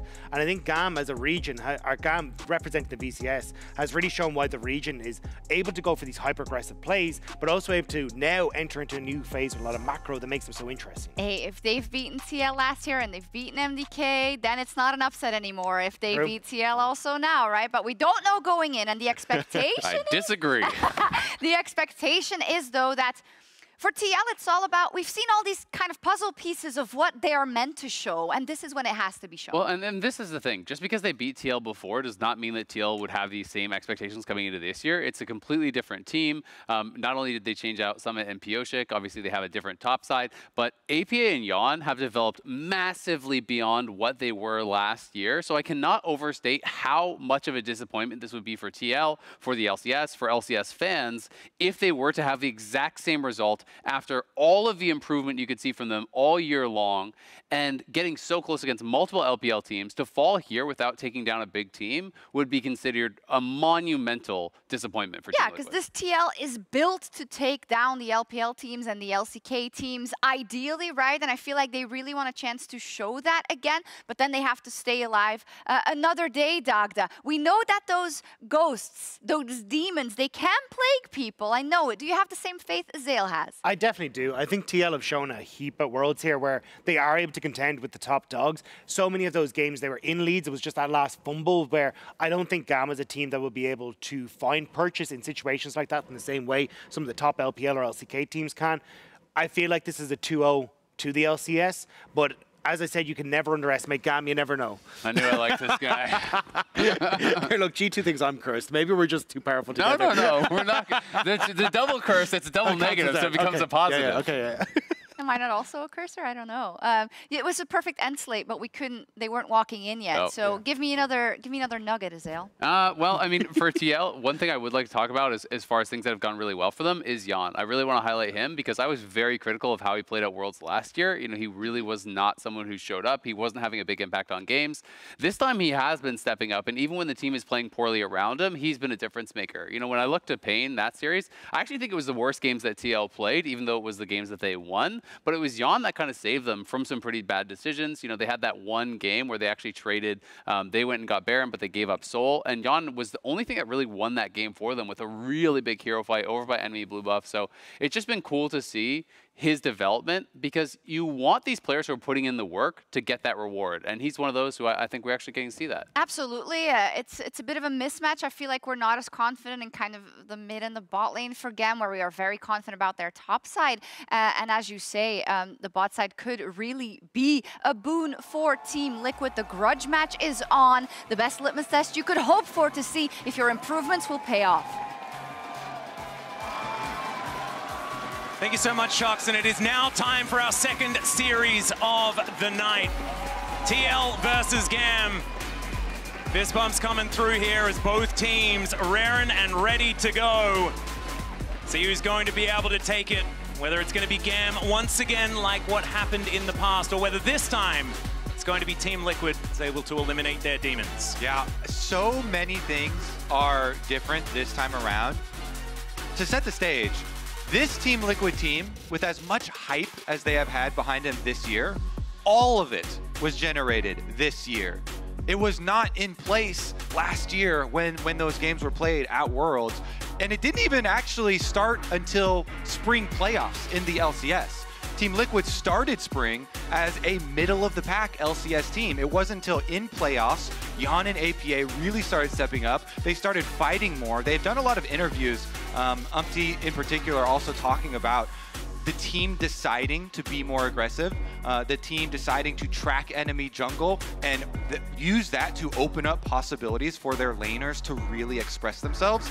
And so this whole year of building hype and excitement for Team Liquid is about to culminate right now, because we are now in an elimination match, and if it all goes south now, then it would be a huge crash to the big wave of hope and hype that has been building all year for this TL squad. Well, on the blue side for Team Liquid, they are going to ban away the Yone, which does make a bit of sense for APA, but does cost you a ban. But there's the Shyvana, 100% ban against Levi so far, and we did get a little bit of an idea as to why that happened earlier on in play-ins. Is the final ban going to be that Nocturne, Ziggs, and the Skarner taken away here by GAM? They never want to see a Skarner in their game. Biggest word to me is that TL are not able to pressure or threaten that they play the Yone.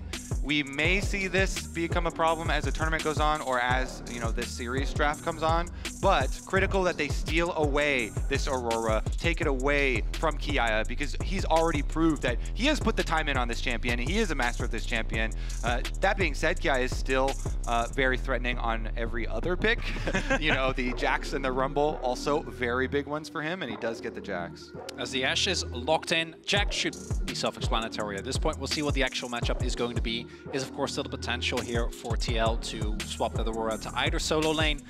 Ashe though, I do feel like, especially into Aurora, having an AD carry, which really it's mainly just Azriel, that can easily get out of tough situations or have any form of self-build is a really big deal, because it's basically guaranteed with the way that Aurora works. At some point you are going to get stuck in that ultimate, and I think that the Ashe is going to have to require some really good positioning from EasyLove not to get singled out in these fights. We'll see what TL can add though, because just Aurora alone not going to be enough. And actually the prioritization of the bot lane here, and so many drafts thus far this tournament I feel like have been we pick our solo laners and our junglers, and then bot lane comes into second rotation. Not the case here. Ashe Braum, insanely strong in the lane, but with how prevalent lane swaps have been, that isn't worth as much as it previously was, and it does make your engage somewhat lackluster depending on what gets locked in for jungle.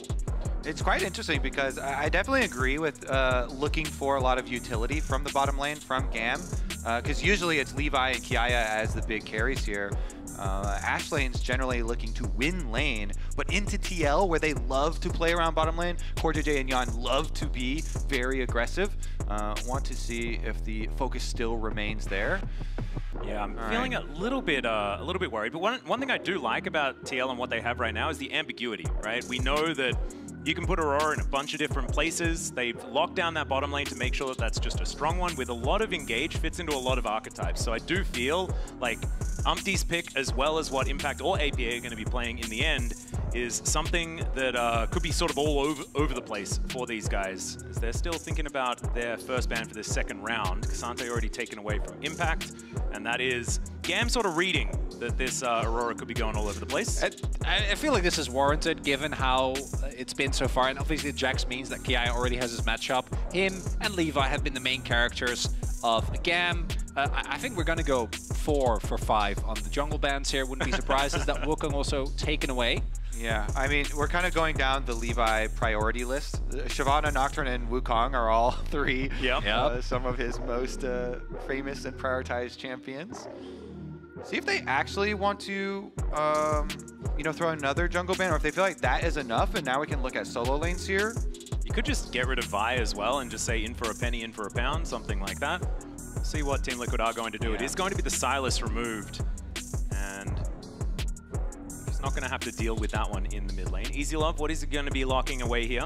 I think holding on to some sort of counterpick would make a lot of sense, but with a team like this, I feel like counterpick for Levi is something that I wouldn't mind. And normally for junglers that isn't really a thing, but maybe for GAM it just kind of is. But instead, the Vi was left up, might just be snapped up. I wonder if the Sylas is a sign they want to go for Maokai. I think Sylas into Maokai also feels absolutely incredible. Now TL is also going to have to show where the Aurora is actually going to go. So I think a pickup of the does that show where it's going to go? That's a fair question. I mean, Ari would. Ari would be that giveaway. Smolder still leaves some ambiguity, but I like a proactive approach more, particularly in a game one, in a best of 3. See if you can take control early. You can always, like I think we saw Weibo do, just take kind of the back foot after the first game. So, yeah, Team Liquid, they invested everybody played all AD, you know, mid lanes for a very long time. But Team Liquid did seem like they were a little bit slower to move away from that, and APA absolutely loves this Tristana. They do so much to funnel gold into him as quickly as they possibly can. They shove him into a side lane, they funnel him turret play money, and they try and get to that multi-item point where he can actually carry. And as you said, the Maokai here with the Protection Silas ban is the easy follow-up. So this is very like kind of old school TL. They have invested a lot. Of course, there is the new champion that they didn't get to use before in the Aurora, but pretty standard stuff on the side of GAM in Answer. Yeah, I just find it so interesting seeing Tristana Maokai picked as last 2 picks, because if you've been watching League of Legends throughout this year, you're like, but how did they get through? Because they were so incredibly powerful. I think still really strong as a duo. And I was pretty worried when I saw the Ahri, when I saw like these AP mages being hovered, because if you are then going to pick the Maokai, like we felt was pretty obvious, that's so much magic damage, even with an Ezreal. To me, I'm kind of with you in that I do like the look from TL, even with the different patch and with the nerfs here, because APA's positioning has been a little bit suspect, but when he's on Tristana, it has always been really good because he has the rocket jump and the disengage with his ultimate. He just seems so much more comfortable. In some of the transitions in, you know, like Syndra and some of the other angles that we've seen, the positioning has been a bit more of an issue. It's also, as you're saying, right, like, it's a lot easier to never get caught out. I want to ask you, Kobe, you're the one with the most emotion. How are we feeling? I mean, I feel great. I'm excited. Yeah. I want to see just you know, them live up to their own standards. This is one of the things here. A lot of pressure, so much pressure is on the shoulders of TL right now. Not only because GAM, you know, eliminated them last year, but also because this year they really are shooting for the stars. They have very high hopes with how deep they can go, and they've been frustrated, honestly, with the beginning of this tournament. And you heard from Umpty earlier on, as well as we jump onto the Rift here for game number 1. Umpty was saying that he feels like he has the LCS on his shoulders. It's not just their responsibility for TL, but their responsibility for the region as well to try and bring the LCS back up to the top. Yeah, we saw Umpty, who we, of course, have watched for... a true Giga Chad, man. Back from the start. For many, many years. One of the 2 still remaining. We have Delight, obviously, waiting in quarterfinals, and I think this tells really not in terms of performance, although I don't think Umpty's at the best tournament, but like what carry styles. It's right. It's exactly. It's the play style. Levi has been the guy, which I don't think Vi really falls in that same wheelhouse, and I think the bans from TL were very effective in that regard. In that Vi essentially, although obviously you can carry for team fights, it's more for shot calling and decision making as opposed to the mechanics. And this is, of course, our featured matchup presented by Mercedes-Benz, Umpty versus Levi. And we saw in the bans already that both of these teams know that that was the featured matchup. Oh, yeah. That was in agreement because so much focus. Love to see it. Yeah, and this is the Braum special, right? Yeah, bring Braum all and the Ash. presents to put them underneath the Level tree. 1. It's beautiful. Look at this, the Skinergy. Okay, but he doesn't want the presents, Atlas. I know the tree's moving away, but that is theoretically the idea that Elliot's going for, right? And it's very interesting for GAM to go against late swap against TL, who in the LCS, our biggest strength and the most talked about point for TL was how good they are in lane swaps, both the ones that they start out, but also the ones that they react to. Yeah, in a little bit of trouble perhaps, as the Counter-Strike does wear off, down to about 250. I also would just ask, do you not want the 2v2 of Ash Braum? Yeah, and then I'm looking on the flip side. I think obviously playing into Aurora is rough the early few levels, but is it worth? Because if you are lane swapping away, you should fall behind in gold once this bot lane wave crashes and the plates are going to come through from Yon and Core. Yeah, I would think it's the Aurora matchup. Has to be, right? That is problematic for them. And we'll see if it's problematic later on. A lot of teams have, I think, correctly identified that, as you said, Kiaya and Levi are both the really big carries. And so if you are in a lane swap, then QIA should be further behind. We're going to see the rotation from TL. This late wave is very slow pushed, and they're going to bring over impact for that dive. It's a huge wave that is crashing onto this turret as well. As Umpty moves over, impact is there. They're on a ward, but can QIA keep himself alive? That's going to be the question. Already getting taken down so incredibly low. There's the counter-strike, but it's just not going to do anything. And Umpty, he'll go down in trade, but I think they'll take that. Look at this experience going to waste. Yeah, Umpty uses the Twisted Advance to go in there, so then, you know, does not have anything for dropping tower aggro. Yeah, I don't think that had to happen. Like, there was 4 people there for TL. One of the big strengths of Maokai is, as you're saying, that you can go invulnerable, reset the turret aggro. And if QIA TP to this, I think this is 100% worth. But because he TPs, still catches a big part of the wave. Yeah, I think that was actually a very good situation for GAM. You know, Umpty definitely rushed it there. You know, with the Twisted Advance in onto the counter-striking Jax already. As you say, a little bit of patience. Yeah, I've been so used to the fact that all of our top laners are teleported to that lane. Yeah. But he was there the whole time, so I guess maybe I overestimated. Got to juggle the tower aggro a little bit better with QuarJJ. You know, as QuarJJ is going out on the rel, just let it reset, pause a bit. Yeah, there's no rush. Sometimes you just want to press W on the Maokai, and it's just a feeling that you get. Well, sometimes your team, don't blame Umpty. Sometimes your team might flame you later if the Jax becomes a problem. Yeah. Well, right now, we'll see whether Yon's going to be all right up against QIA for the minute. Right now, the Leap Strike's saying no, as he is going to walk away. Should be all right for the minute. There is another no TP stacked wave is coming on available. in, exactly right. As Yon just trying to do what he can, flash out of the way of the Vault Breaker, but it's not going to save his life.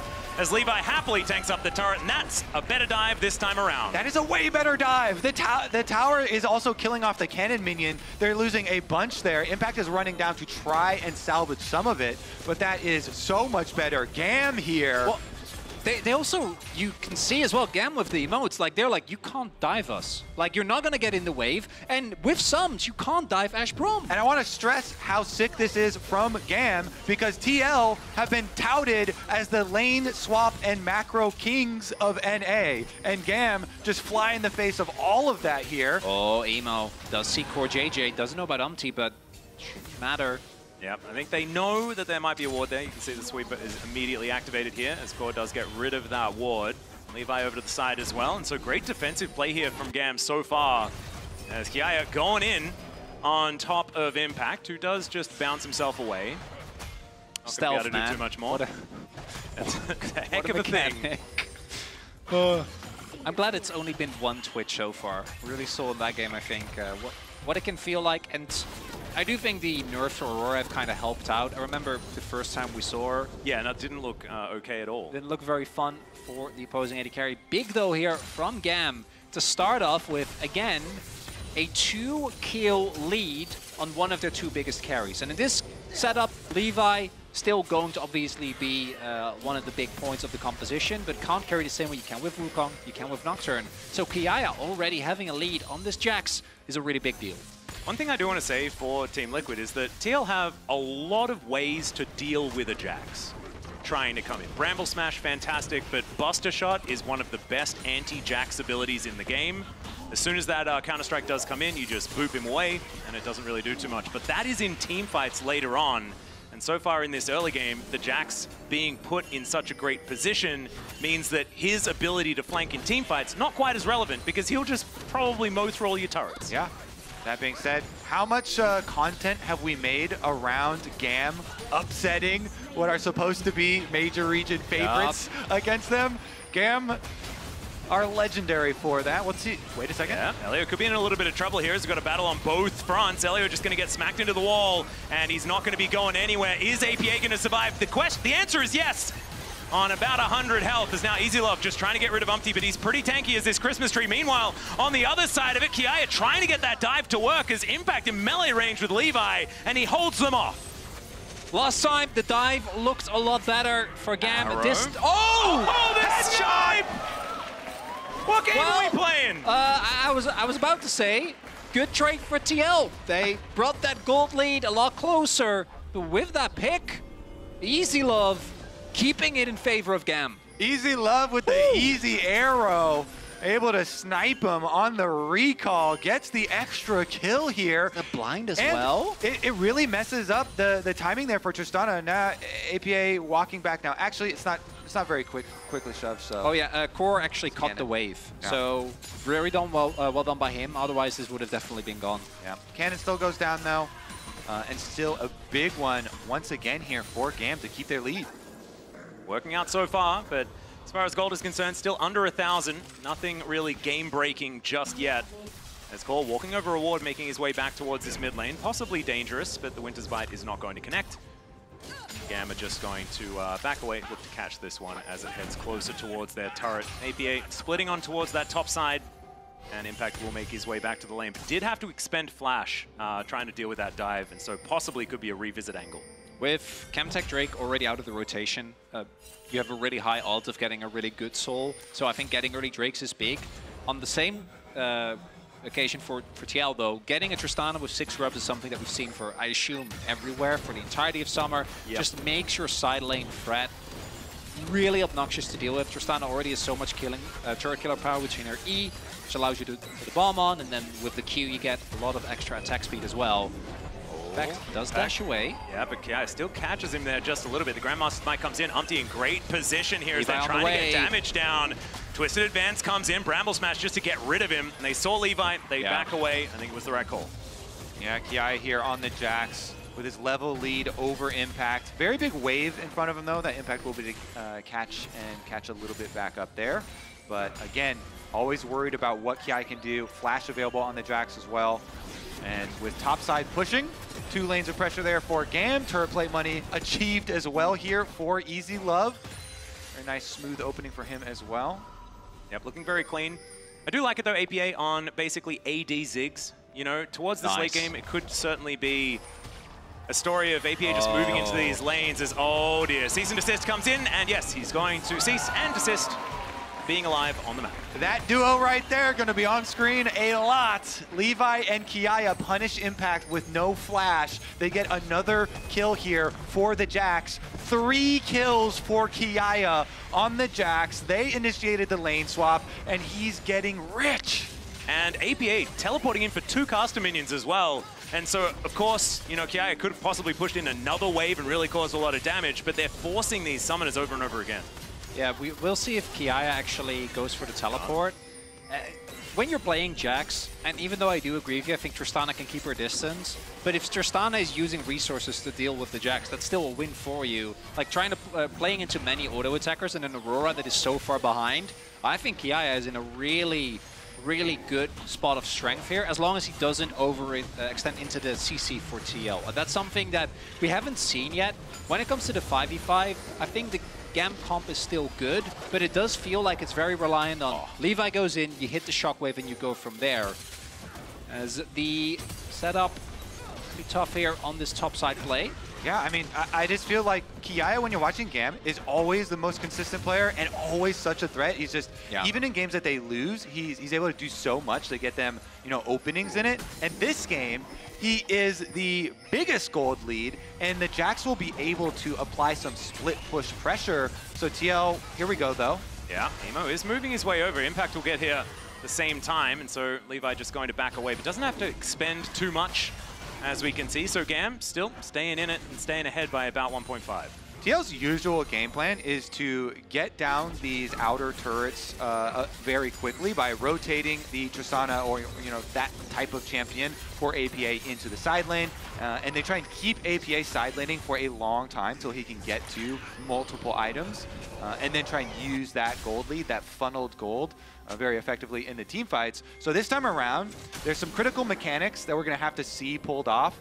If Levi ults onto APA, Tristana can buffer the rocket jump for the ultimate. You have to get your timing correct there. It's going to be a very, very important interaction because there's so much CC on GAM. You mentioned the Orianna Shockwave that will be delivered by Levi, who's now bottom. Ooh, big cancel.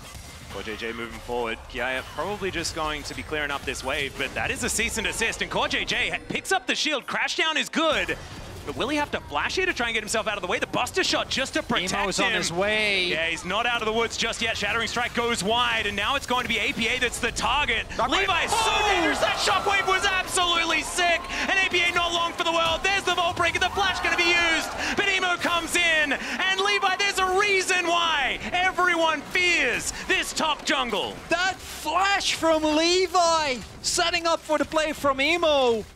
And Gam running away with this game. The flash delivery for the dunk here from Captain Levi, and they're going to be able to get bot side pressure after that as well. I mean, we talked about in the opening of this game, but that duo, Levi and Kiaya, the Kobe and Shaq here for Gam. And honestly, Emo even getting in there too.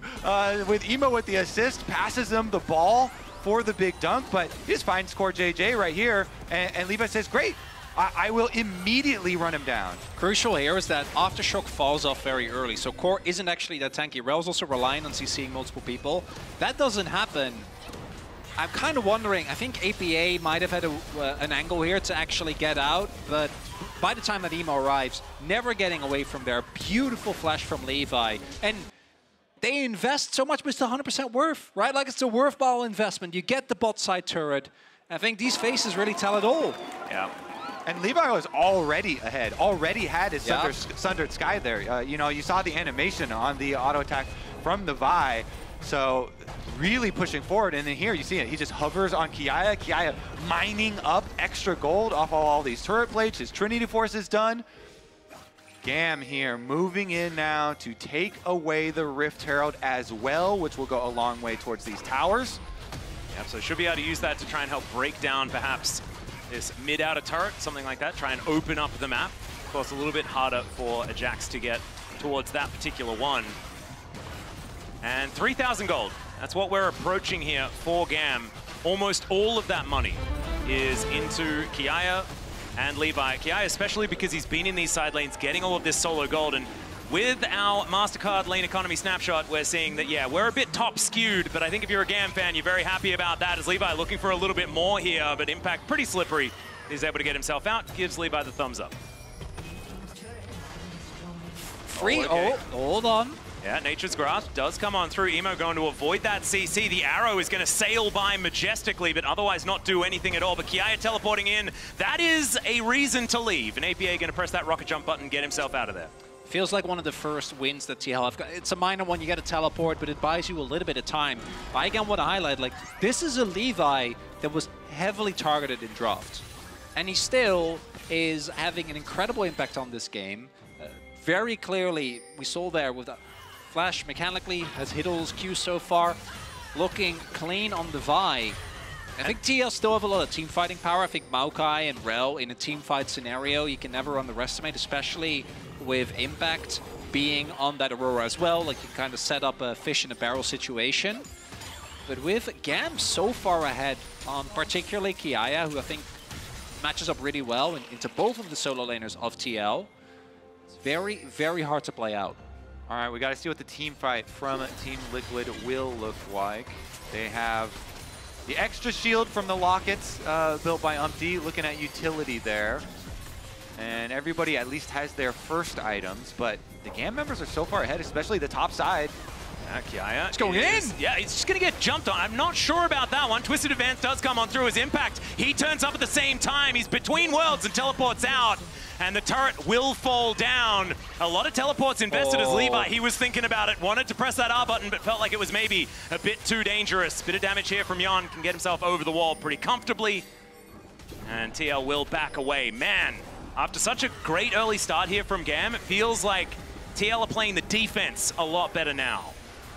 I don't know. Let's see. Gam turned back the offense on because they got Herald mid and they find Umpty. Levi just yoinks his Raptor right out of his hands. The amount of emote usage in this game is so much higher than in our previous series. As there's the Nature's Grasp. Elio just stands beside Levi, gets himself out of there, knows where his bread's buttered. And Gam just back away. They get a charge and not a whole lot more. So Umpty using the ultimate there to ensure that they don't actually get the mid lane. I don't think you ever really expect to get a kill there, but just making sure that the mid lane turret doesn't fall. TL at least holding on for now. This gold lead, while it's big, I don't think it's insurmountable yet, but they are one bad team fight or another good side lane collapse, which is, I think, where GAM has really shown, away from this game being completely out of their hands. And I know that the large part of this team has changed, the expectations have changed, the form has changed, but GAM right now still with a big lead. Yeah, certainly. And, you know, to kind of even the playing field a little bit and look at the possibilities for Team Liquid, they, of course, still have the power of the 6 grubs, which we saw in the previous series. They have the ability here to claw back in the gold deficit that they're facing right now. It's just that such an impressive opening to the game here from GAM gives them a lot of ways to dictate the pace here, with the Jax being so strong and the jungle advantage being so strong here for Levi. They're the ones that continually get to dictate the pace on the map. So until Team Liquid actually are able to finish off that top tower, actually able to group up and finish off the outers here, to open up some more space for them to really thrive on these multi-item power spikes that we generally look for them to peak on, and especially in double AD carry comps. It does seem like GAM have some really nice opportunities here. And APA pushing on the top side, covering for him. Does look like the TP is coming through. I think they still do have an angle to at least get this turret, but doesn't look like they want to risk it.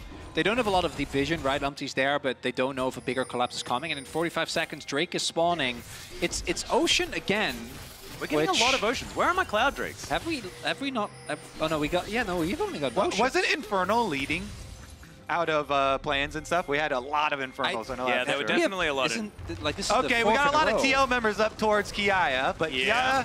Umpty gets the tinsel out. Let's see whether they can actually lock down Kiaya here as he presses Counter-Strike and says, no, you're not. Yeah, like two members is not enough. Like, Kiaya is fed. Well, it's okay. QuartJJ's coming up. So let's see whether 3 members is going to be enough, as at least they do get him out of the way of this turret, and with those 6 scrubs, very easily take this one out. So there's another one, trying to claw back that gold difference, but it's not really working out. Levi over the wall.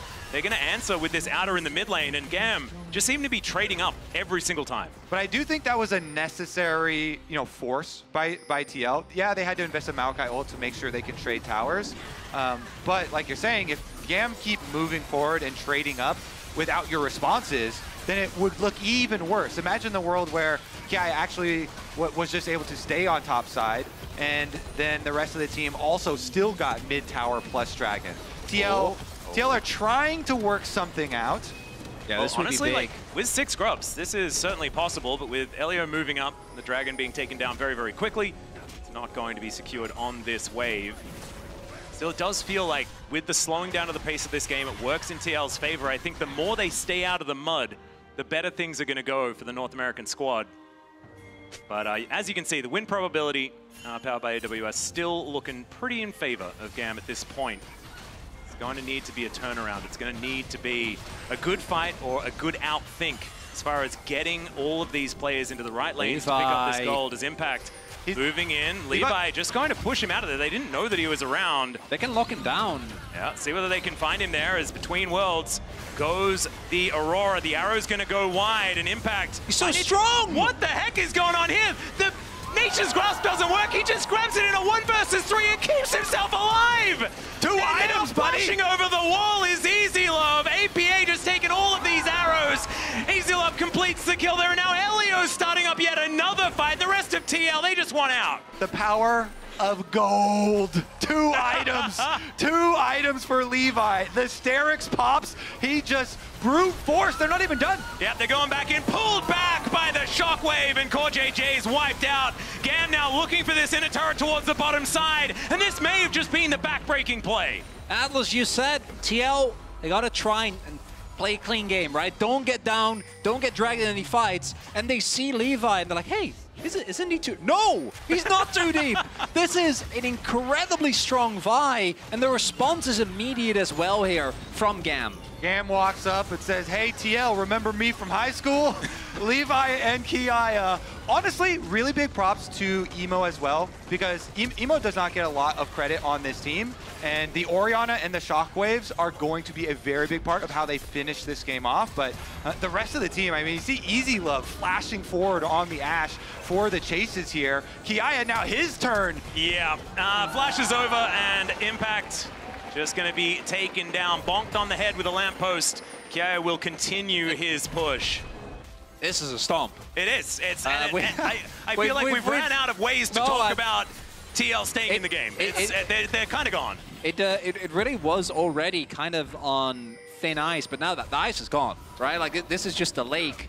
And GAM, they're having a wonderful time. The only way I think you lose this game is if you give up like a Baron flip, which they should have never to do, because again, solo lanes are super far ahead. You can always get push. You have Ashe as well, which makes it even harder for TL to ever really make movements on the map that aren't being read. I will say, so even Impact is really, really in trouble this game, quite obviously, but the double AD carries for TL have their 2 items. That is true. So their dream scenario is maybe an overextension. Yeah, perhaps, but Elio just gives him the door. There's the arrow as well.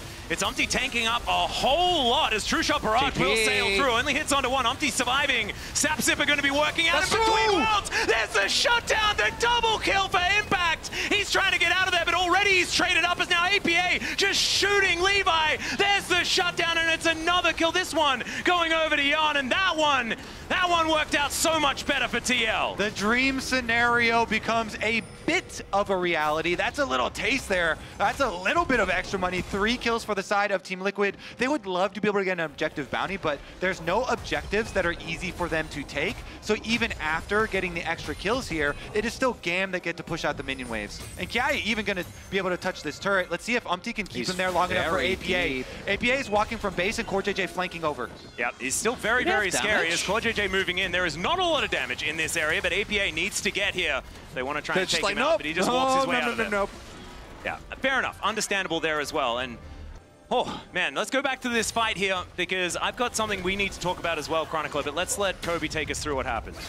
Well, I was gonna, so... Oh, you can. Yeah, you can do it. That's okay. Really? So, go ahead. Engaging... Thank you, Kobe. Engaging onto Maokai is always going to feel like it. I think that's where Maokai excels, especially into a choke point. And then here we finally see the value of that Aurora ultimate, locking up everyone, no way to get out. And Impact might have had a really rough game, but that TP was absolutely pivotal. It splits up the fight, takes down some crucial members, and very warranted response here. Yeah, exactly what the TL coaching staff want to see there. Some good plays, a little bit of... Yeah, Spawn's not ready to celebrate yet. He was celebrating at the beginning, a little bit surprised at the end there. You know, kind Still of... 4.5K. Kind of metered. Like, they don't, as I said, they don't actually get an objective out of that. It truly would have been a step towards a comeback if they, you know, got an objective bounty shutdown. But you put a dent in that gold difference. It's still going to be Dragon stacking for GAM though, and TL trying to push on the other side of the map. They've got a controller on Baron, and APA trying to split push with Tristana. Again, this is his comfort zone on the Tristana, continually shoving waves. Why not? Yeah, exactly. Why not? Let's just flip a Baron as the Hawkshot sails by. They saw the sapling being thrown from the Baron pit. Ah, so that's going to give that one away. They now get some vision inside the pit, down to 50%. This one's not going down very quickly, ladies and gentlemen, as CoreJJ getting a little bit of a stun. The rest of GAM moving on over. That is a Nature's Grasp. But I don't think there's any follow-up here. So GAM, they do just push them out of the way. Opportunistic kind of liked it. But I do want to go back to what I was going to talk about before. And that is, this is an Aurora. Yeah. And you and I have very specific knowledge as to what could happen even if an Aurora is 100 CS behind. 6,000 gold behind. Yeah. Sometimes she can just win games. And, you know, we've seen it before, Chronicler. It is one of those ultimates. There's been a few, like, the nerfs have happened. You know, a second off that ultimate is a big deal. But it is still something that we need to bear in mind. There's no vision. So, GAM setting up a vision trap here. Obviously have enough damage to take down whoever walks up, but doesn't look like TL is going to fall for it, at least for now. Yeah, it's quite interesting in this game with, even though both teams have possible pick tools, both teams also have vision checking tools with the Ashe Hawkshot as well as the Maokai Saplings. So if they are playing safe, should be able to like slowly use up and use those to avoid confrontation. Can even use the Ezreal ulti as well to check the Baron pit. I do actually think that Gam should just start up this Baron. Yeah. Like, I think you want to fight right now. You are still very far ahead. It's really hard for TL to engage into you with that Braum if you position safely. And I think that slowly, this gold lead is going to matter less and less, right? Like, right now, like 5 minutes ago, 4K gold lead, really big deal. But if it's still this, like 4 or 5 minutes from now, and I want to reiterate, I don't think Ocean Soul really matters that much in this game. I don't think that, like, if you're a poke comp, obviously Ocean Soul is kind of GG, but I don't think TL really rely on it. They have so much consistent damage that I think they can easily push through. Obviously, it'll make the side laning a little bit annoying, particularly against Kiaya, who is now level 15, by the way, 2 levels up over Impact, so still very far ahead. I want to see a Frozen Heart on the side of Gam, and I think that I will be seeing a Frozen Heart because those 80 carries that you mentioned for scaling so nicely, greatly inhibited by that item. Thank you, Kobe. Yeah, I think he'll be finishing that one pretty quick smart. He's certainly has some access to funds this game, does Kiaya. Now moving very quickly towards that level 16 mark. There it is right now as QuartJJ clearing out vision, and the Baron has still been started. Well, that full vision. Yeah, but they do it really quickly. Yeah, it's gone. Wait, it's just done. It's just gone. The teleport is going to come in, but it's way too late. Nature's Grasp. There's some bounty gold as well for Team Liquid. And they exit. Yeah, they get the control ward in there. There's the Vault Breaker flash to come through. APA going to be taken down first. Can they keep these Barons alive? Is going to be the question. Umpty, he's trying to get out of there like a secret agent. Is now Kiaya trying to get some stuff. There's 3. The Shockwave under 2. And Magnus Storm's trying to keep Yon alive, but it's not going to work. Everyone's in the blender. 4 on the floor. And Umpty's the only Baron that survived. TL get Baron, but Gam make them pay! Levi goes in and he flashes and he kills APA instantly. Or at the very least, I imagine Umpty is going to give this turret. Crucially, the base isn't open, so there isn't a window here for Gam to actually just end the game. We've seen that happen, you know, the classic Baron for Nexus. Baron for Nexus, That's not the one. case here. I gotta say, if AP, like, I think this will always be a rough situation to play out for TL, but APA with the Tristana, one of the reasons why she is so powerful and was such a mainstay is because if you are able to buffer the initial CC, without his damage, this composition doesn't work. You know what it was? The Ash Arrow hit APA at Baron while they were doing it. Yeah. That stunned. See, he's stunned right now. That's why he is the last one leaving. Easy Love tagged him with the slow from his W, and then Levi follows up. So Easy Love is the one that keeps APA there and starts the chain of events. Yeah, can't actually reposition to try and get behind his tanks. And this flash forward from Kiaya, making sure that all 3 are inside that one. The Shockwave as the cherry on top, and there was no way they were going to escape from there. Kiaya is just amazing. That said, gold lead is what? It's basically it's okay. It's back. I'm like, it's basically way worse. Yeah, you guys trying to cope? Yeah. Well, I don't know because I saw them get the bounties right. Yeah, and obviously the team fight was rough. I thought maybe they got something. Another one's on the board here. Another bounty. Another bounty is on the board. We're trying to melt through this dragon. They should be able to take that, but objectives and getting out core. hasn't necessarily been working as there's the counter-strike once again. Umpty goes in, is going to split the floor there. Yeah, QuartJJ trying to find that Magnus Storm angle. Wait, they do know. He's on the ward. Yeah, okay, so not going to press that button just yet. Does have flash to try and get in if he can find another angle, but now this is looking very, very awkward and uncomfortable. As Impact off to the side, there's another Vault Breaker being channeled here by Levi, trying to find his opportunity as, Umpty was just getting melted. Between worlds, Yon now trying to play these gaps, and Easy Love going to be taking down Levi. Could be the next one. Yon is free-firing. APA trying to fight against Timo, almost able to take him down, as now Impact is bouncing after them. The burn, is it going to be enough as Emo is not walking fast enough. Yon gets over there, Mystic Shot lands. They lose 2, but they take 3 for it, and with that deficit, TL will take it. They're going to get another objective bounty here, too. They're going to keep pushing, keep chaining. Team Liquid, continue the push. They still haven't taken mid lane turret. There's a bounty on that! Forget mid lane turret! We got inhibitor turret! We're gonna get it! These bounty strats are so next level. You guys were telling me that this is a team that knows their macro. They've taken it to it. Like, this is not what I was expecting. The bounty meta is coming in, gentlemen. This is not a strategy, Atlas. This is a bailout. Gentlemen. It worked well. It is now time to rewrite history. No! Look at this kiteback, though. Look at this kiteback and the use of the brush towards the alcove here. As they're getting pushed to the opposite side of the map, Impact into the brush, and he goes for Easy Love. He hits Easy Love with that Aurora ultimate that you mentioned, and CoreJJ follows with the flash through. So Impact and CoreJJ able to win the bottom side of the fight. What's crucial as well, even though APA ends up losing the fight against Emo, the Orianna not being in, combined with Kiaya being out of the fight when it starts, and Easy Love being eliminated immediately means that all the gold on Gam is just not being utilized. Yeah. As a result, yeah, I think we're allowed to celebrate a little bit this time. Well, now it's only 3K at this point. You were still worried, I think, when you were looking up towards the top of that screen right there. My math's not great, Atlas. Well, I actually expected that TL might have clawed back a little bit further last time at the same time, but this is only 3,000. This is the lowest the gold lead has been almost all game. When he said his math's not great, I thought you were going to say, neither is your mustache. Oh, Calm down now. I like it. Max just doesn't like it. We don't need to draw attention to that, Kobe. Focus. Let's focus. I'm completely distracted now, which is why I had issue with it in the first place. Let's focus up here, though, gentlemen.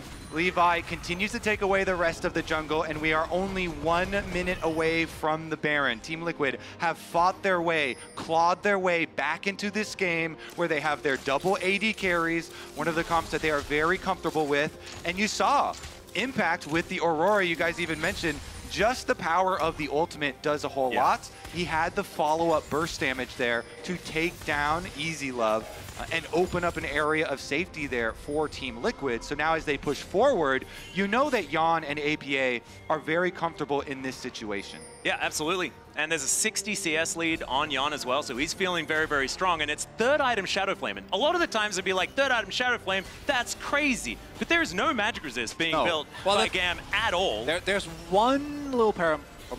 All right, yeah. That's not a lot. Elio's going to be immune to the Aurora damage, but everybody else is going to instantly die.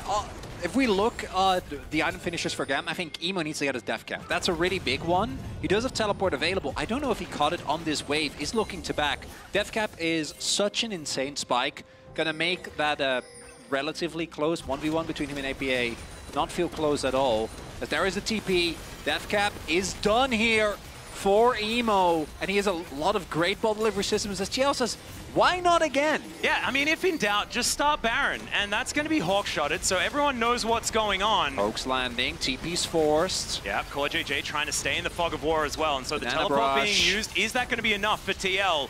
Looks like the answer might be no, as Umpty just staying on it. Control Ward does go over. True Shot Barrage onto 2. That is a lot of damage. This Ezreal is pretty fed right now. It's good buffer, but is he actually safe? There's the season assist, and it's APA that gets taken down by the Shockwave. Yon, he's still alive. Can he be the carry here for TL is the question. Gam's health bar is so low, but they keep the Phalanx, and Kiaya is now just bonking them all on the head. That is going to be the team fight win, and Gam might just walk through and win the game. And even though APA gets the buffer, he's still an easy target for the engage. Gets blown up, and Gam is going to take game 1. He buffered the Ash Arrow, but Levi delivers the Shockwave from Emo, and Gam deliver the victory in game number 1. What a slugfest here as Gam will take the first Nexus in this best of 3. That game felt so incredibly long, so incredibly intense. Winning a game like this means so much in a best of 3 where your world's hopes are hinging. TL, it's going to have to be a huge bounce back. I'm kind of speechless. I was speechless after game 1 in Weibo versus Fnatic, and I'm speechless again. I know we talked a lot about Kiaya and about Levi, but the fact that they were able to pull it off like that, whoo! And Emo's Orianna. Can't ask for more. Yep, looked so incredibly good, but it's not over yet for TL. It's time for us to go to a short break. We'll have game 2 right after.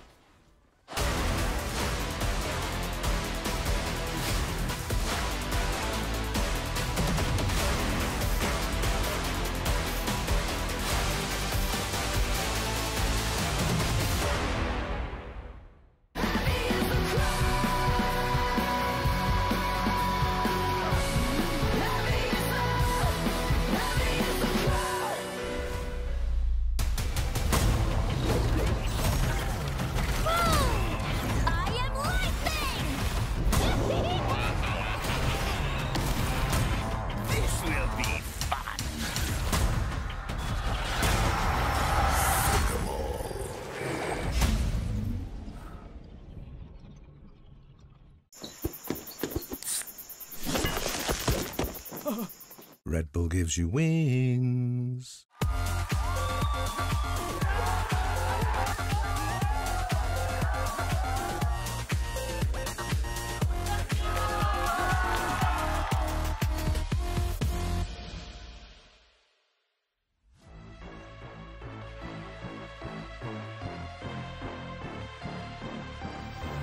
I've been living behind all the scenes, 'cause it's easier when they don't believe.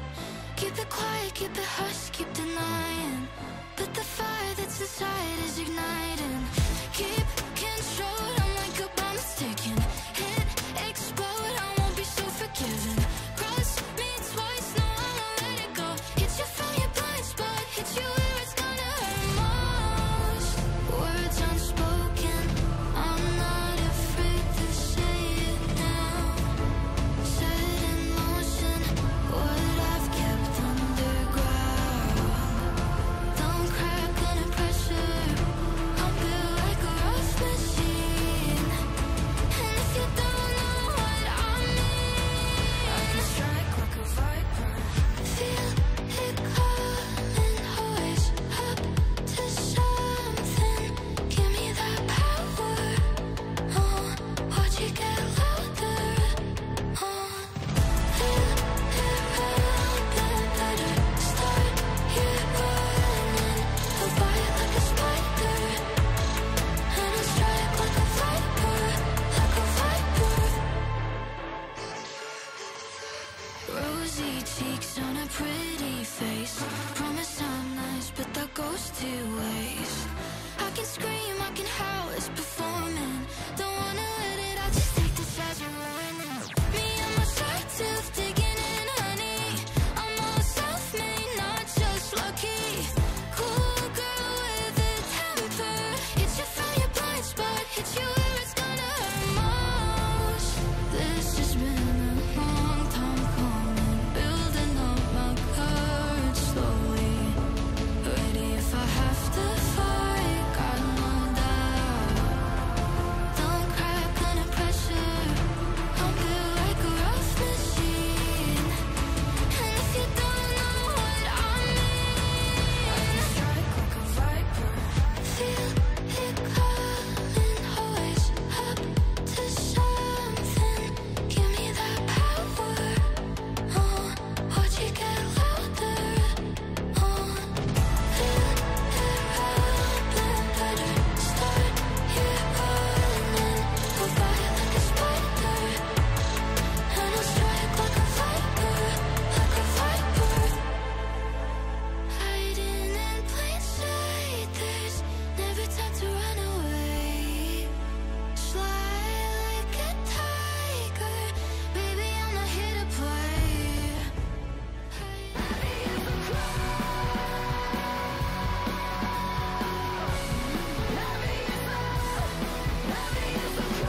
Hey boys, the energy in here today is really good, and I like that energy on stage, so let's make sure that we keep it up, okay? Okay, the dive looks a lot better for Gam. This this time! And now it's going to be APA that's the target. Levi Sooners, that shockwave was absolutely sick! Come down, guys. Walkie. Undead. It's okay. For TL is the question, gets health bars in so low. Can they keep the phalanx? And Kiaya is now just bonking them all on the head. That is going to be the team fight win, and Gam might just walk through. And welcome back to Worlds 2024 Swiss stage as it is. Wait, what time is it actually? It's time to make you guys believe. That's right, representing for all the minor regions around the world. We are here, we're the VCS, and we're here to make some noise and repeat history just like we did last year in Busan and Seoul. Worlds 2023 is coming to you here at Worlds 2024. Team Liquid, you know what time it is, baby. It's Gam time! Let's go! Woo! And of course, don't forget the shades.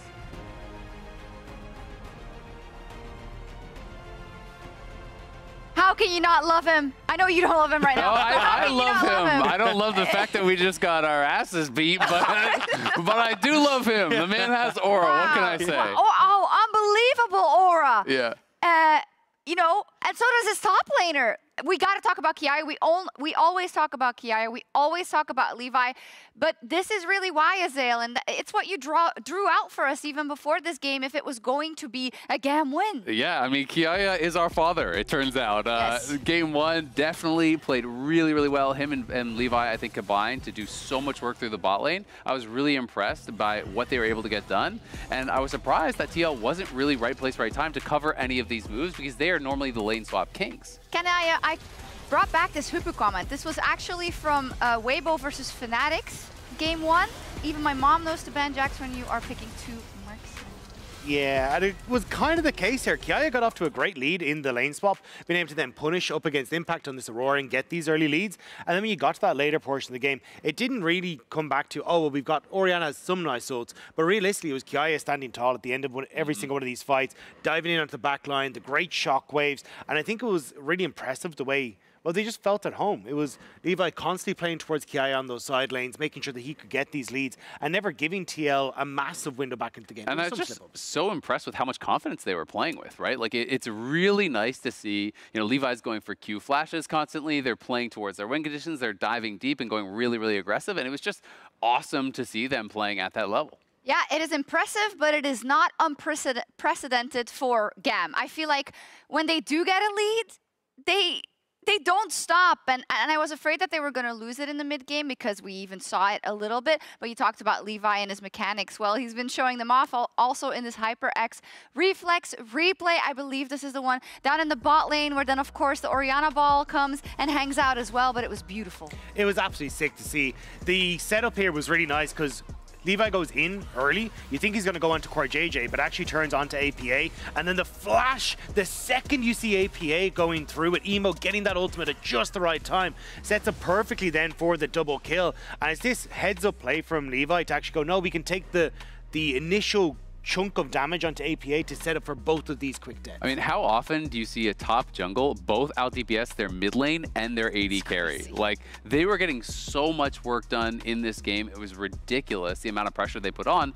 And with the draft that TL had, you're drafting double AD carry, you're drafting a burst solo AP, which is fine, but it means there's no threat on the Jax once he gets really, really fed. When he got through those early levels for free in the lane swaps, I think TL's lane assignments were really questionable after they got that initial dive. I think that they could have had just Impact laning down bot. Instead, they put Yon there, had no coverage for him. He gets dove on a triple stacked wave, loses all of that farm, and Yon has been the standout for TL for me. So, you know, they really put him in a pretty poor position from that, even having APA leaning 1v2 top. So it felt like they were somehow losing out on all lanes.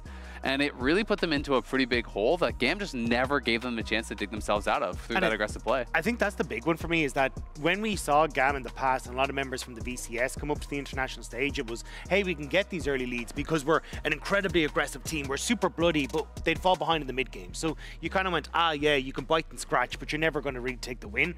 This is where, for me, GAM has been the big difference maker. This is a team that has gone back and worked on their macro. Even when we saw them coming into their finals, it wasn't the hyper-aggressive early game like Viking Esports. It was, no, we play a macro-oriented game where we take over inside lanes, play through Kiaya, and this is what we're now getting to see up against, I mean, the top seeds at this tournament. And I asked you before this game, right? Would it still be an upset because they beat LEC seeds? They're, you know, they won a game now versus TL in this, what is only a best of 3, right? You gotta start thinking that this might be equal playing, and maybe then you'll get off to a better start.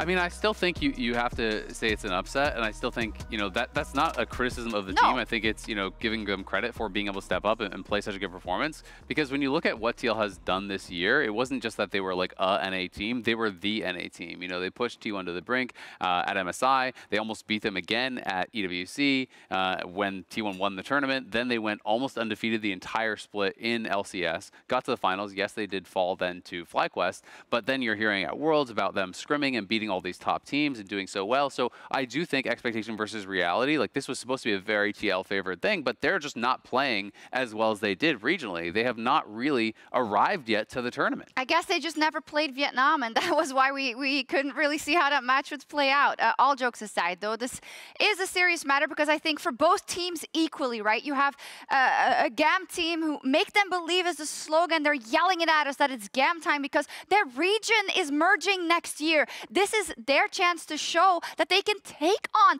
the LEC and the LCS, right? Before the side of TL, all this hard work, Azael.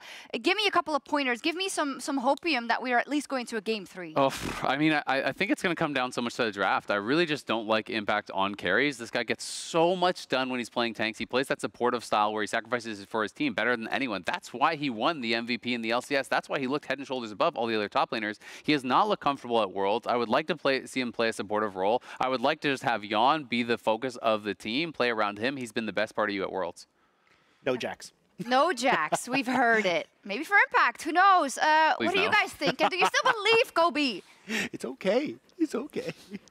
So much shocks. It's a best of 3. That was a warm-up.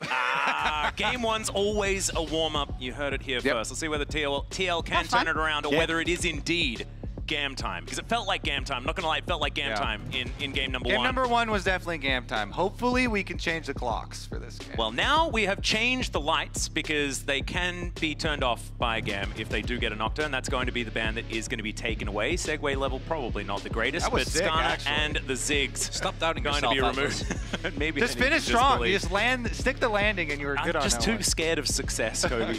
As the Yone once again banned on blue side, no surprises. The Jax being banned by Gam, maybe having a look through the skins, and Kiaya was like, whose skin is this again? And it said there was impacts, but we don't necessarily feel like that was a huge thing, but they are going to look to take away the Nocturne themselves. I think you have to, because I am 99% sure that otherwise Gam just slammed Nocturne Orion on 1-2. Yeah. And then from that point on, like, what are you going to do?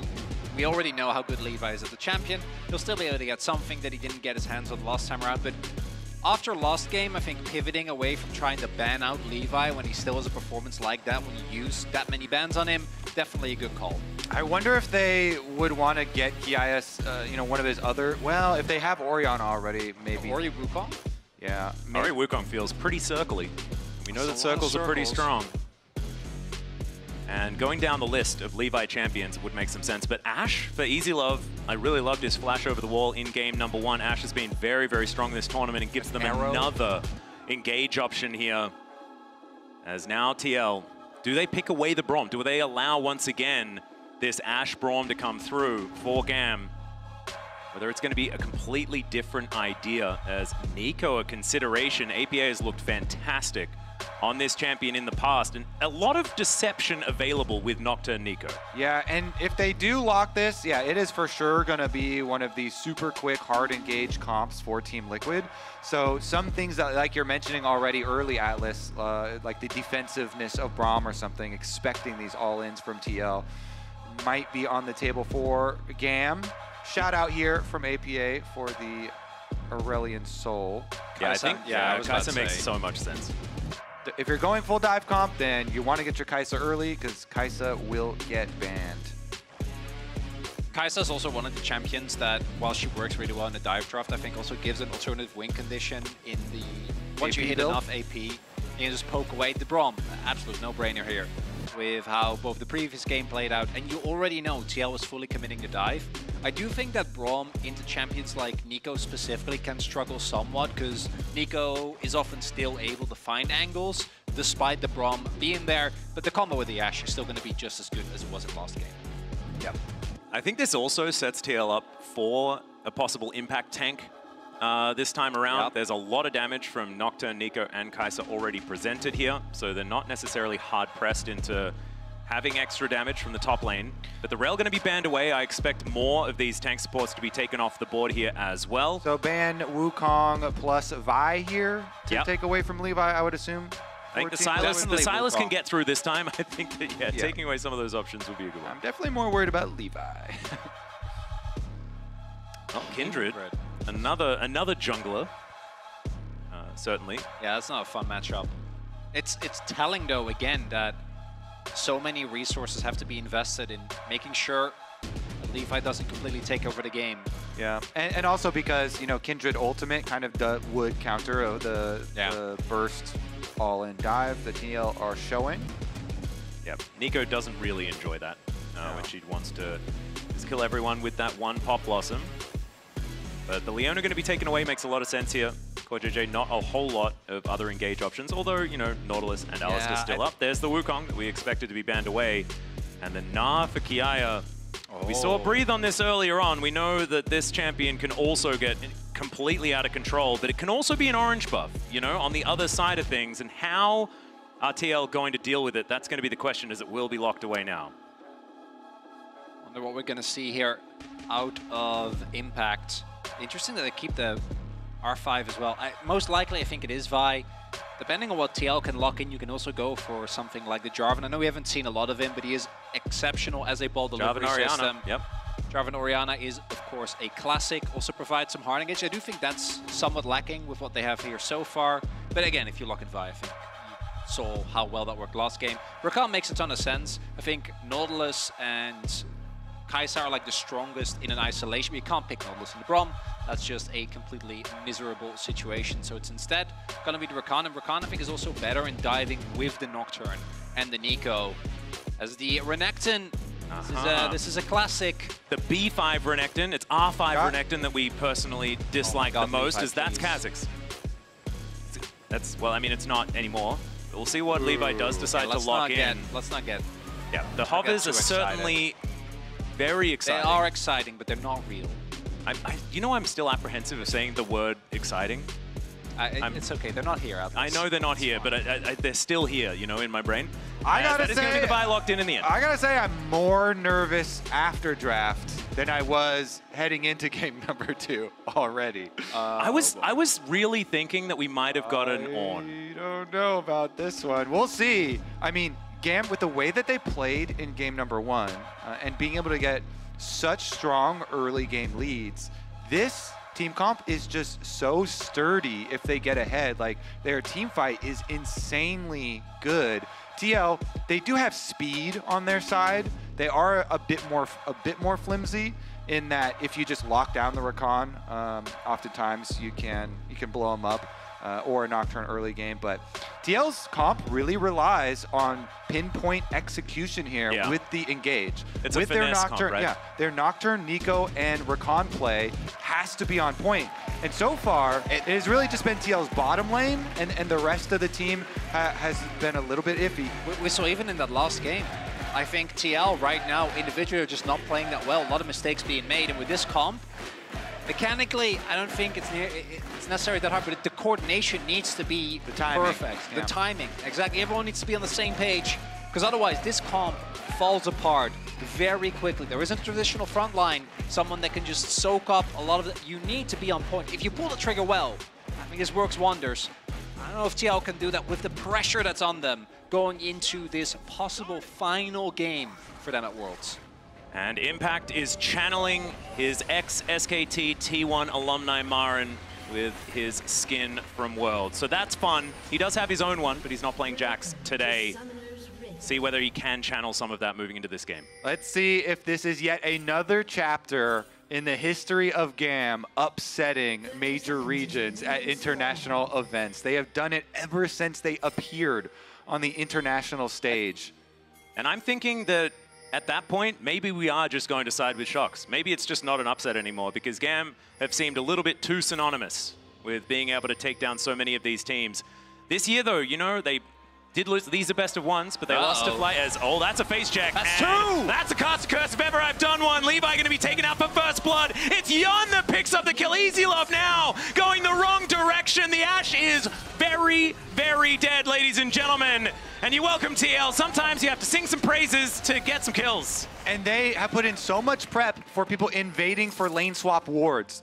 GAM putting down the lane swap wards, but TL, they pull the trap shut as they try and exit. What a huge start to a game that is a necessary win for them. This is absolutely massive. 1,000 gold from just that alone as we check it out one more time. TL, that ward. Those are the wards I mentioned when they're coming in looking for lane swaps, because GAM lane swap last game as well. TL, they prep the trap.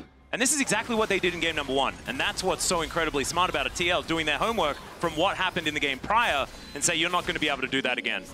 It also, I think, plays a big part that if you are GAM, in what world would TL look for a level 1 fight when you have Ashe and Braum? Right? Like, these champions, I think, are insanely strong level 1. The slows, the damage that's available, the Braum passive that's easily stacked on multiple members. Instead, TL getting what feels like, I think, at the very least, some calming of the nerves. Yeah. As I feel like Speaking of emotions, Kobe well, I was going to say, on the coach cam, you see a stark difference between Spawn, the head coach, and the analyst that is standing behind him with the full-on yelling, fist pumping going. Straight face for Spawn, though, they're always measured. And TL's bottom lane, I feel like, has been the point that has been most reliable so far at this tournament. Now that they actually got some early kills for the side of Team Liquid mid and jungle, maybe we will see APA and Umpty here really making use of that money, because again, the Nico and the Nocturne were some of the early picks of this comp that really determined the entire direction, and that direction is forward in flanks. Atlas, you turn off the lights, and there you go. Why would he do that? He said he wanted to at the very beginning of the game. To because then I can't see the mustache. It really. You don't have to bring it back to your face. I thought that was where Kobe wanted me to go. You know? I felt like it was a perfect setup. It was I feel like beautifully I done. walked into that one. That one's on me. I did want to say, though, that I got a little bit distracted. I actually thought that it was, because APA transformed into Yon. He managed to pick up the kill when he was in that transformed state. As now Levi trying to come in, but not able to take away the crab. And so we are going to have both teams backing away. But what I was going to say is that I think there is so much on Umpty's shoulders, especially in this game, because in clutch moments, Umpty has struggled throughout his entire career. Like, push comes to shove, and he's unable to do either. And if he's able to get things together, have a carry performance against Levi on this Nocturne, could be huge going into Game 3. I saw Impact solo killed by Anar early on in this tournament. So, hoping it doesn't happen again. There. Well, he's going back in, looking for a little bit more. The Hyperprocs are really dangerous. Umpty's moving on over. There's the flash forward. Can the fear come out? He gets into the brush, and that is the kill! So, Impact not solo killed this time. I have never clenched harder than after I said that. He managed to click the ward, but couldn't then immediately click the champion before the fear went off. I really thought it was that. I think that would have still been fine, because what I was going to lead into is the fact that, as you pointed out, Atlas, Nocturne is, I think, the most important part of this composition. Yeah. Umpty has, at that point, had 1 kill, double crab. So 1 kill, double crabby, and now has 2 kills, 3 stacks on Ultimate Hunter already. So this Nocturne is like, it doesn't really get better in terms of setup to go into a mid-game and get these high impact plays with Nocturne. And critically, getting the Gnar flash and teleport down here, Impact now, with the wave pushing towards him, is in a much better state. So, calculated down to the very last auto attack there. Danglebob's landing, and Emo taking a whole lot of damage here with this caster matchup. I feel like APA is in a lot more comfort of a position here on the Nico as well. I just feel like his Nico 100%. just feels amazing. So, everyone's going to look at the flashes that he messed up in the earlier games of the tournament on Nico, but this is one of his most played champions that he has a lot of confidence on. He was always a really big playmaker, invested a bunch of time into it. So it's a flash. APA is in a scary position right now. Shave Splitter, of course, can really help. You think Levi? Oh, no, not waiting. Oh, he's going to walk out of it. The Pop Blossom goes absolutely nowhere as Levi gets in, but the flash gets APA out of there. Emo, Elio trying to get on through as there's the dissonance. Oh, again! No, Clockwork was wound up, and now the grand entrance comes in. Emo gonna burn down. CoreJJ locks up the kill, and APA's back. He finds another one. Umpty, this Ultimate Hunter is almost fully stacked before he even has the ability. The counter from Team Liquid is good. Even though the shockwave from Emo made them pause, the follow-through was way too much there. Oh, yet another cleanly calculated play. Not even close. And I want to highlight, I think Gam getting a little bit overexcited here. Because yes, Emo is 6, but if you wait for Levi to have 6, this play always works. Beautiful. Right? There is no way it doesn't. The shockwave is beautiful. It completely dodges the knock-up from APA, but I think Levi actually still got stunned, so he uses his Q, uses his flash. So at that point, he is fully committed to just trying to make the play work. As free grabs come through, and Umpty is 3-0-2, 1.3k gold up. He's gonna get some free Raptors, and now his ultimate is available. And he is going the Stride Breaker build. I love this build so much more. It's a bit confusing here, as Umpty is going to be able to take the big Raptor. Levi, you cannot fight this. You can't. He's 3-0-2. You cannot fight this at all. Emo comes on over, gives him a shield and says, please leave. And Umpty is going to then move on over towards this Brambleback. APA being a melee minion was odd in the mid lane, but now we've got Impact trying to get Kiaya out of here, feeling a whole lot better in this instance. But now with the Hyperbrox coming in, Kiaya just going to be backing away, not going to commit any further.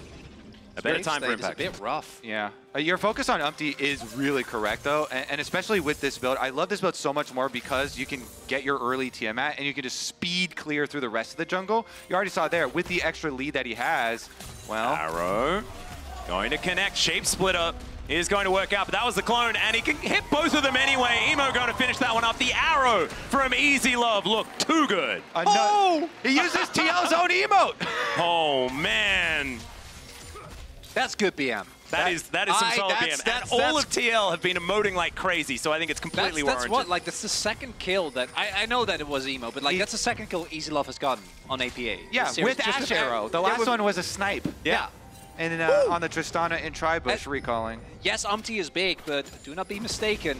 We saw how good there's Scam's some fighting darkness was. here as there is a Megana on the horizon, but I think he's dead before it even happens. Cull the Meek comes through exactly like it says. Oh. And Impact's able to take that one down. No Horizon, Atlas. No. Not happening. Oh, it was on the horizon. Yeah, but we just never got to the horizon. Or something like that. That's sad. Yeah. Trip got short. Yeah.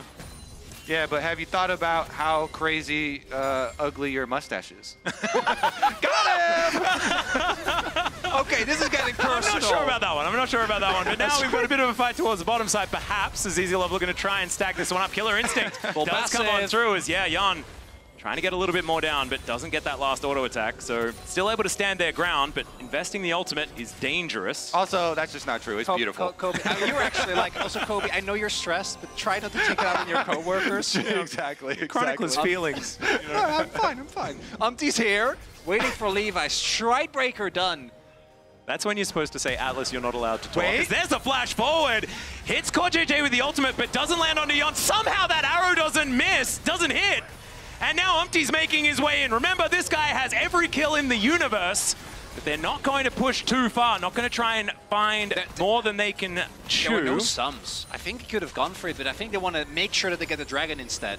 I think Umpty's also very aware of the fact that he has a gigantic bounty on his head, and if he dies, the game could be a big problem. And they don't have to push anything extra there because they have a guaranteed dragon, so I completely agree with both of you there. They're making the call. Probably a lot of, the talk heading into this game is, all right, let's be calm in our play. Once you get your lead, just play this one out because we can't give up anymore. If you lose this, then you are out of the tournament, so they don't want to over-chase, take the guaranteed dragon, no Ash Arrow, no Braum ultimate. They push the wave in, they just take their resources. And with this, even though the gold leads on the other end of the map aren't that big a deal, GAM's most vital members have effectively been, at least for now, taken out of the game, right? Both are facing very substantial losses, and for GAM, it's going to have to be a really heavy lifting duty or a job from the rest of the team. Emo, Easy Love got to step. I know Easy Love has been trying with his Ash Arrows. That alone, I don't think it's going to be enough. Quite going to work. Hawkshot getting a lot of value here, spotting QuadJJ and Umpty making their way towards these Void Grubs. 6 didn't mean a whole lot for TL in game number 1, but this could be a very different story with the snowball they have already rolling. Yeah, 100% agree there because of the Nocturne also later for split pushing. Oh, yeah. They have a lot of potential to pressure those side lanes. You've got a lead on your Renekton, a much better state. It's also, so imagine being GAM and trying to push a side lane late game where you have to check every wave for the right amount of minions. There's a Nocturne, and there's a Kai'Sa that can play off of basically everyone else. Well, immediate teleport to come through here as Elio trying to get himself out. The Ruthless Predator holding him in place for a little while. It is teleport invested, so it is a fair bit there from TL, but they also pick up the grubs on the other side. They can also crash a wave into the top lane outer turret. You can see Kiaya already very far back. Pop Blossom also, as Easy Love is just going to explode. APA grabbing his second, and now Kiaya could be in trouble. Umpty is more than a top laner at this point in time. He is still going to back away that inner turret. And Team Liquid, they can even rotate over to catch mid lane too. So TL winning both sides of the map here. You push in bottom with APA, you push in top with Yon. Huge tower gold there for Team Liquid. Impact and CoreJJ rotate over to make sure no turret plates go down to Emo, and they can't keep pushing. So Team Liquid win the entire map in that sequence. We have just pushing a full wave into the turret. Yeah. He's just. Well, CoreJJ is going to be in a little bit of trouble here. Battle Dance gets him out, and he's fine. Just fine. Nice. Wait, little, never mind. I got pranked by the mini-map. I got Nico. That's what I'm talking about. It's confusing to play against. And it's also, the minimap does become a very dangerous thing to look at. And also, if you look at I know! Yeah, the kill feed as well is a bit of a problem because it comes up with different champions getting kills. It's a very confusing thing, but we will try and stay on the board as best we can, and if we make mistakes, please laugh at us. We've already been very on topic, very focused. Yeah, we've talked about a lot of things that are dangerous to look at in this series and the previous series. Now, let's focus up. Impact here. Going to get visual confirmation of Levi on the Raptors, but your job has really been set up for you already. You can see there's a trailing split push in the bottom of the map right now. With Nocturne ult available, hovering behind as they push APA to finish off this tower, just in case there was any sort of GAM attempt to use that tower gold as bait and pull a trap of their own, but there is no attempt from GAM because they recognize they're just so far, outmatched in the gold at this time that they don't want to force that fight.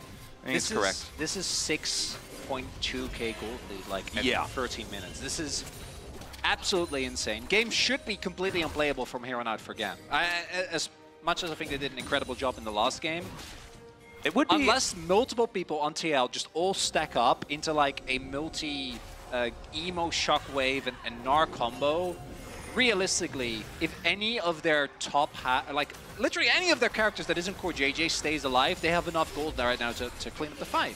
And barring a catastrophe, I do like the fact that this is on track to being a shellacking, which is a game that was coined by Spawn himself. We get to ask him whether it's actually a real shellacking or not. Normally it's just a pre-25-minute win. There's not a whole lot to it, but sometimes there's nuance, and we will be able to ask. We've already talked about a lot of rating systems, so I feel like we need to get into the depths of this one as well. No zigs in this game. We can't go through that one. Let's have a look at our MasterCard lane economy snapshot, and the snapshot is TL are winning by a lot in all of them. That's my breakdown. That is valid. Yeah. Not a lot of nuance on that snapshot. We're lacking a lot of nuance in this one. I can only imagine if you're GAM as well, that you're going to be obviously still looking for opportunities, but also going to be thinking about what we're going to do next game. Because this game really felt like with the way that the level 1 went, from that point on, the game is so hard as there is. Yeah, arrow going to connect, and it is going to connect. And it's very easy for Team Liquid to progress their snowball in this game because of the fact that they got the early grubs. So I was about to say, he just kills him. Yeah, right? he's just gonna kill him. Has a spell shield that's gonna be used on the Shockwave gorgeously, and I could have been really hyped for that, but there was just no way. Yeah, he's just dead. Yeah. You know the Shockwave is coming. It has a good animation, so correctly reacts to it and is able to spell shield it. Here, the general, marching through the enemy jungle now, actually pushes the bottom wave, starts to rotate over as Impact. It does manage to get the stun onto Levi, and there's the killer instinct to go in. Okay, Yon might have gone a little bit too far, but the quickness comes on through, and the wallets are big and heavy. That is going to be a pop blossom. APA comes forward, and that's going to be Yon putting the last little cherry on top. And maybe there's another cherry, as EasyLove's going to have to flash away. Impact wants to try and catch up to him, but the volley will slow down the Crocodile, and EasyLove will limp his way back towards his base. And now is your line, Chronicler, because this time was pushing in the side lane all the way up to secondary. Actually, you know what? You're prophetic. No, I saw him, and I'm like, I'm not believing that. I'm not making the call again. It's a mirage. As we take a look, this is really, as you'd expect, STL, when you're this fed, any fight basically is a good fight, right? This doesn't start off that well. A lot of damage goes into Yon. He doesn't really get to do as much as ideally he'd like, but it just doesn't matter. GAM is very deep into enemy territory. And to your point, he is ulting, point blank his face right into 2 melees, but that he knows, especially with the shield, they won't have enough damage to finish him off since his entire team is there. Yeah. And they have the item advantage, so full sends it, gets the extra reward for TL to continue to push forward. And I feel like a lot of people talk about these damage Dragon Souls as being some of the best for snowballing a game. I think the Mountain Soul is really underrated in that department because you can just go all in on damage in your itemization and everyone's basically a tank at the same time. I love those types, especially when you have a Kaisa that wants to ult face first into people. And get a massive shield, and I hear that resistances are pretty good when you get a massive shield. I love casting with you guys straight off the plane. Because we talk about massive shields. Extra fun. TL here. I'm always like that. I don't know what you're talking about, Kobe. TL, though, also take a look at just the complete vision coverage. With both sides of the jungle warded up, they're going to continue to threaten these plays where they can easily rotate from their mid lane and from your jungle over to pick people off on the side of GAM. And that's kind of the point where you guys are talking about how hard it is for GAM to even set up their comeback play, is because the entire area is just lit up for TL and they have all of these tools to pick you off. Especially, I think, when you hit level 2 on the Killer Instinct, like the range becomes so big. Level 1, you still have to be very close, but you've just got 2 Nocturnes, basically. You do, yeah, and both of them will kill you very quickly and not give you a whole lot of counterplay. And for TL now, again, I wonder, because barring something absolutely insane happening, TL's going to win this game. I'm going to go to 1-1. My All question right, is, stop trying to curse. Okay, tell me I'm wrong. No way. Well, there's a Pop Blossom, gets a flash, and there's a Paranoia, so I don't think that Emo's going to be getting out of this one. That is going to be the Tangle Barbs landing there as well. As meanwhile, on the other side of the fight, Kiaya trying to get that wallop down. It's going to work out, but Impact is so tanky. The Nara into the wall is fantastic. But Yun, they're just one after the other, dive bombing these members of GAM. And Kiaya gets under his inner turret, but he is still limping away without a jungler. So as I was saying, what does it mean for the series? Because at the same time, like, this game felt like it was over, not necessarily level 1, but I think once the early skirmish came through, where they got the gank onto top side, grand entrance. how is Game 3 going to look? As that's Kiaya probably dead. He's burning down. KoJJ going to collect it with the Ignite, and now the base is broken open. Impact looking to put another dent into it in that mid lane as well. But TL, a lot of money available. They're going to go back and spend it before these inhibitors are going to be tested. It is... yeah, that's a 12,000 gold lead pre-20 minutes. I mean, that's why I'm kind of, going off Chronicler's early point about what does next game look like? Well, and I actually think it's really, like, it's kind of better for GAM, and I know it seems weird, right? But if you're just completely knocked out of a game, you get this entire game to think about Game 3.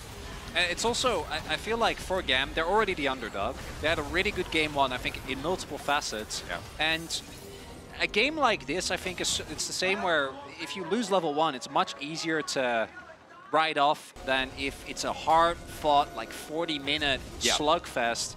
And as the underdog, I think GAM, going into next game, still should be very confident, even with this game obviously being a write-off. So your perspective is, this game is such a big beatdown that it's like ripping off a Band-Aid quickly? Yeah, no, straight up. That's exactly You're what like, it is. oh, we already lost that a while ago. Actually, no, but don't you think the players are in here like 15 minutes in?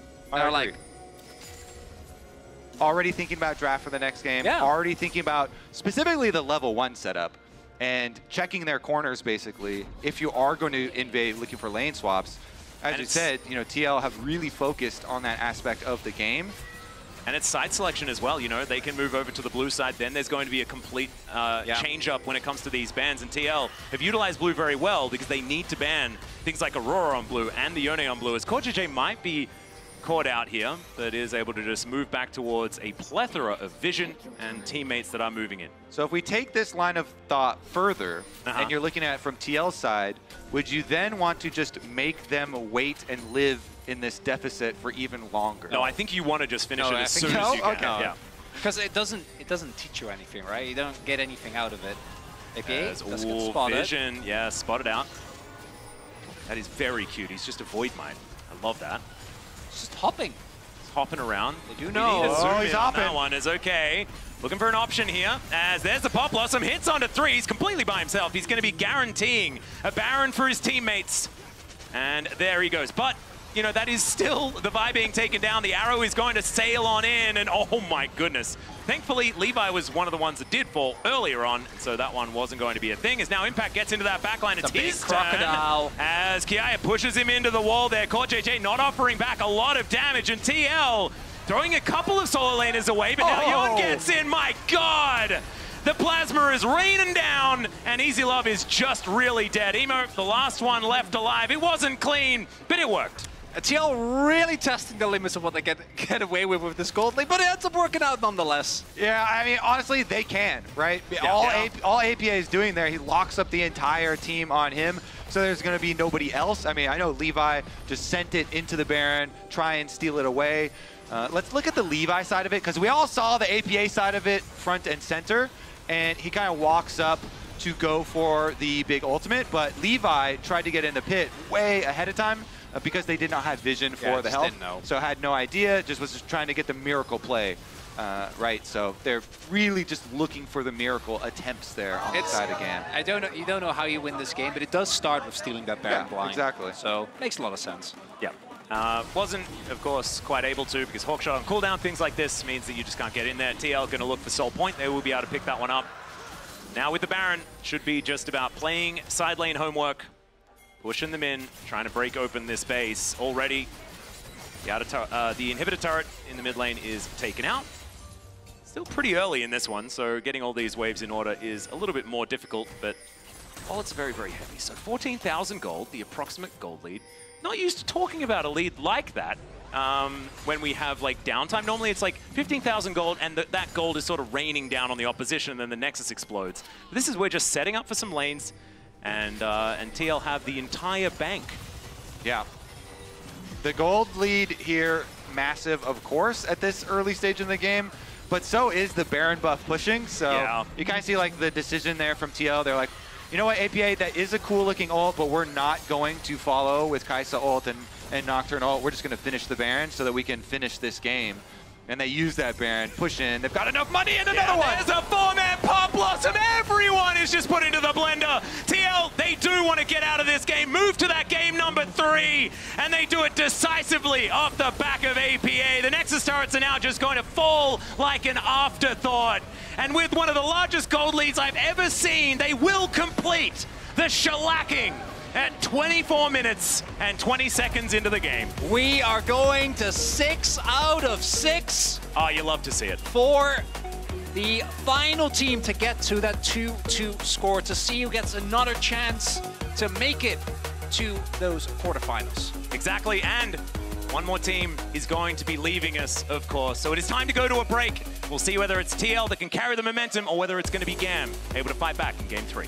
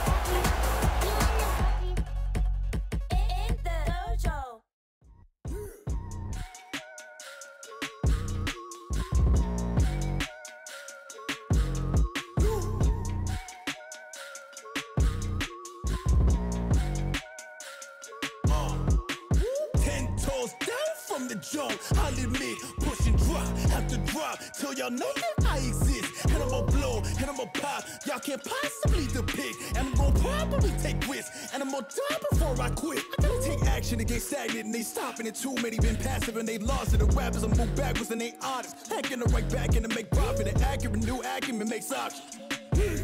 Meaning the accountant Can be rounded when you call it a place. Everything I'm mounted in my car. Moving with $2 in my pocket. Proving the pace you looking exhausted. Truth is Greg Newman, they can't copy. Do what I must do so they can't stop. Trying to keep cool while they keep talking. Do what I must do, switches up often. I pivot, meaning I'm a tactician when I'm in it. Circling the cul-de-sac, I'm drifting. And I got all night down to vision. Meaning I'm different. Meaning when they talk, they pay attention. Meaning they gon' pay for every cent. And I'm going to commas, to Kansas. And I'm going worldwide when they all mention. Black boy with a book dream and a lesson. A black man with a sharp mind is a weapon. Yeah. 10 toes down from the jump. I'll admit, push and drop, have to drop till y'all know that I exist. And I'm gonna blow, and I'm gonna pop. Y'all can't possibly depict. And I'm gonna probably take risks. And I'm gonna die before I quit.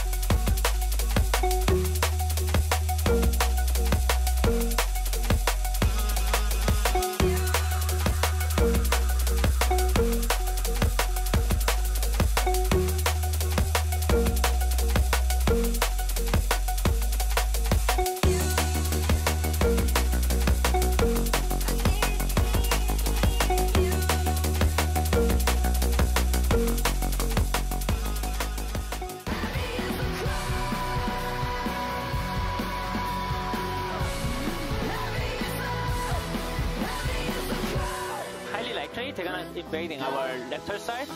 I think keep hiding. Hiding. Face check. Looking. Buy plus Ash. Ash now. Ash no flash. The range is short. Holding. Okay. Corner's here. They look. Okay. Ash no flash. Ash is dead. Oriana. Nice jump. And they use that Baron. Push in. They've got enough money and another one. There's a 4-man pop locked and everyone is just put into the blender. TL, they do want to get out of this game. Move to that game number 3. We can't go out like this. We worked 10 months of this year as hard as we could. We cannot go out like this. Stop dropping your heads. I understand the frustration, but we are a better team than this. So think about what it takes to win the next 2 games, please. Yes. Okay? I want us to go out there and be positive. I love the energy at the start of the game. Shit went wrong at the start of this game. Okay? They need to beat us another time. We still get 2 more cracks at beating them. Okay? So chin up, let's go. Yep. All right? What a leader, and they couldn't bleep all of his swear, so Spawn's got you there, Riot. But yeah, I love seeing these clips. Team Liquid has been posting a lot of them, and I like them. I don't know what you think. I love them. I mean, I have so much respect for Spawn. Obviously, like, he was a friend to me first. You know, I've known this guy for a really long time. I hate him. He was a caster with him. And I think he's an incredible coach. And he's also one of those guys that doesn't just ask for perfection from his team and from his players. He expects it of himself. You know, he's someone that always talks about, I need to be there before the first player arrives. I need to be there after the last player leaves. If I'm going to tell you, you need to practice 12 hours, 14 hours a day, I'm going to be there 15. I'm going to be there 16. 700 games. He was talking to Core 700 hours. 700 hours, sorry. Yeah. That's slightly different. And hey, it paid off. This is a speech he made right before Team Liquid acquired the highest goal difference at 14 at Worlds so far, Dagda. So, you know, you see how far it can go if you have the right mindset, and a lot came, of course, off this level 1. Yeah, I was going to say, if you have the right level 1, definitely helps. And nice ward, or nice setup here early to catch out as Gamma moving in. That ward just in the tri-bush, kind of expecting that maybe Gamma are going to try to move in for some sort of lane swap or to get vision, and it's just a really, really nice punish coming through from TL. And the fact that you get this gold onto Umpty then sets him up not only to get the early Tiamat, so then he can clear his camps faster, be out on the map and do things like this, where he impacting his lanes as a pre-level 6 Nocturne.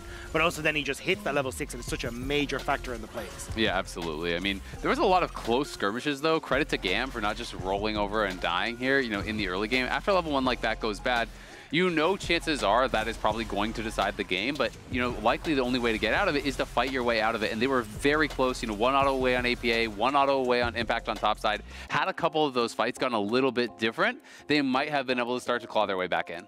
Necessary confidence game, I think, from Azale, because I feel like he's been hot and cold. Yeah, I mean, I think overall, his early games, especially against the LPL teams, were actually quite good. He's just had these kind of like big moments where, you know, he falls a little bit flat and can cost him so much. So he is very much a confidence-based player. When he is feeling himself, he's looking really, really strong, but he can get down on himself very quickly when he has a bad play. So, you know, you have to hope for TL's side that this game gives them some confidence, makes them feel a little bit more comfortable, and they can show what we know they are capable of on stage going in Game 3. Yeah, and I think like the confidence was definitely there from T, like invading onto the top side, making sure that there was no way that Levi was going to get any sort of control back in this game. And if TL are able to run through, I mean, you can see on the post-game breakdown here, that goal graph, it was clean, decisive, constantly putting pressure on towards Gam. And this was more what I expected from TL coming into this. Yes, it came off of a good level 1, but it felt like TL finally got back on the horse and were like, yes, this is our style, we can play through this. Yeah, and we were talking about it, Azale, and you were saying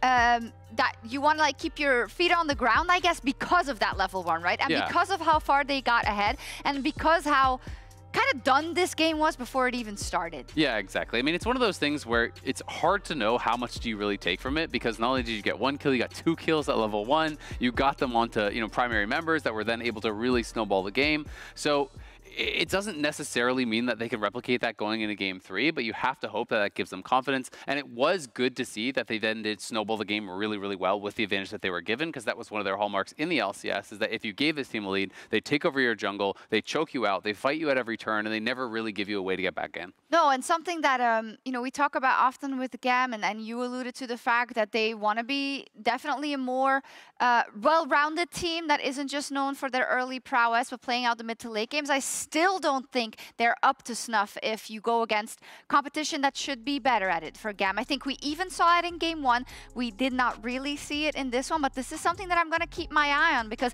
that is, for me, we talk a lot about what TL has to show, but for me, how I think they really go a level further than they have in the past. Yeah, I think for Gam, it's a little tough when you do end up falling behind like this. And as we already kind of said, like, fair play to them for trying to make these plays happen and trying to make it work. But I think that's where having that aggression in the early game is actually going to almost be something they need to bring back into their game. Because I think if you give TL the opportunity to play into what has been their style, as you said in the LCS, of, hey, we're looking for jungle invades, we're going to try and shut down Levi, I think that's where you're really going to be set up. Here we have the draft from TL in the Game 1 loss and then the Game 2 win. And we know that VCS Gam is going to the blue side for this third and decisive game, Azale. So lecture me on what you want to see. Honestly, I was a pretty big fan of their second game draft. I think it's just a lot more stability for Impact. It's something they can have some power in lane against, because let's be honest, Kiaya is looking ridiculously good. I don't think you want him, you know, just to fully give up all lane pressure. And, you know, you have a pretty easy to execute composition here with the Nocturne plus the Nico. You're obviously playing full dive. And the people that have had the most faith in at Worlds is the bot lane. So I want to see them playing around Yon, give him a carry, let him really shine, because this guy has just been stellar, I think, for Team Liquid. Yeah, I think also coming into it, although TL did win with it, I think I'd prefer to see them locking in the Orianna early. I think Emo has had some good plays on it, nearly getting the kill onto APA. In Game 1, he had some good moments with it as well. So I think if you're going to try and take anything away, I think it should be focused on getting that Orianna, then on towards the Nocturne, and then see if you can move on from that position. But even on the bot lane as well, just having something that unlocks Core JJ. I really like when Core JJ can work with to go for these invades and set up. Now, having like things like the Ezreal, I think support that fantastically. I just want to see them continue through that style. We'll see indeed for Team Liquid. Now is it's a time to not be nervy anymore. You hopefully got it out your system in that Game 1, and you have the most confidence-giving game you could ever have in Game 2. But I would be remiss if I did not give Gam a little bit of credit in situations just like this, when they are with their backs against the wall, when they are the underdogs going into a matchup like this at Worlds. I think we have a couple of very nervous Team Liquid fans on the other hand. Maurits, I'm talking to you. Are you a nervous Team Liquid fan, Chronicler? Yeah, well, I don't like this reversal of roles, first and foremost. Yeah, they're a Dutch org, you know? Yeah, like all the way back. I grew up watching StarCraft. TeamLiquid.net was like the hub for all. Yeah. I lived on those forums, man. Right. And let's see whether they can do it again. Kobe, you and I were having a conversation before. I was like, I'm so jealous of these players that get the spawn pep talk before every game. And then I realized that for the first 4 years of my career, I had that every day. We used to get them. Very now I get the Chronicler mustache field pep talk instead, and it's a different kind of magic. As now, TL going to be banning away the same champions here, Aurora and the Shyvana, both being taken off the board. The Skarner as well, sticking around.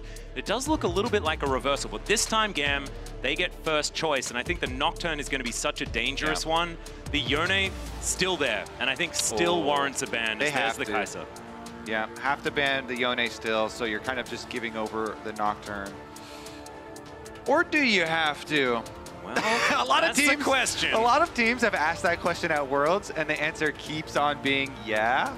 I feel like Yone gets banned a few games, and you're like, but what if we let it through? What if in an elimination game? Yeah, no, let's not do that. We're not doing it. Okay. Well, the Jax is going to get all of the priority here. We'll be locked in first up. Does mean Umpty can go back to that Nocturne. Nocturne Nico, if they just lock them in again, it would make a lot of sense to me. But without the Kai'Sa, maybe it lacks a little bit of that extra oomph.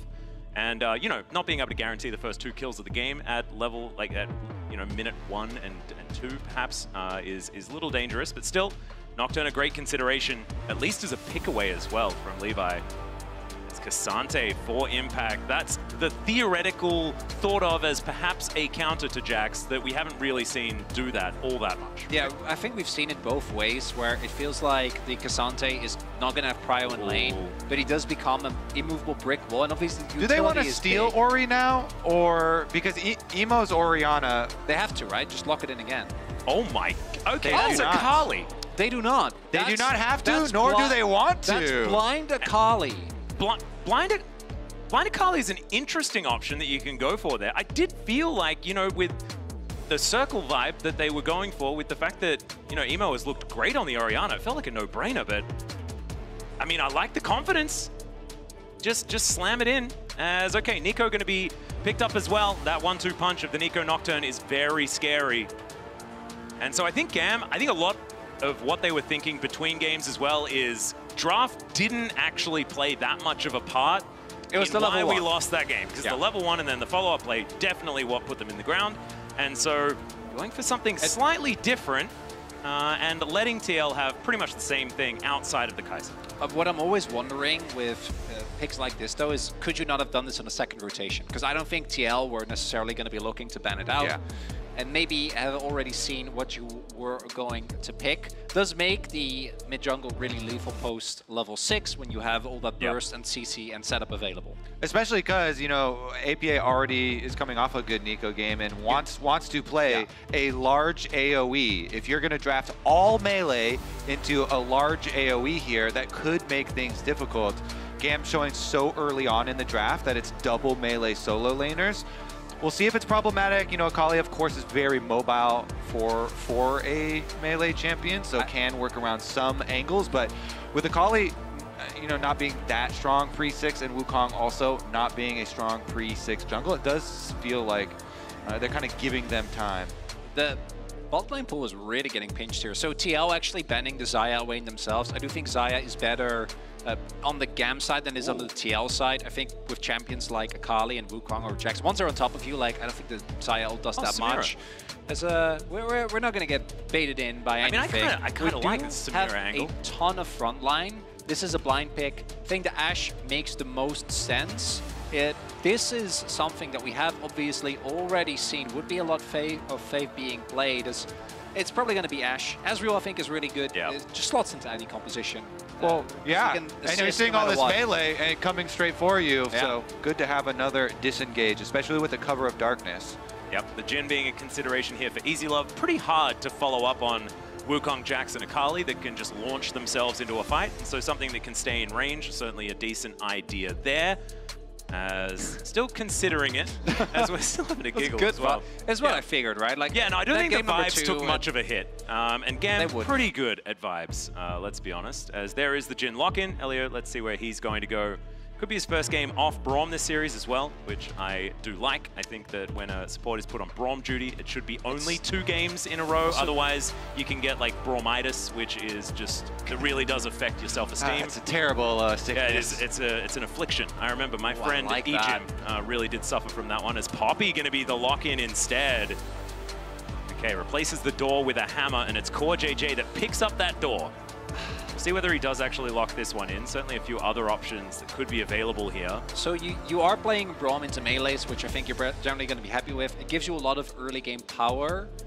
It does make your comp, I think, pretty awkward. I like this a lot more. Yeah. Obviously, your laning is going to take hit, and trying to play Rakan into Poppy is much easier said than done, which is why I'm looking over at Kobe. He's not looking too happy about it. Oh, I'm good. I'm feeling good. It felt like, to me, the Braum would really... I don't know how much utility it would reliably provide, because I also think that the type of melee champions that GAM have are able to evade, you know, like the kind of linearity of a Braum shield relatively easy. And the follow-up of that, Rakan with the Nocturne and Nico quite strong. I mean, it's truly philosophical, because do you want to add more tools to your Nocturne Nico engage? Which I actually do feel very comfortable with.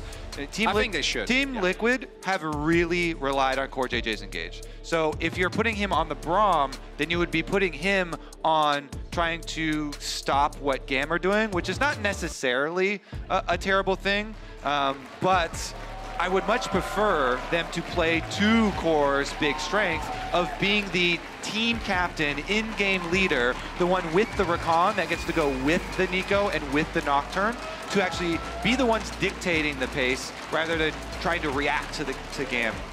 That being said, Elio is playing Poppy, which is not necessarily something a Rakan likes at all. And so we'll see how Core is able to play around the Steadfast presence that can be such an incredible problem. But now, the final game of the day. It all comes down to this, ladies and gentlemen. Do or die for both TL or GAM. One of these teams has one last shot in another best of 3 here in Swiss. The other one goes home.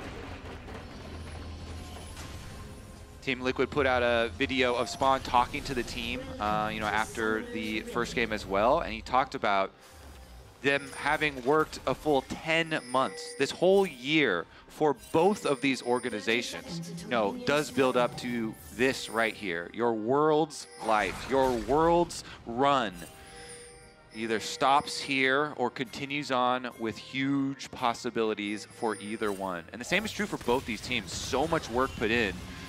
And GAM, of course, having to deal with so many regional difficulties happening with the league.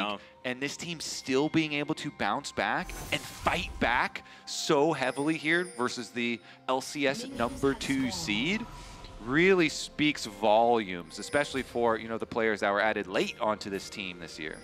One of my favorite things is always where it starts off as, you know, like, okay, getting on a planes. That's going to be the main objective. And then have an incredible performance. And then initially it feels like everything on top would be gravy. But now you are one game away from just making it to that final round of Swiss, which in of itself is already a huge achievement. Thank you so much, Berlin. That 10 gold is extremely important. And Kiai able to fish that one up. It's beautiful to see. And especially for the Vietnamese player base. I mean, Vietnam has a giant player base, hugely passionate.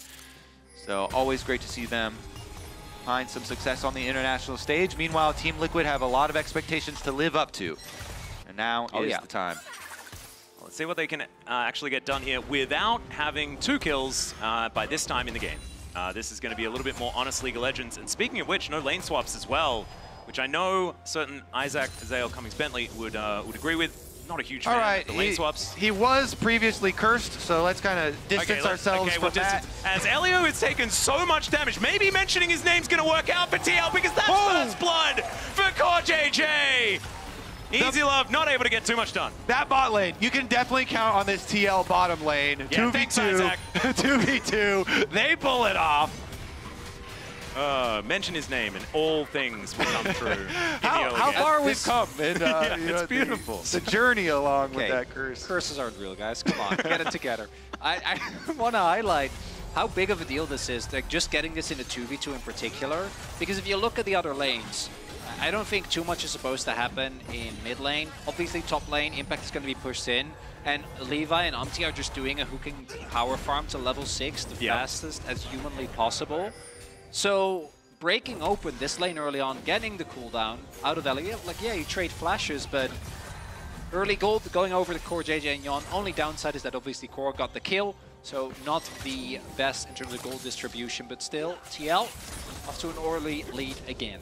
Yeah, and both junglers are, you know, typical level 6 junglers looking for full clears. So if we do see some jungler intervention, probably around a little bit of scrapping maybe towards mid lane. If top lane gets a little dicey, you saw Impact trying to push Kiai into tower for a little bit of tower damage there. And Kiai did have to use one of the ward charges to jump back out. As you can see, the ward's still there, but aside from anything super spicy happening, I just expect second full clears for both jungles. Do note, Levi did go back. Umti did not. So Umti is just going straight into his second full clear. Levi now going to do the crab and then go into that. Whereas Umti, I mean, especially Raptors as a Nocturne, you cheat through very, very quickly. Exactly, and you start on those Raptors so you can get that earlier second respawn. Mid lane, though, a little bit of a visit from Levi on the Wukong, hovering around there. But because Emo was chunked out too heavily. Oh, is he just dead? Oh no, the blooming burst, and APA is still able to get it even after the flash. Nice stuff there. I mean, the auto already in the air, so the flash does not save Emo. Emo down, flash down, APA finds his kill. That's colossal, right? And Akali still has a lot of safety. I don't think this is as bad as when it is something like the Orianna that we had in previous games. But it does mean that even offensively, Emo is going to have a lot less space to play with. And now, mid lane, a very viable place for ganks for both sides. Akali has Shroud, and Nico does have Clone, but since APA used his flash offensively to get the kill, either of the junglers might make a small visit. Yep. And level 6 is not hit just yet, as Kiaya going to find the counter-strike onto Impact. These health bars, just a lot of biffo, not a whole lot of result here between the top laners, but Impact really wants to get this one crashed in. Going to find that Q, in fact, just goes to Narnia. And Kiaya just going to keep trimming as best he can. This wave is going to come in, though. He holds it in a pretty nice spot as counter-strike. Going to come down, just make Impact's day feel a little bit rough. Yeah, some all-out opportunities. Good little leap strike there to avoid the third Q. TL, still, it is 2-0. These little advantages that they've been able to pick up in the bottom lane, in the mid lane here, with just individual outplays, or duo outplays, I guess, that might happen again here as EasyLove trying to get himself out of the way. Elio not going to avoid too much of this damage, as that Mystic Shot does go wide. We do get a little bit of a question mark there from Jan. Love to see it. And I don't think that the previous game seemingly impacted the GAM mentality too much, as they're still happy to scrap us. Hold that thought. Honey fruit being eaten here is Umpty looking for Levi, as Kiaya could be in trouble, actually. Impact looking for a bit of an angle. You could see wanted to line up that all out, but didn't really feel like going under the enemy turret. So he's going to press the button. Yeah, Umpty, a pretty smart move here, where he had both solo lanes pushing, and so he just comes to wait in the brush and wait to get a little health chunk onto Levi. Because the grubs are up and available, and you've got the reset from Core JJ. Smites available for both junglers here. Yeah, both junglers want to get at least one grub for the extra experience. Try and make sure that they hit that level 6 first. That looks like it's going to be TL. That does have the prior Impact. Still needs to TP back in. APA's positioning here is so scary. Umti's not 6. Yep, Elio in a lot of trouble here as the Blooming Burst hits twice. Emo now trying to move forward. Having to do some face checking is Levi, only level 5. There's the knock-up, but it's onto a clone. That's not really going to work out as a heroic charge now from Elio and APA. He's going to be taken out. Levi over the wall, trying to escape. He takes so long, but the Ignite will finish him off at the cost of Core JJ's life. It's a trade-up for GAM in this instance, as Umpty was able to take one of those grubs, but they're not out of the woods just yet. Or is Kiaya the one that's in a lot of trouble? He gets feared, has the counter-strike, and that's going to keep them away. That is a 1-for-1 so far on the grubs, but a good trade for GAM in the kills. Yeah, APA got juked on his ultimate there. Levi doing a very good job kind of baiting him in, and there was just the Jax with the ultimate on. Take a look at this. Here it is. Levi over the wall. So the very good job by playing around that ultimate by Gam. They avoid it, and then the slam into the wall from the Poppy here. Kiaya also has Counter-Strike, so it takes less damage from the ultimate. Not really a suitable target. Extra tanky as well with the Grandmaster's Might. This game not being decisively swung one way or another. Umti is now going to hit 6. Levi obviously is available as well, and both of these ultimates extremely impactful. 2 grips for TL when all is said and done. Yep. It was actually Umti sneaking back and collecting that last one after all was said and done. So decently big for TL. Only need to get 1 to even things out in the next spawn, but also could grab themselves 5, which could be pretty dangerous as far as getting these side lanes in order. The gold really is basically even, because 2 of those kills are on Core, who is Rakan. Well, we'll see whether Core can use some of that money here as he moves back towards the bottom lane. I'm still trying. Battle Rakan again? Yeah, the Battle Rakan, man. He just, like, maybe he just builds a death cap. You never know. Well, I think Battle Wukong! Yeah, well, in goes Levi. He'll find 2 with that Cyclone. The curtains have been called, and maybe they're aptly named, or maybe TL will just move themselves away. The 4th one not really going to be doing too much as True Shot Barrage is not going to connect onto Levi, but was pretty scary, so they are going to get out of there. And Gam, as soon as they get the flash, I think they don't want to overextend into a Nocturne counter again, because that's the one thing. I think they definitely have enough damage to take down Yonder if they do chase, but you do run the risk of Umti just ulting in. Could have been a big thing, and with just the flash, I think TL will happily take this trade if they can get the Dragon. Yeah, exactly. Since you invested 2 ultimates there's no way you're fighting Dragon, so does allow Team Liquid the objective afterwards. Umti can just slip in and hold on to the Nocturne ult. Nocturne ult, holding this actually puts a lot of pressure just by keeping the cooldown available. Yeah. The first Nocturne ultimate here kind of hanging over the heads of all of the laners. So... And entrance comes down a little bit late on the steadfast presence there from Elio as these Mystic Shots will connect. Yon is going to be Arcane shifting forward, something dangerous when you don't have a flash, but of course with Arcane Shift, not having flash on Ezreal, not as bad as some other champions, as Umti moving around, seeing whether there was going to be a cheeky Poppy underneath the turret. And life's looking decent for Kiaya, who has been mostly left alone, able to pick up the couple of assists.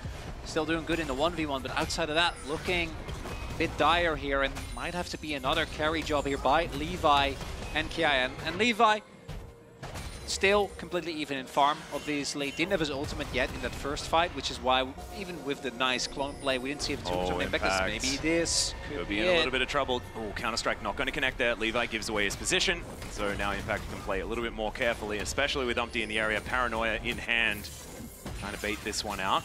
As, okay, looking for a little bit of a gank, but there's the Paranoia towards the river. The grand entrance is gorgeous, and this is why we liked seeing the Rakan locked in. This combo is beautiful, and Core JJ on a killing spree. Well, Core JJ also kind of deserves some, because he's the one who found the target there and stayed right next to him to lock him up. He got the CC chain, he did his work, but come on, Kobe. He's taking his price, okay? That's our team captain right there. Ideally, of course, want a little bit more gold on the damage characters, but you still get an ultimate hunter stack, it's fine.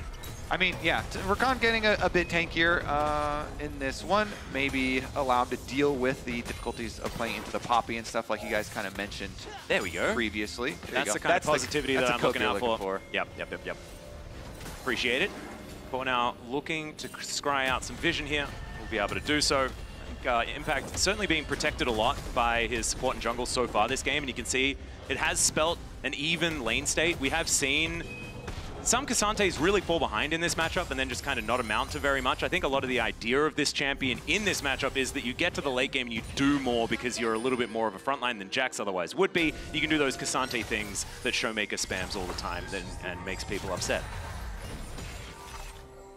Impact also is one, and I think Azil mentioned it a bunch of times already as well, but he's very, very happy to play for his team, which on some champions you just can't get away with. And Cassandra is one of them. Like, once you hit your 2-item core, obviously getting more items is good. We've seen Cassandra's really take over games, but you already have a lot of utilities. Umti this time going for a different build, going for the experimental X-Blade instead.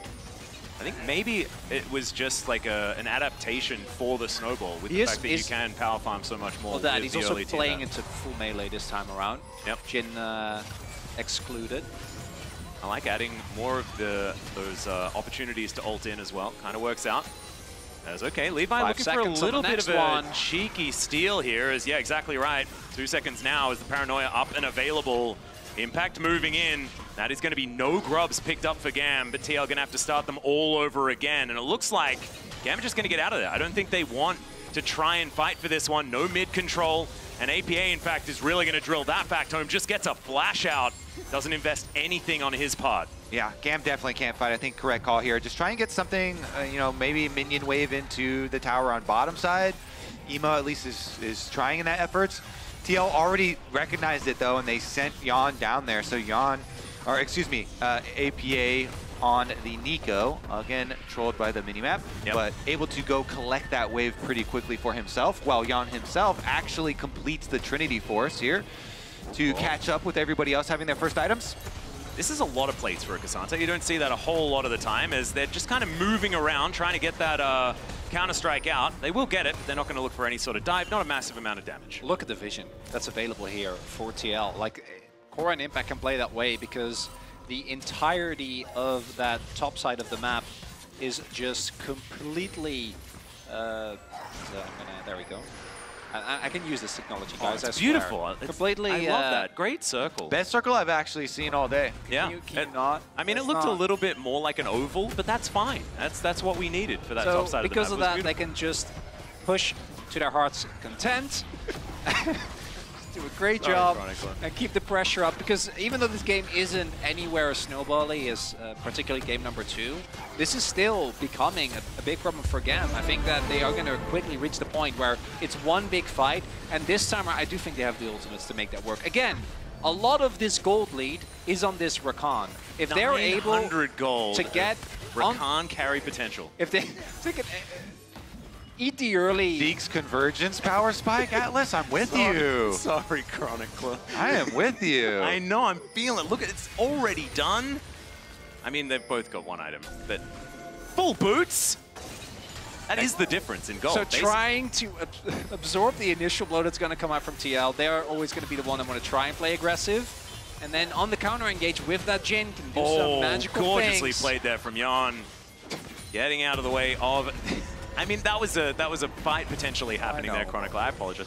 It's still going to be Kiaya trying to get himself away. There's the flash all out from Impact. Can he get on top of Kiaya? He's running out of buttons. A flash of his own, but this is an all-out at K'Sante. He has some mobility, but so does a Jax, who just leaps over the wall. That is not a lot of summoner spells left. Nicely played there on both sides. Still should be 2 objectives for TL though. With Impact solo winning top side, they can actually get that tower while they get Dragon. And the big thing is he also sends Kiaya back. Kiaya had TP, Impact didn't. So if Impact doesn't find that play, Kiaya TPs towards the Dragon. That might have been a fight angle for GAM. Instead, Impact trades summoners even, but even though he doesn't get the turret, they get the objective. And Mountain, either of these teams can't afford to give it up, right? Like looking at the sub, Jhin, trying to play Jhin Akali. does not do damage if they get more than like 2 it's not good. Mountain Drakes. It's just, I mean, that would be We also haven't talked about how Nocturne coming. Okay. Yeah, remember, no flash up and available. In goes Umpty. They look for it. That is going to be the Keeper's verdict, but it does absolutely nothing. And now you've got Kiaya stunned up, charmed up, and destroyed. Elio could be the next one on the chopping block, as it's the tanky members of TL that are up here, and now the damage is arriving. Elio, I think he's just dead. The fear does go off, and APA, he collects his.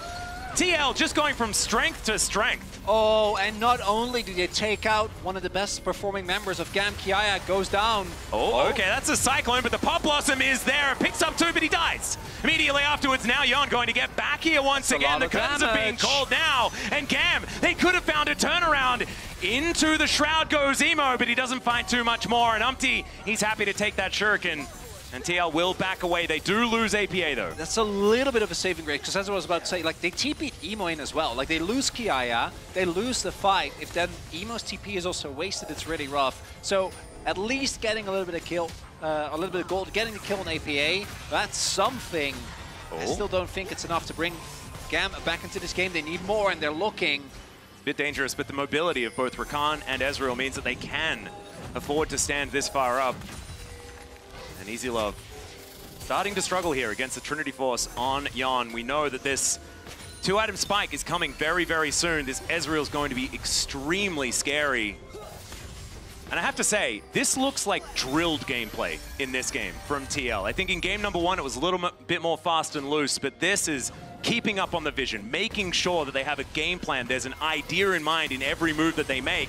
And the idea in mind here is kill them underneath this turret. In goes Umpty, finds another paranoia. They focus down the turret to make sure that that doesn't kill Yon, but now Levi's here. Can they get the turnaround? Yes, They've taken the turret, that's all you need. But he gets in, the quickness is so good, and they just look to blow up the Wukong. They'll take him down. Yon has the barrier, but he doesn't have his life anymore. The perfect execution is exactly that as Emo looks to try and pull it back for his team.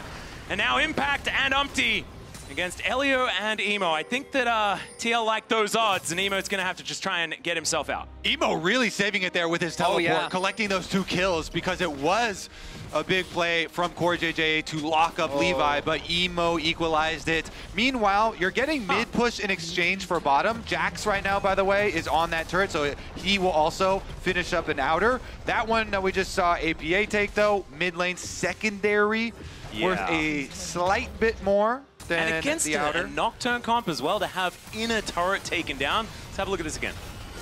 So you can clearly see that GAM don't want to just give this up, right? And TL, I think they could have played a little bit slower, just as you're talking about restraint. They dive the turret when it's already this low.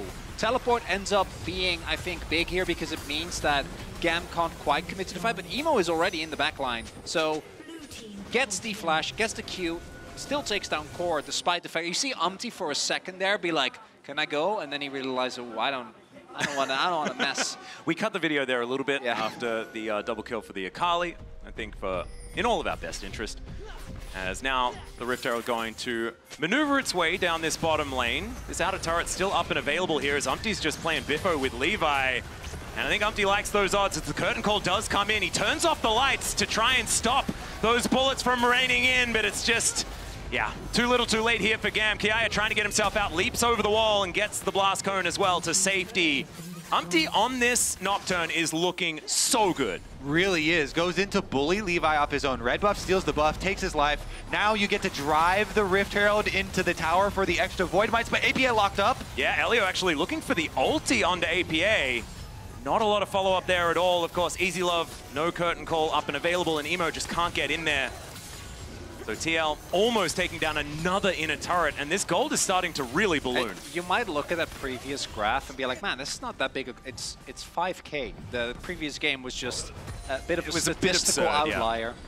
But it's also all of the neutral objectives that were layered on in the early game for TL. You know, 5 Void Grubs helps them take towers really quickly. You saw all the extra Void Mites popping out of the Rift Herald.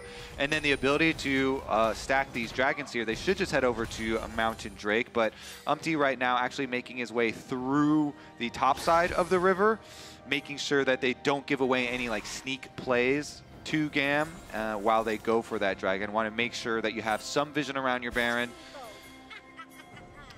I don't know, I feel like so much of this game is similar to game number 1. Will come down to Levi and Kiaya what they can find in some of these team fights, but otherwise I'm just not seeing as many of the comeback mechanics for GAM in this game. TL, I feel like they have just a lot of the answers available, and that is going to be the first Mountain Drake and Mountain Soul Point going over to TL in this game.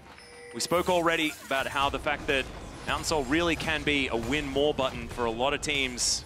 And in this composition, certainly will work out that way for TL. I don't know how relevant it's going to be, though. This game is looking really difficult anyway as Kiaya, he's got a target on his back. He was so good in game 1, and they're looking to try and shut him down once again. And there's the bullet we call Umpty, diving in on top. He's fleeing while he's trying to get that counter-strike down, and it's not going to work. The auto is in the air, as it was earlier on, and APA secures the kill. And now with the Jax dead, it could be Baron time for TL. Really good from TL here. Another side lane pick, now turning their sights to force GAM into their own hands here. It's going to have to be some face check. Yeah, there is also multiple TP wards here. Emo just finishes his Shadow Flame. He's going to try and look to turn this around. There is the TP. Jhin trying to get as much damage as possible. Levi looking for a steal as well. They do not know about this Akali yet. Yeah, the Shape Splitter was so good at blocking some of these bullets, but the last one does come through. Emo, can he find the angle? That's the question. Is Easy Love going to get knocked up and taken down? Elio going to be the next one. The Akali just couldn't get in time. Umpty now trying to fight him, but it is one kill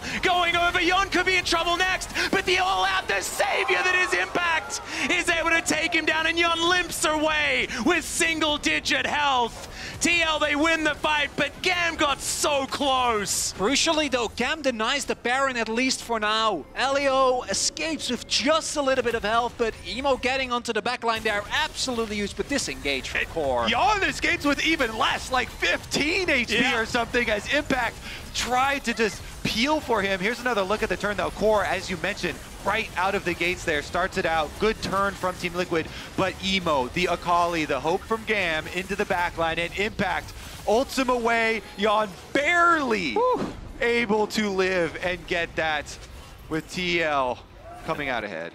And once again, I think we saw picture-in-picture that Kiaya was in a little bit of trouble as, yeah, not exactly elation here. It's not done yet. Pretty much a wash. You can see no difference as far as the gold is concerned. Having a look at the damage in the team fight, APA and Yon doing their jobs absolutely. But Emo, a real hero. We're starting to see why this Akali was picked up, and he's got some ground to cover.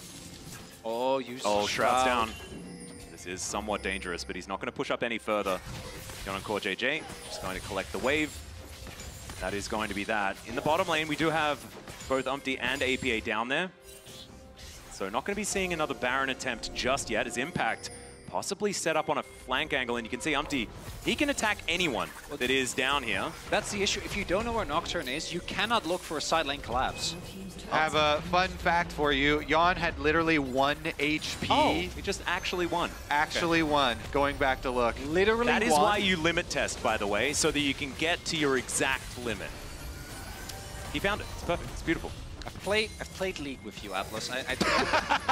Atlas is still looking okay. He didn't say Atlas. You're not allowed to say anything mean to me again, Chronicler, because I'm still just, I haven't got to the 1 HP yet. It's mostly 0. Still calculating. Yeah, we're still calibrating. It's the important thing. Right now, Gam, 6K, 6.5K gold behind, and once this soul comes through, that's it. They need a pick onto someone, but so many summoners are available. Umpty going in! Yeah, they're just trying to find it. There's 2 with the Pop Blossom. It's not the most, but True Shot Barrage does so much as they dive forward. Emo trying to look for it, but once again, it's Impact that finds the angle, goes all out, and gets the Akali out of there. Now he's 1v3, and he likes those odds. The knock-up comes through. Kiaya is dead. Both of the solo lanes are down, and TL, I think they're still alive at Worlds. They're going to stand tall. They're going to go grab their rewards here. The Baron picked up. And Gam, you could see them looking, trying to find a mid lane fight, maybe an angle onto some of the background. But again, this Nocturne pick has been one of the breakout picks for Worlds for me. The amount of playmaking you take away once you get ahead with this pick is insane. And it is so meaningful for Team Liquid as a whole, as a team, for Umpty to have another tool in the toolbox here for them, because he had been one of the players where people look at his champion pool and think that TL can only survive when he is on Maokai, Sejuani, Skarner, these tanks. But the Nocturne has been massive. Once again, he pulls the trigger with APA. It's the duo engage. And even though Poppy ultimate does go off, APA has already hit the ultimate before he goes flying. Yeah, I think we want to call that a Poppy Blossom, because honestly, it worked really well for APA. Meanwhile, Impact into the back line took care of the Akali for the rest of the team, and so TL just were able to chase forward. Well, now a little bit more of a fight here as Kiaya is going to get pulled back by Impact. Now the curtains are being called, but the Paranoia is down. Can't really see his targets, although there is a clone in there, just causing a ruckus. The rest of GAM trying to get themselves out of there. Levi is trying to be tricky, but it's just not quite working. Able to avoid that True Shot Barrage that may have just been his life, but now this is game over, right? If this goes down, it's game over. That's the problem. GAM trying desperately to find something. They get away with their lives, but they lose something that I don't think they can afford to lose. This game was already in a dire spot, almost a 10K gold lead, but now with Mountain Soul, your one angle to come back, which is like a pick on APA when he's overextending. Yon out of position, Core JJ diving too deep. Like, that's just not going to happen. And I don't even want to talk about what Impact is now going to do. Look, he's a 4-0-5. He has almost 300 armor. Yeah, this is a Showmaker's worst nightmare. Cassante right now, wielded by Impact. And they're going to be able to take down this inhibitor turret. Emo does get some bounty gold, but it's just not really going to work. Bounty gold for Nex is not a trade you want to take, but there's not a whole lot more that they can do. Yon in this mid lane is going to be able to take yet another. And TL, they are dotting I's and they are crossing T's, taking exactly what they need off this map. Levi, you can see hunting for an angle, hunting for an opportunity, but Impact just keeps pushing him back. He's a brick wall, guarding Yon, guarding him. Gets the double knock up with that Q3, and the Keeper's Verdict does come on through, but it's once again APA. He's pushed out of the fight. Pop Blossom still in hand, and now Umpty comes from behind the enemy Nexus to look to take down the opposition. Emo is just eviscerated in one swift stroke, and there's the Pop Blossom. Levi was the target, understandably so.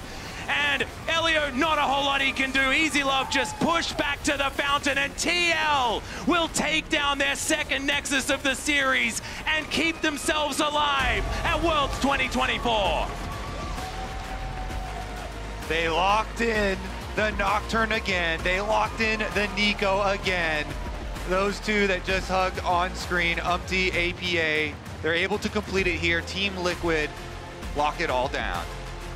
And Gam, still an incredible Worlds. Yeah. Still, I think, a performance that they can be proud of. We can see it on the face of Levi, right? This is a series that felt winnable even in this final game. Unfortunately, they didn't end up making it happen.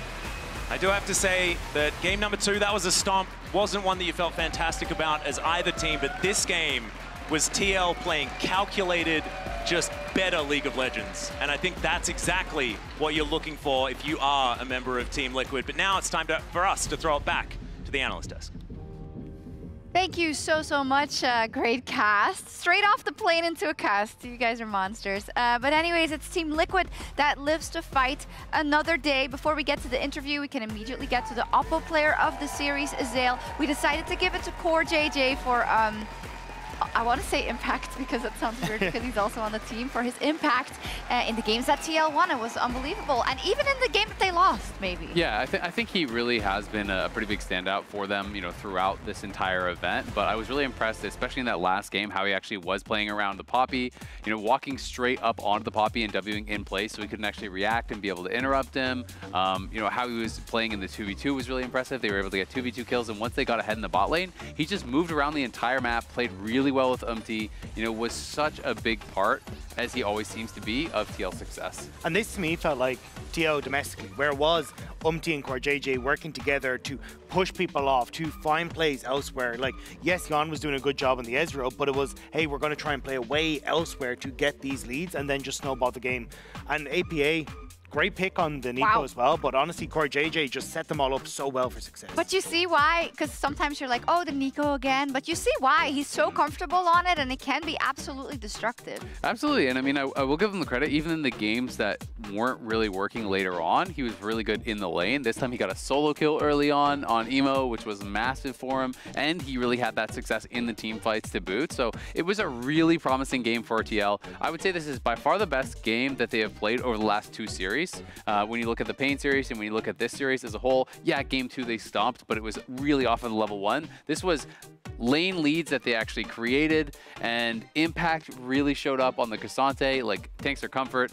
And shout out to you. Thank you for all you do at Worlds. Such a pleasure watching Gam and such a pleasure watching him. Yeah, thank you, TK, and generally Gam. Oh, it is so bittersweet to see it with everything that's happening in the region, I should say, next year. And Levi, who we probably will not see again. And for how much he's done for the region overall, I love having the VCS at Worlds and at MSI and giving our teams a run for their money. They absolutely deserve, you know, to be praised for what they always show. Yeah, I think the fact that they show up every single year and show just what this region is capable of, especially when there's so much trials and tribulations to go through from years past, they still show up. They still are putting in commendable performances and taking down some of the top teams. It's always a great showing from them. I mean, absolutely. And they do more than give us a run for our money. I mean, they beat TL last year at Worlds. They beat Mad this year at Worlds. Like, they're taking down our teams, and they definitely deserve the respect from that. They have some really strong players who obviously aren't going to get the same level of attention as some of the players from the big regions. But I think it's even more impressive to be able to do it with less resources, with less attention,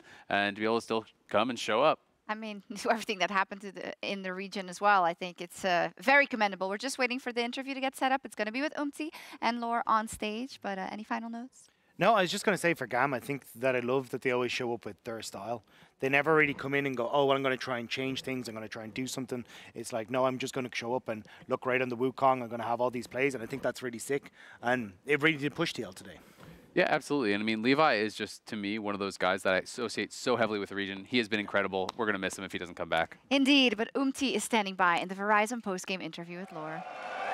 And welcome back to the stage as Team Liquid come out victorious against GAM Esports, and their run at Worlds continues. Umti, thank you so much for joining me after this series. How do you feel right now? So, you guys asked for how do you feel? After game 1, terrible. Game 2, feels so good that I shit on Levi. Is that what matters? I'm sorry. I feel like a lot of this series was about the jungle, so how did it feel to come out on top, especially with the 2 Nocturne games you had? Oh, so I think the game 1 was, there was a lot of my bad too. Yeah. And so I thought, I can play better than this. It cannot be more bad than this at the game 2. And I thought my team was playing so well. So I just tried to trust myself, come out to the stage, and just play again. So about trusting yourself, I was looking up some stuff about you, some statistics, and I saw that you did a video teaching how to play Nocturne. You also had 2 good wins on Nocturne today. But then I looked at your win rate, and I saw that you had 40% win rate on Nocturne before coming in today. Wait. I should fix one, guys. 1 second. So first thing, my win rate is, whole career is 40%, even though 600 game, guys. So 40% is not that low for me. It's high, guys. Are you serious? I'm serious, guys. All things considered, everything is fine. We played a video of Spawn, the speech, the pep talk that he gave you guys between game 1 and game 2. And looking at you, you were religiously looking at him. Let it all sink in, drinking what he was telling you. How important is it for you to have a pep talk from your coach? So, yeah, I mean, my coach was just mentally worrying about me. I was a lot pinched at the Worlds because it's a tough scrims, guys. Eastern teams are strong. So it was tough, but they were just worrying me. But I was actually completely fine, and I can come back and bounce back. And my coach was so happy about that. I bounced back with my teammates. Amazing. And you're going to keep on bouncing back 100%. But I want to know, I know that you had a lot of things to prove this year in North America. I do believe that you have a lot of things to prove at Worlds here as well. What is the main goal for you, Umti? Main goal? I mean, I'm just happy right now. I am just like playing at this stage. What I have to enjoy more. This is more enjoyable right now. It's been amazing having you on stage as well. A round of applause for Umti once again, guys. Good luck on the draw. We'll find out about your opponents soon. Thank you so much for the interview. Yeah, thank you so much. It's been a pleasure. Yeah. And we'll be back in just a couple of minutes for the draw show. Oh, is there a draw show too? Yeah, what a loose cannon in the interview. I love it. Spawn, what do you think? Welcome. Thank you. That's kind of Umti, right? He's a very emotional guy, and I think that the thing that we do well as a team is we ride his highs very well, and then when he's a little bit down, all the team rallies to pick him back up. So I love working with him. He's such an enjoyable, like, good, kind-hearted soul. You know, I've kind of got to ask you then, like, how did you, rally to actually be able to come back after game number 1? Because let's be honest, game number 1 was pretty abysmal compared to the level that you guys have shown throughout the year. It's not the same team I've watched in the LCS. You guys know that, and we even got to see a clip of you talking about that. Yeah, I mean, I think that we really want it at the moment, right? And League of Legends, if you really want it too much, sometimes a good play actually just goes away. So I think that that's what we're suffering from at the moment. And I think the reason that we're trying to, like, grind our way through it is because when you're a good player and you play the game, then you start to see the game a lot more clearly than what we're seeing it at the moment. And I think that what actually happened in game 1 is we got completely destroyed, and then everyone was like, "Oh, this is actually the worst thing that can happen." Like, we finally hit rock bottom. Like, can't go downhill from here. Like again, and it was like, I think everyone at that point took a sigh of relief. Umti was like, "I don't want to play Maokai again. I'm just not playing well enough to play this champion." We had a couple other drafts prepared, and then I think the great start to game 2 actually just kicked the team back into the gear that they've been playing in domestically. Yeah, I mean, at level 1, That was amazing. Were you happy at them holding their nerve? Because, you know, it could have turned out differently as well. Absolutely, it could have. That was actually, shout out to Hatham, our head analyst. That was actually a really good scouting prep from him. He knows that when they play strong level 1, they like try and go ward one side and then go the other side really deep, so that when we knew they went that side, that was what they were going to commit to, and then we had a good trap prepared for it. Yeah, I mean, the ward as well that you guys had in the river, spotting them walking up, so you could actually have that prep. You know, talk to me then, you know, about how happy you are, you know, with the position for the team, you know, overall. Because obviously you took down Gam, you took down Pain, but now you're going to have all these teams in the 2-2 bracket that are pretty terrifying and, you know, potentially a pretty big level up in terms of competition. Yeah, absolutely. I mean, I think that when we came into Worlds, we had a lot of confidence because the boot camp was going really well. And then, as I said, that confidence kind of eroded with our stage performance. So I actually like the way we're doing it. I feel like I started like Pokemon and I've gone through the first badge and the second badge. Now I get to go to the third badge. It's kind of fun. Yeah, I was wondering because I think we have two very distinct kind of different teams from LCS who are still in the running, right? And FlyQuest has been getting a lot of praise for their approach and the fact that they said, we're actually going to deprioritize the scrims versus LCK and LPL in order to kind of protect our peace, but also protect our strategies because we feel that is the best approach to having to beat them. I feel like you guys are different in that you took a lot of scrims with them, right? And you had to deal with also the fallout if it wasn't working well. Can you talk about that a little bit? Yeah, I mean, credit to FlyQuest's coaching staff because they really know what works for their team and they've been playing brilliantly on stage, right? So I think that that's actually awesome for them. And then I think that the difference for us is that EWC, when we had great scrims versus the top teams, we actually found a lot of confidence from that. And I guess Core and I are the two leaders of the team and we're both just big grinders. You know, we're the kind of people that when the brick wall's not going down, we just bang our head into it a couple more times. So if that's what the culture is of the team, that's what people expect. So if you take your foot off the brake at the last moment, then that can sometimes send the wrong message, and we don't want to do that. So, you know, we'll just stick to the grind. We know you like that. Azael and I have worked with you, and you have always been like this. So it's good to hear that it's still the case, and hopefully it's yielding to results. Talk to me about the possible draws and who you'd like to avoid, etc. I mean, I really don't care who we play, to be honest, at this stage, because I think that you guys will see as well that it's on us to play our game. In saying that, I think the fans have wanted us versus G2 the whole of the year. Yes. So, I mean, that's probably, you know, I always say this, we do it for the fans, right? We love the fact that, you know, they support us so much. I love the haters as well. So I think that if we could get the fan game, that would be great. Yeah, I mean, it would be exciting. I'd be interested, what's your opinion on if you guys were going to play FlyQuest? Because I know some people are like, let's get the guaranteed quarters. But I feel like I want to see our teams beat teams from other regions and prove our worth on the international stage. I don't even think either of us or FlyQuest would want to make quarters that way, to be completely honest. And it's not because we don't want to make it there. It's because of exactly what you said. And, you know, team kills are never fun. In saying that, I did say the other day that we kind of went 1-1 in playoffs against them. And we do feel like behind the scenes, when this is all over, we need kind of that Rocky scene where Rocky fights Apollo Creed off camera. So I would like to do that with FlyQuest at some point, but definitely not to make a quarterfinal. No, I get what you mean for sure. I mean, for me, the big question is, I think, in watching kind of the LCS and seeing all of the methods, all the work is kind of correct. All the moves are correct. All the work that's put in is correct. But as to come back to what you opened up with, this is kind of it, right? This is the absolute final exam. And do you have confidence that because of maybe the lessons learned in those best of ones, but also in the series versus Spain, also in the series here versus GAM, are you confident that you've had enough now to get like over that hump and beat whoever you come across tomorrow? Yeah, I mean, I think that we have to remain confident and we have to remain calm. And I think that when we went into split one playoff this year, we had lost that. And then something just dropped one day and we went on a complete tear. And I think that, you know, I'm not saying this is going to be that momentum shift, but anything can be a momentum shift at this time of the year. It can be a good dinner, can see one player wakes up in a really great mood, says, you know what, guys, I'm going to carry today. So, yeah, I just think we have to keep riding it. We've got to be happy. We've got to enjoy it. I say to the guys all the time, you're playing on the world stage. Like, what more do you want at the moment? What more do you want? Maybe a good draw, and it is time for it, I believe. And an EU. To the World's 2024 Swiss Stage Round 5 Draw Show.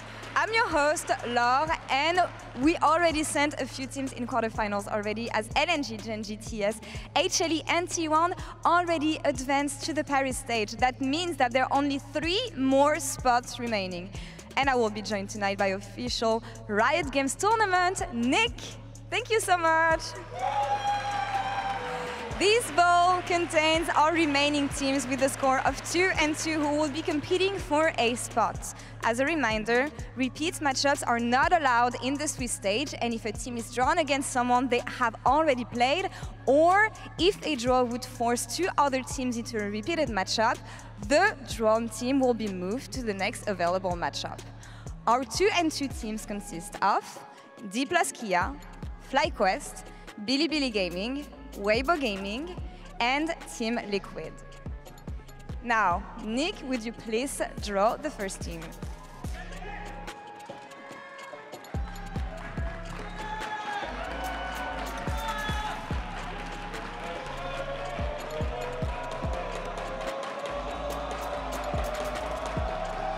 D+ Kia.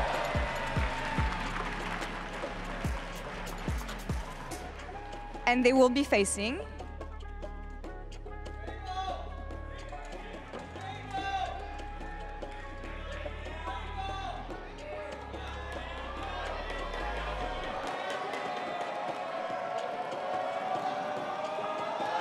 Weibo Gaming.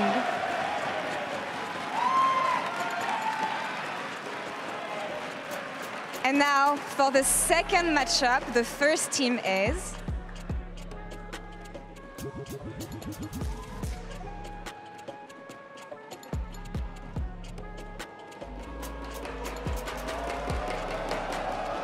FlyQuest.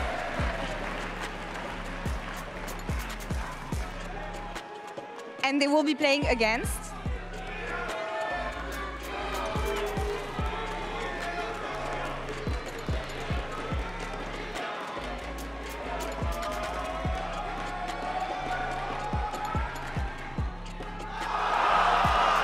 Team Liquid Honda.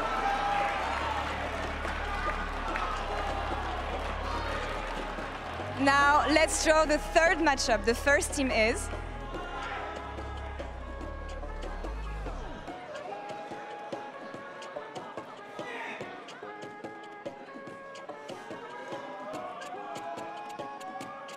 G2 Esports.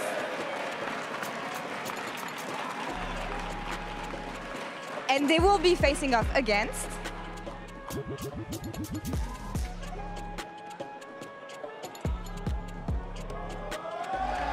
Bilibili Gaming. Here are the final matchups of the World's 2024 Swiss stage. Round 5 will be played tomorrow, October 13, where at least the last three teams will advance to the knockout stage. And remember, league officials will confirm the order of the matches later tonight, so be sure to follow us on lolesports.com to see the schedule as it is locked in. Good night, everyone, and see you tomorrow.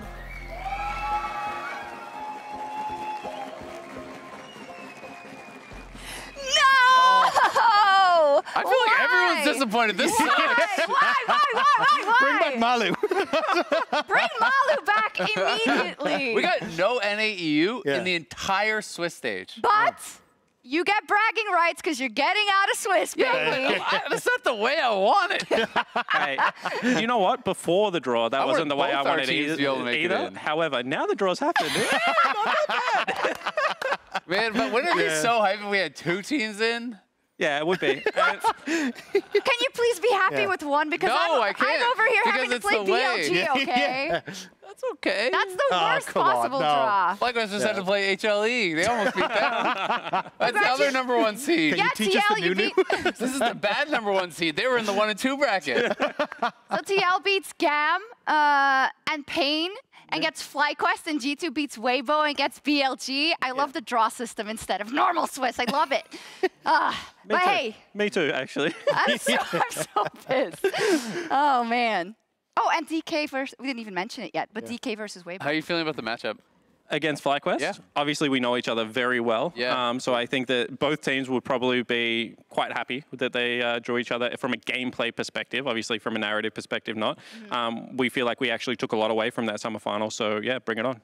Do you think comfort in knowing your opponent helps or hurts you guys in this series? Because obviously, yeah, you did look much better than TL, or rather than Fly for the majority of the split, but then they did kind of dominate you in the finals. I mean, yeah, but then we beat them a week before the finals or whatever it was, right? So, I mean, we will take solace in the fact that we have been a better team than them for the whole of Summer Split, and they beat us on one day, so we'll see if they can do it again. Spawn, the minions locked in the fridge. There's no way you're losing that. Oh, those damn minions, eh? Those damn minions, unfortunate. Okay, let's do a series then, now that we got all the emotions out. So we have DK versus Weibo. DK, you know, they lost 0-2 to LNG, of course, right? It's kind of a team that came out of left field, I think, as people thought, for the strength for the LPL. And Weibo set aside Fnatic today. I don't know how much you want to read into that, Spawn. What's your gut check there? I actually think both of these teams are so hot and cold that whoever shows up on the day is going to actually just run away with the series, is how I feel. I think that DK especially needs Showmaker to have like just a fantastic series. And then on the side of Weibo, top lane seems to be their strength at the moment in this tournament. When Breathe is having a good game, they seem to function better as a team, I would say. So that's kind of my read on it, but I don't know who's going to win. Yeah, I think as well, just Tarzan having a good day feels like a huge amount of their pressure as well. Has he had one of those yet? No, that's why I think it has to come through at some stage, you know? That's all right. I mean, it's tough, right? Because Weibo, to me, they came in and they wanted to play the same way that they played in the LPL, right? They wanted to play 80 carries mid. They wanted to play this similar style. And when it didn't work, you know, 3 times in a row, after game 1 today, they say, all right, we're just going like full standard meta. We're drafting for 5v5, and let's hope that that carries them through. And it will be interesting if they do that against DK, you know, if it is just going to be one of those things that just goes late and just becomes about 5v5, because I think DK is very happy to play that style. It is. I'm going to let Spawn go and wish you good luck for tomorrow. No worries. Thank you very much. No problem. And we're going to listen to an interview that was recorded earlier today with Razork after exiting the tournament. Cheers. Thank you. Earlier today, Fnatic's run at Worlds ended sadly against Weibo Gaming, but I have Razork with me to talk about everything that's been happening with you guys and how you guys got here. Reaction on the series from your side, winning the first game, dropping the second two, and also staying on red side, which I think was surprising for Xiaohu when I talked to him. So talk me through the series and how it went. Yeah, I mean, after the first game, even though we fall behind in early game, I think we had like very good composition and we managed to play good fights. I think the second and third game, we were very scared. Me personally, I feel like I could have done much more with Bai. I could have engaged and looked for more opportunities that I didn't. So yeah, I'm feeling like a bit bad for that. But yeah, I mean, there is also a reason why we chose red side. We wanted to just get the draft that we had. And I think if we play properly, we should win, right? But wasn't the case because, as you said, we had like engaged champions and we were not really engaging. So you said that you were hesitating, and I felt you guys were scared, honestly, and I'm just wondering if it has something to do with confidence, either with your teammates or with, like, I don't know, the plan that you have. How can you explain this? Because I know that when you guys are decisive, you can really clutch any situation, so... Well, I don't know how to answer that. I don't know if it's like we were like hesitating or we were not confident enough. I just felt like, yeah, we were not very crispy at pressing our buttons or very decisive, so... Yeah, I mean, if you're not decisive with a composition with Vi, Rel that you can engage, I think maybe we were like respecting them too much. Okay. When they were maybe out of position and we thought that maybe it's Weibo or like an LPL team, maybe they are like actually thinking that they have a plan, but in reality they are just inting. So maybe it's a bit of that. Something that I've heard from an interview with Core JJ and Inspired was agreeing with this is that even if you're dominant within your region, you arrive at Worlds and you're playing against teams who are going to play much faster, think about plays much faster, and it's not that you guys get worse, it's that you have issues adapting to what these guys are doing. Did you agree on this for Fnatic maybe? Yeah, I mean, I agree. I feel like also they punish mistakes harder. Like normally, like if you use a ultimate or like a flash, they actually punish it and play accordingly to it. I feel like in other regions or when you play in LEC, personally, I don't feel like they pressure you that much. And I think, yeah, when you face against these teams, you actually feel the pressure like, okay, I actually made a mistake and now I can't play for the next 1.5 minutes. There's one thing I believe in is your ability to bounce back, always, Razor. Thank you so much for this year and for this interview. Thank you so much. Thank you for that. Indeed, yeah, it's just tragic. I'm just going to say it because I ultimately think that Fnatic fell to the same issues they've had all year, and I think that is what really hurts, because that's not something you want to see when you get to Worlds, right? But none of these are easy opponents. Weibo certainly isn't, so yeah.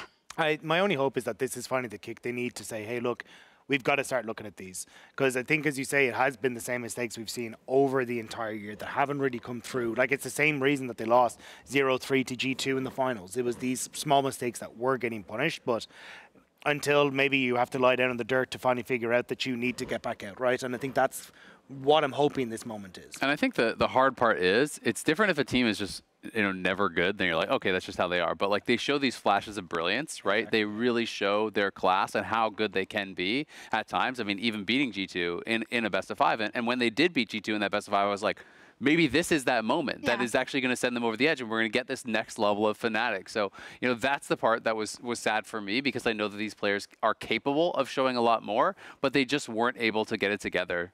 And I think that is also kind of the central through line for tomorrow for all of these teams, right? You look across Diplaskia, who has been so up and down, who took very, very long in the season to even rally to get here. Can they now get it together and not have those mid-game issues again? Same with Weibo, who can be a bit of a roller coaster sometimes. Same with G2, who have 600+ days worked towards this and now have to go up against the #1 seed of the LPL in order to go through. BLG, who has been underperforming this World Championship and needs to win this best of 3 to even make it out. And then the LCS, they have guaranteed one team in the quarterfinals, but between FlyQuest and Team Liquid, it is a grudge match. It is a LCS rematch of the final, and it is absolutely delicious. We have the sickest day of games ahead of us tomorrow for the very last show of the Swiss stage of Worlds 2024 live here from Berlin. So I'm going to sign off, and I hope that you're aptly prepared to have a good kip and join us tomorrow for the madness. Bring your popcorn. Bye-bye. Bye.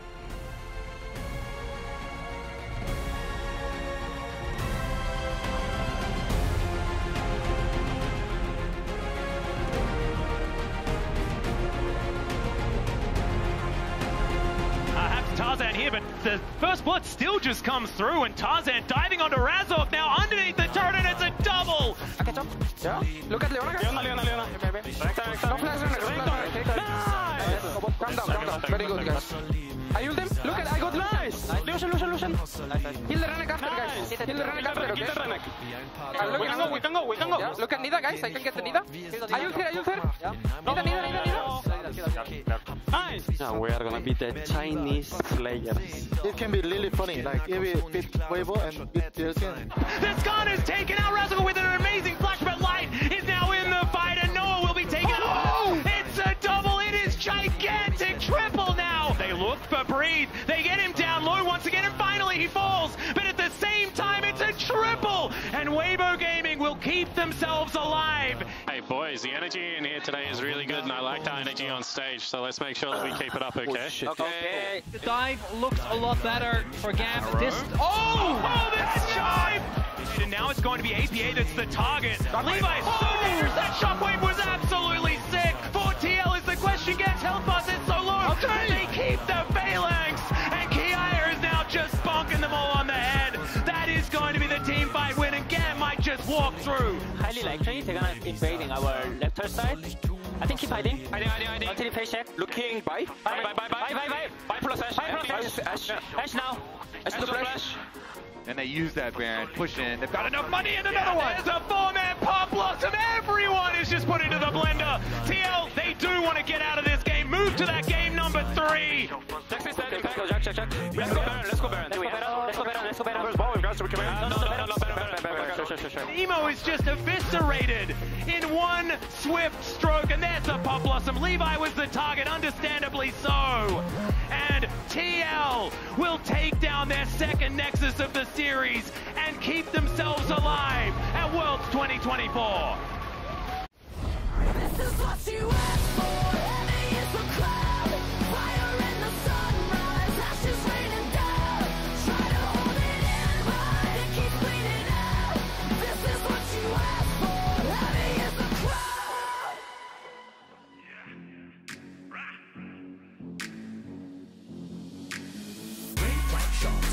it's true.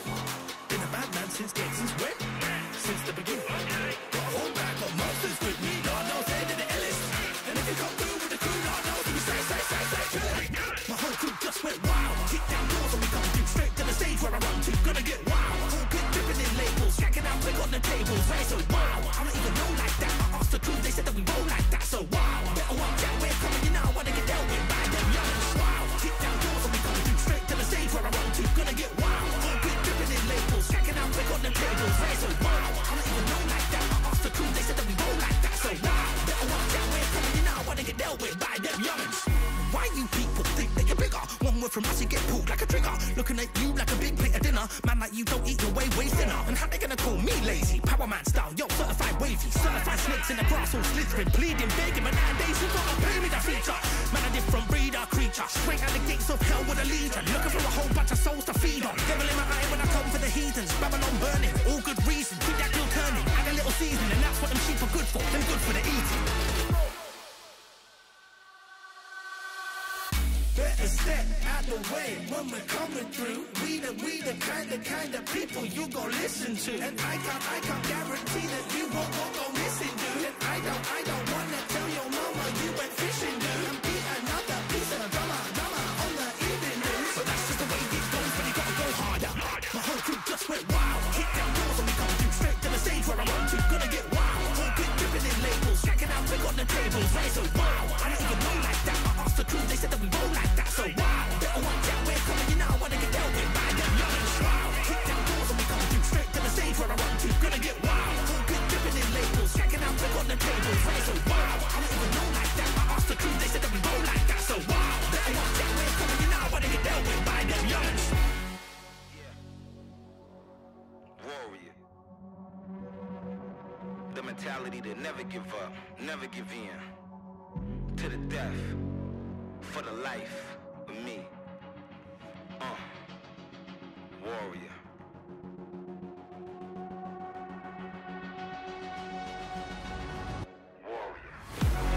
I'm a warrior. I go to war with ya. I fight to the death, give it everything I got till I got none left. No, like a warrior. I go to war for ya. Till my very last breath, give it everything I got till I got none left. No, I'm a warrior. I go to war with ya.